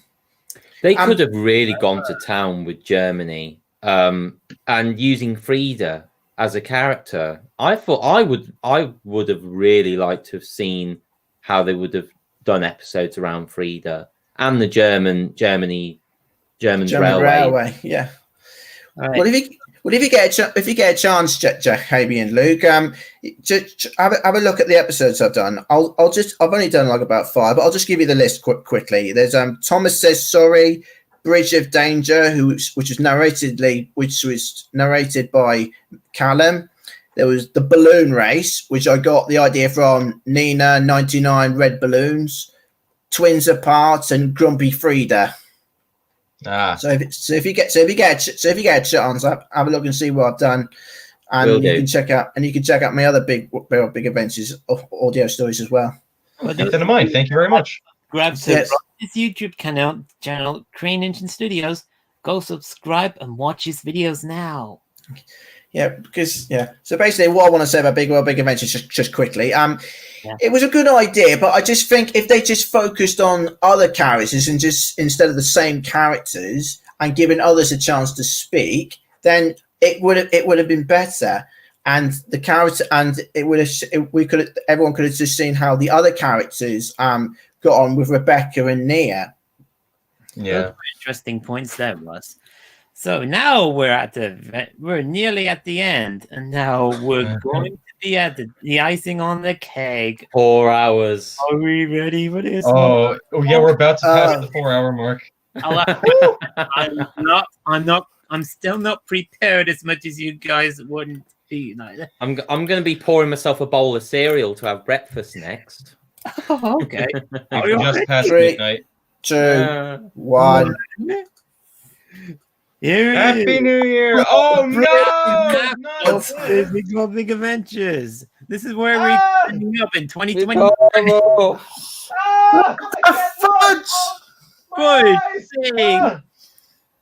Fudge, nabbit. Mattel partners with Nell Fanner for 2D Thomas and Friends. Oh boy, we thought Big Adventures was bad. Thomas changed. Oh boy. Animation from computer Come on, chat with us. And drawing. Yeah. But that does not look anything like Thomas at all. That just looks like some sort of a parody engine. What a sad attempt at a reboot. Honestly, this is pathetic. This is the worst thing they could have done, and they're doing it. Wow, I cannot believe we are at this point now. Yeah. What a terrible way to ruin the legacy of one of the most iconic children's characters of all time. Yeah. Thomas the Tank Engine, and you turn it into this. How pathetic. I 100% agree with you there. 100%. And can I just I'll repeat what I wrote on the Soda Island forums. This is a vapid, bastardized disgrace of a legacy. And I'm so saddened and absolutely just heartbroken.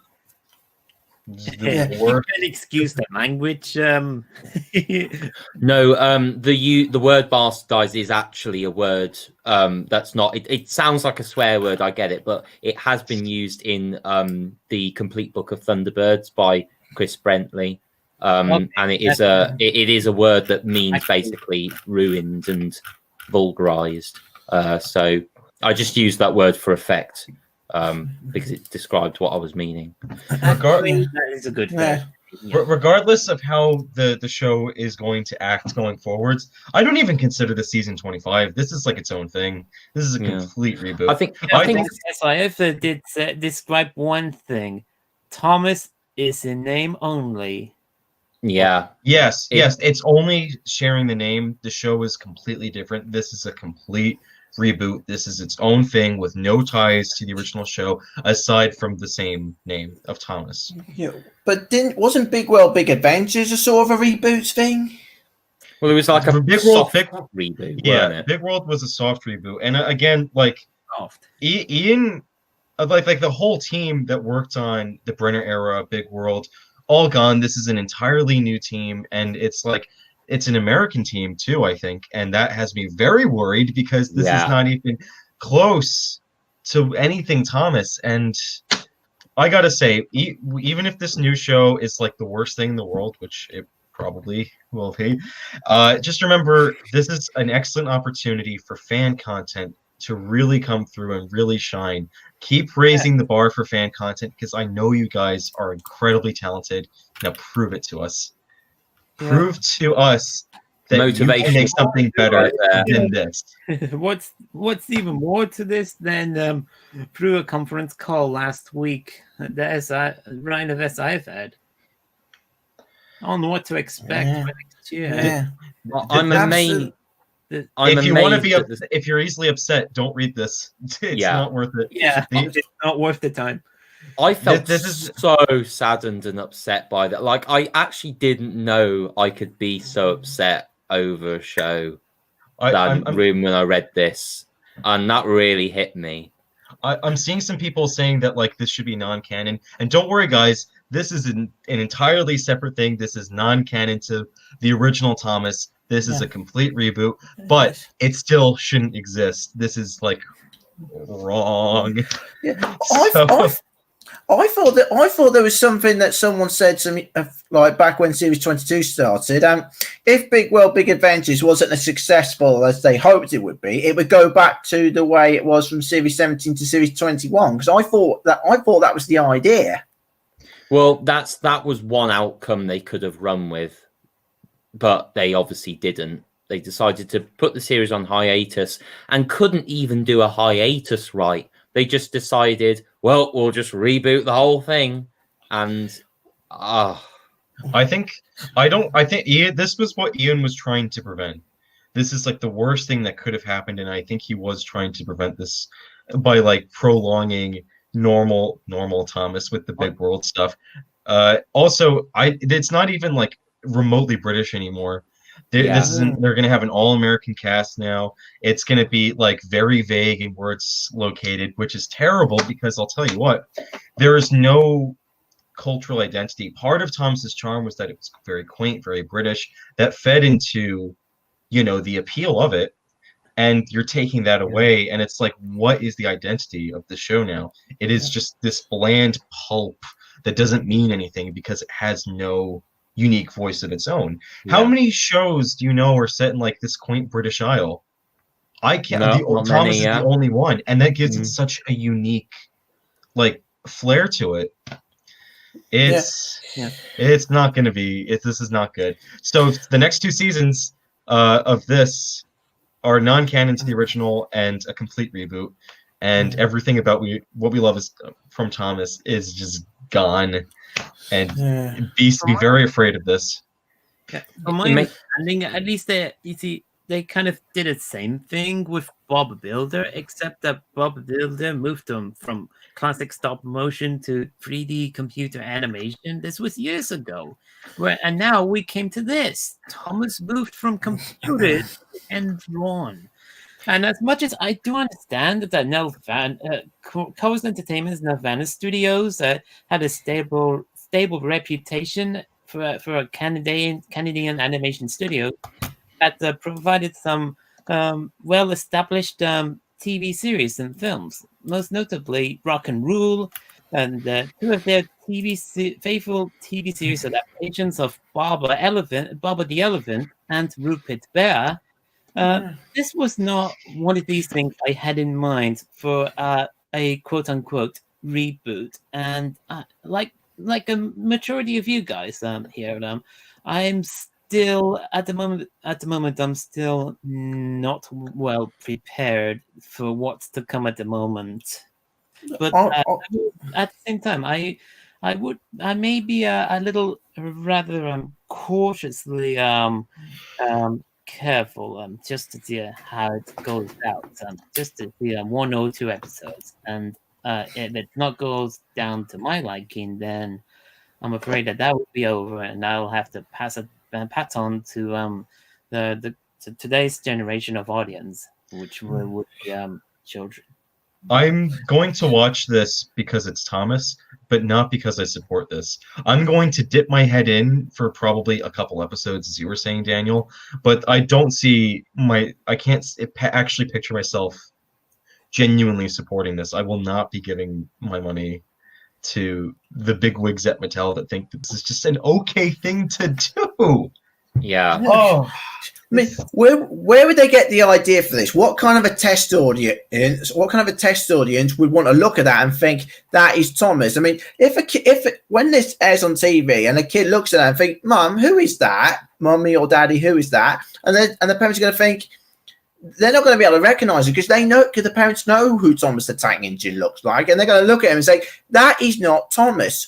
Whereas the real Thomas doesn't look anything like that. Or they'll just look at the picture and think, "Oh, is that Thomas? Oh, it's close, shame." but except it's in a cartoony. The great, how the mighty have fallen, and that really hurts. A lot of people reacted negatively to the Bob the Builder reboot, and fair enough to the Bob the Builder reboot. It's got some redeeming qualities. Might not be as good as the original, but it's still, from what I've seen, all right. If people got upset over the Bob the Builder reboot because they made him look a little bit more realistic, people are gonna flip their lid when they see this, because this is like sin. Yeah. This is Thomas sin. Yeah, because I spoke to one of my colleagues at work, my boss's wife. I spoke to my boss's wife about this, and when I showed her this picture, Thomas, she was shocked, and she said to me, "You know why they've done that, don't you?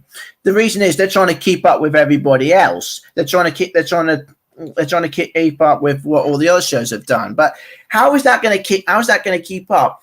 What I said to her, she said to me was, what made the show exciting and wonderful was the realism, how realistic it was, and how much true nature Thomas the Tank Engine was to its railway self. There was so much railway realism to Thomas, but if you look, what you can see from that picture, there's nothing railway realistic about that. There's nothing at all real, because what this picture is missing is the heart. Where's the heart in that? Where's the heart? Where's the passion? Where's the thing that says I love? Where's the thing that says I love, that makes the viewers want to say I love you, Thomas? You're going to look at that and thinking, right. Right. When it gets next year, you're going to be well and totally fudged. That's your career fudged up. That's a really interesting point. That where's the heart? Yeah, it's soulless. There's no. It's just a soulless corporate pulp of gray mush. There's nothing substantive to this. There's you know what strikes me out of all of this, and I've written this again on the Solar Island forums, is it's a blatant copy of what is already popular out there. And it's not going to work. And because you read in the description, it says, "Oh, the Island of Sodor is becoming a massive playground, and all the trains are like children, running about in this new playground." And the Fat Control, Sir Topham Hatt. He's this, he's the flustered adult. And I thought, thing is, I know exactly what this show is, and it already exists. It existed years ago, and it's called Paw Patrol because you've got Adventure Bay, you've got the cutesy like pups who resemble kids, saving the day, and then you've got Mr.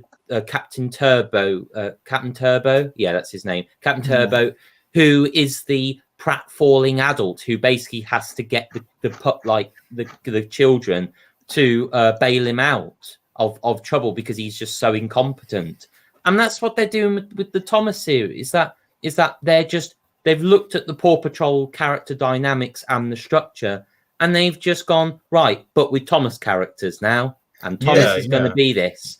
And I just thought, give me a break. And these executives are being paid like £50,000 a year.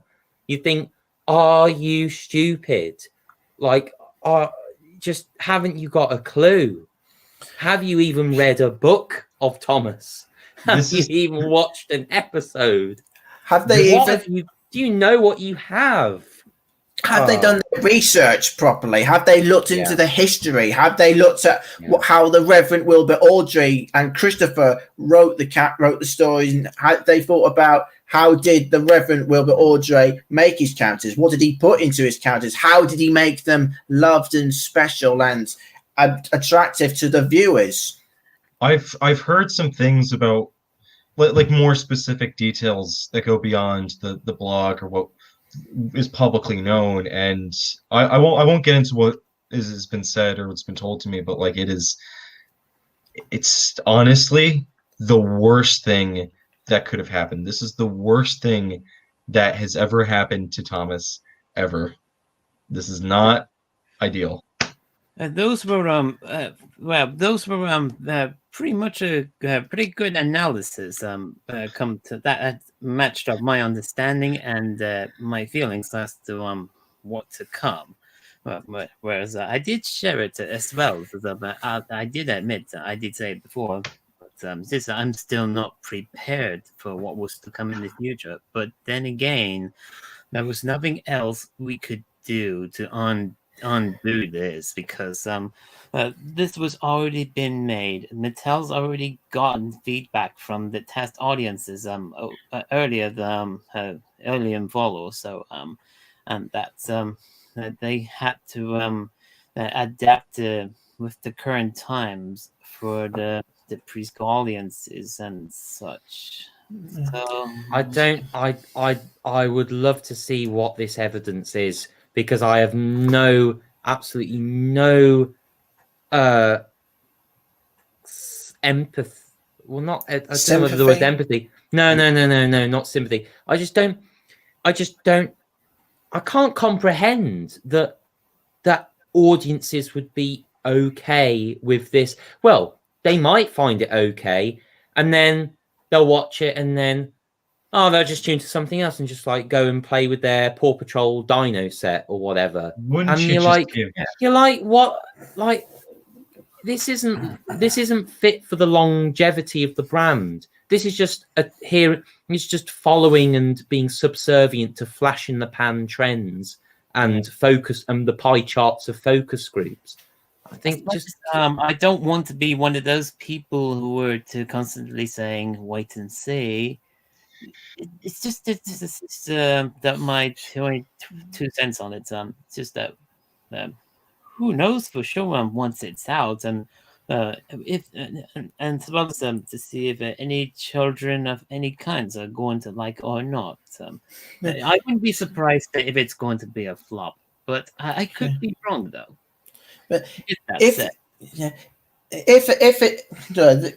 they say Thomas has been in competition with Paw Patrol for ages, and if this is going to be a massive failure, then they should just pick up a white flag and just wave it straight away and say we surrender.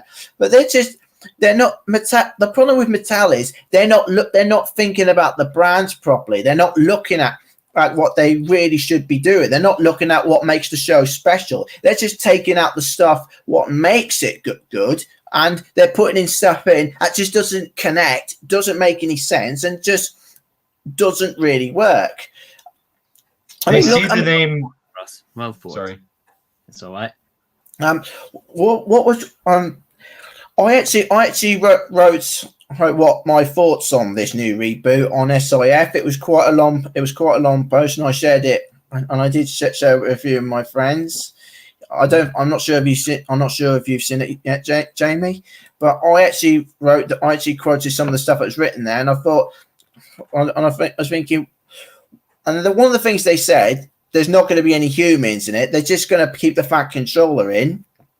But the humans and the characters are one of the things that has to keep the railway looking realistic, like drivers, firemen, workmen, and there were other characters like the vicar, Jem Cole, Mrs. Kindly, the mayor, Jeremiah Joblin, station masters, guards, shunters, Old Bailey, Silver Fogman. The list goes on. If they're taking out the bits that could actually make keep the show looking busy and realistic and loved and make it a lot more sense, then that would be something good. But if you take out everything and if you take Thomas out of that and put him somewhere where he's unfamiliar with, then everyone's gonna then he's going to be in an area that he doesn't know. He's going to go into unwanted territory, and that's where he's going to be in this new reboot.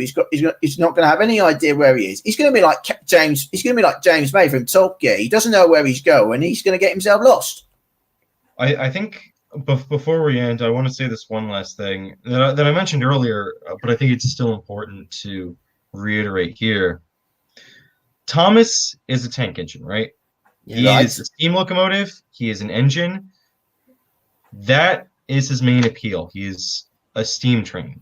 That is his main appeal. If he's going to be doing things that aren't possible for a steam engine to be doing, then what is the point of him being a train at all? If he's just going to be doing things that people do or that kids do, he's an engine. Use that. Like us call steam engines, steam locomotives. Kids can still get to call these locomotives as trains or steamies, as they were watching Thomas and Friends episodes and stuff. Yeah, a very good point there, Luke. It makes me wonder what they're going to do, what Mattel's going to do with the rest of the activities that the brand have pies in, things in pies, such as the Days Out with Thomas events. Are they still going to be running? Is Thomasland still going to be running with the current aesthetic? Is is the blooming whatever, all these other live events and other things that exist across the world, are they going to be retooled as well? Are there any news about that? Because I haven't heard anything. I am terrified. It might take 2 or 3 years or so, like much it did with the CGI updates. Of course, the other thing is we've heard that what's Brit Allcroft going to say when she sees that? What's Christopher Audrey and the rest of the Audrey family going to say? What are people from the past who have worked on the show going to say? Like, they won't be happy. Michael, I'm not sure if I'm going to be told I was saying that, but in a way, I think Michelangelos wouldn't really want to see that picture of the reboot. He wouldn't want to see that. Spoiler alert: he died. Yeah, I know. I know, but I'm just thinking. Bring the mood down, Daniel. Sorry. I'm just thinking. If Michael was still alive, if Michelangelos was still here and he saw that, I don't think he'd be impressed. I don't think he would have liked that. I don't think Ringo's going to like it. Alec Baldwin, Michael Brandon, Mark Morgan, everyone who's been involved with Thomas or who have grown up with Thomas, they're not going to like that. And I think anyone in their reasonable mind is not going to like this. Any reasonable mind, yes. Anyone that's not working for them is going to see common sense and they're going to realize, oh, this isn't very good. But because these are people that are like working on the show that are like, yes, this is very good.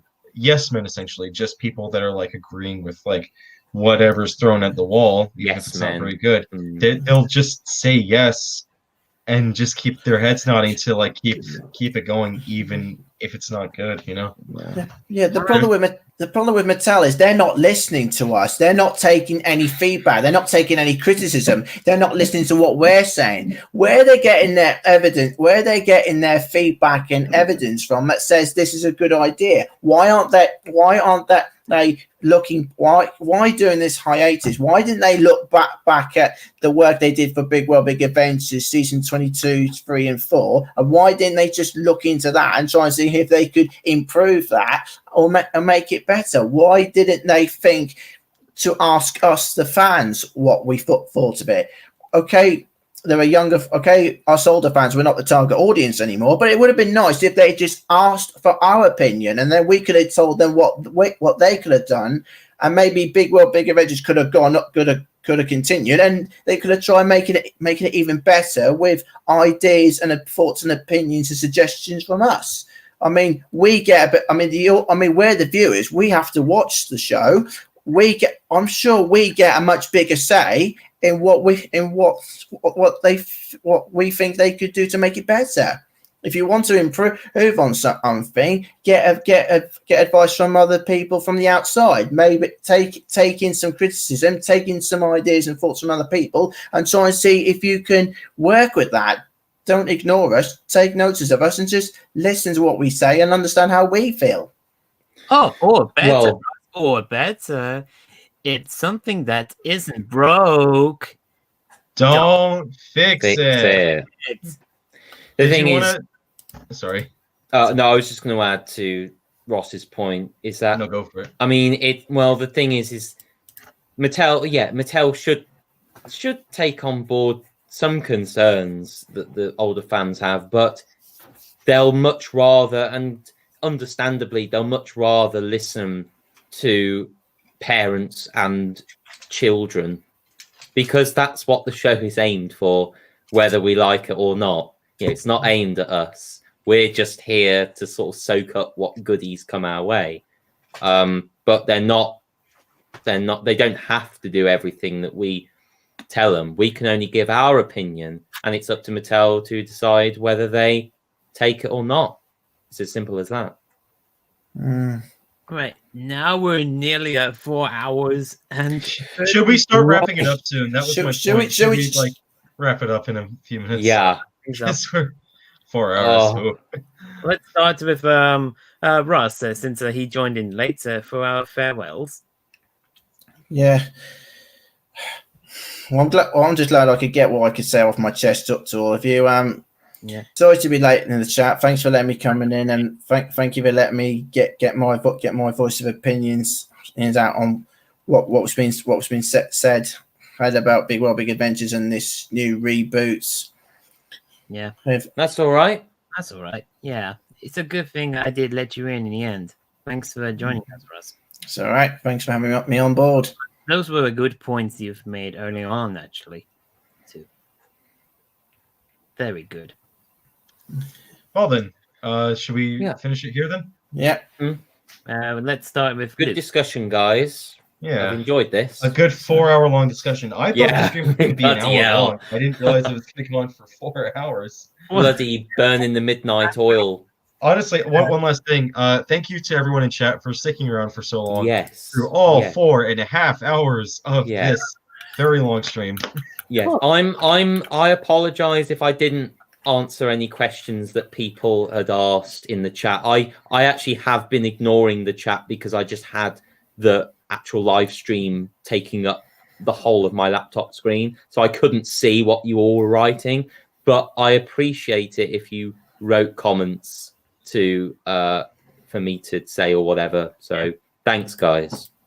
No problems there, Jimmy. And I too am sorry for there were a couple of sections that may have been dragging things on during our retrospectives on the whole era. But then again, this is the experiment thing for our first ever Thomas-related discussions live stream for YouTube. Yes. Awesome. Yeah. Well then, thank you very much for watching. Should we sign off here then? Yep. Yeah. Thanks everyone. Good night. Thank you. Ross, yeah. and Luke signing off, and give it a chibble toot farewell and goodbye. Bye-bye. Good night, everybody. See ya. See ya. Bye.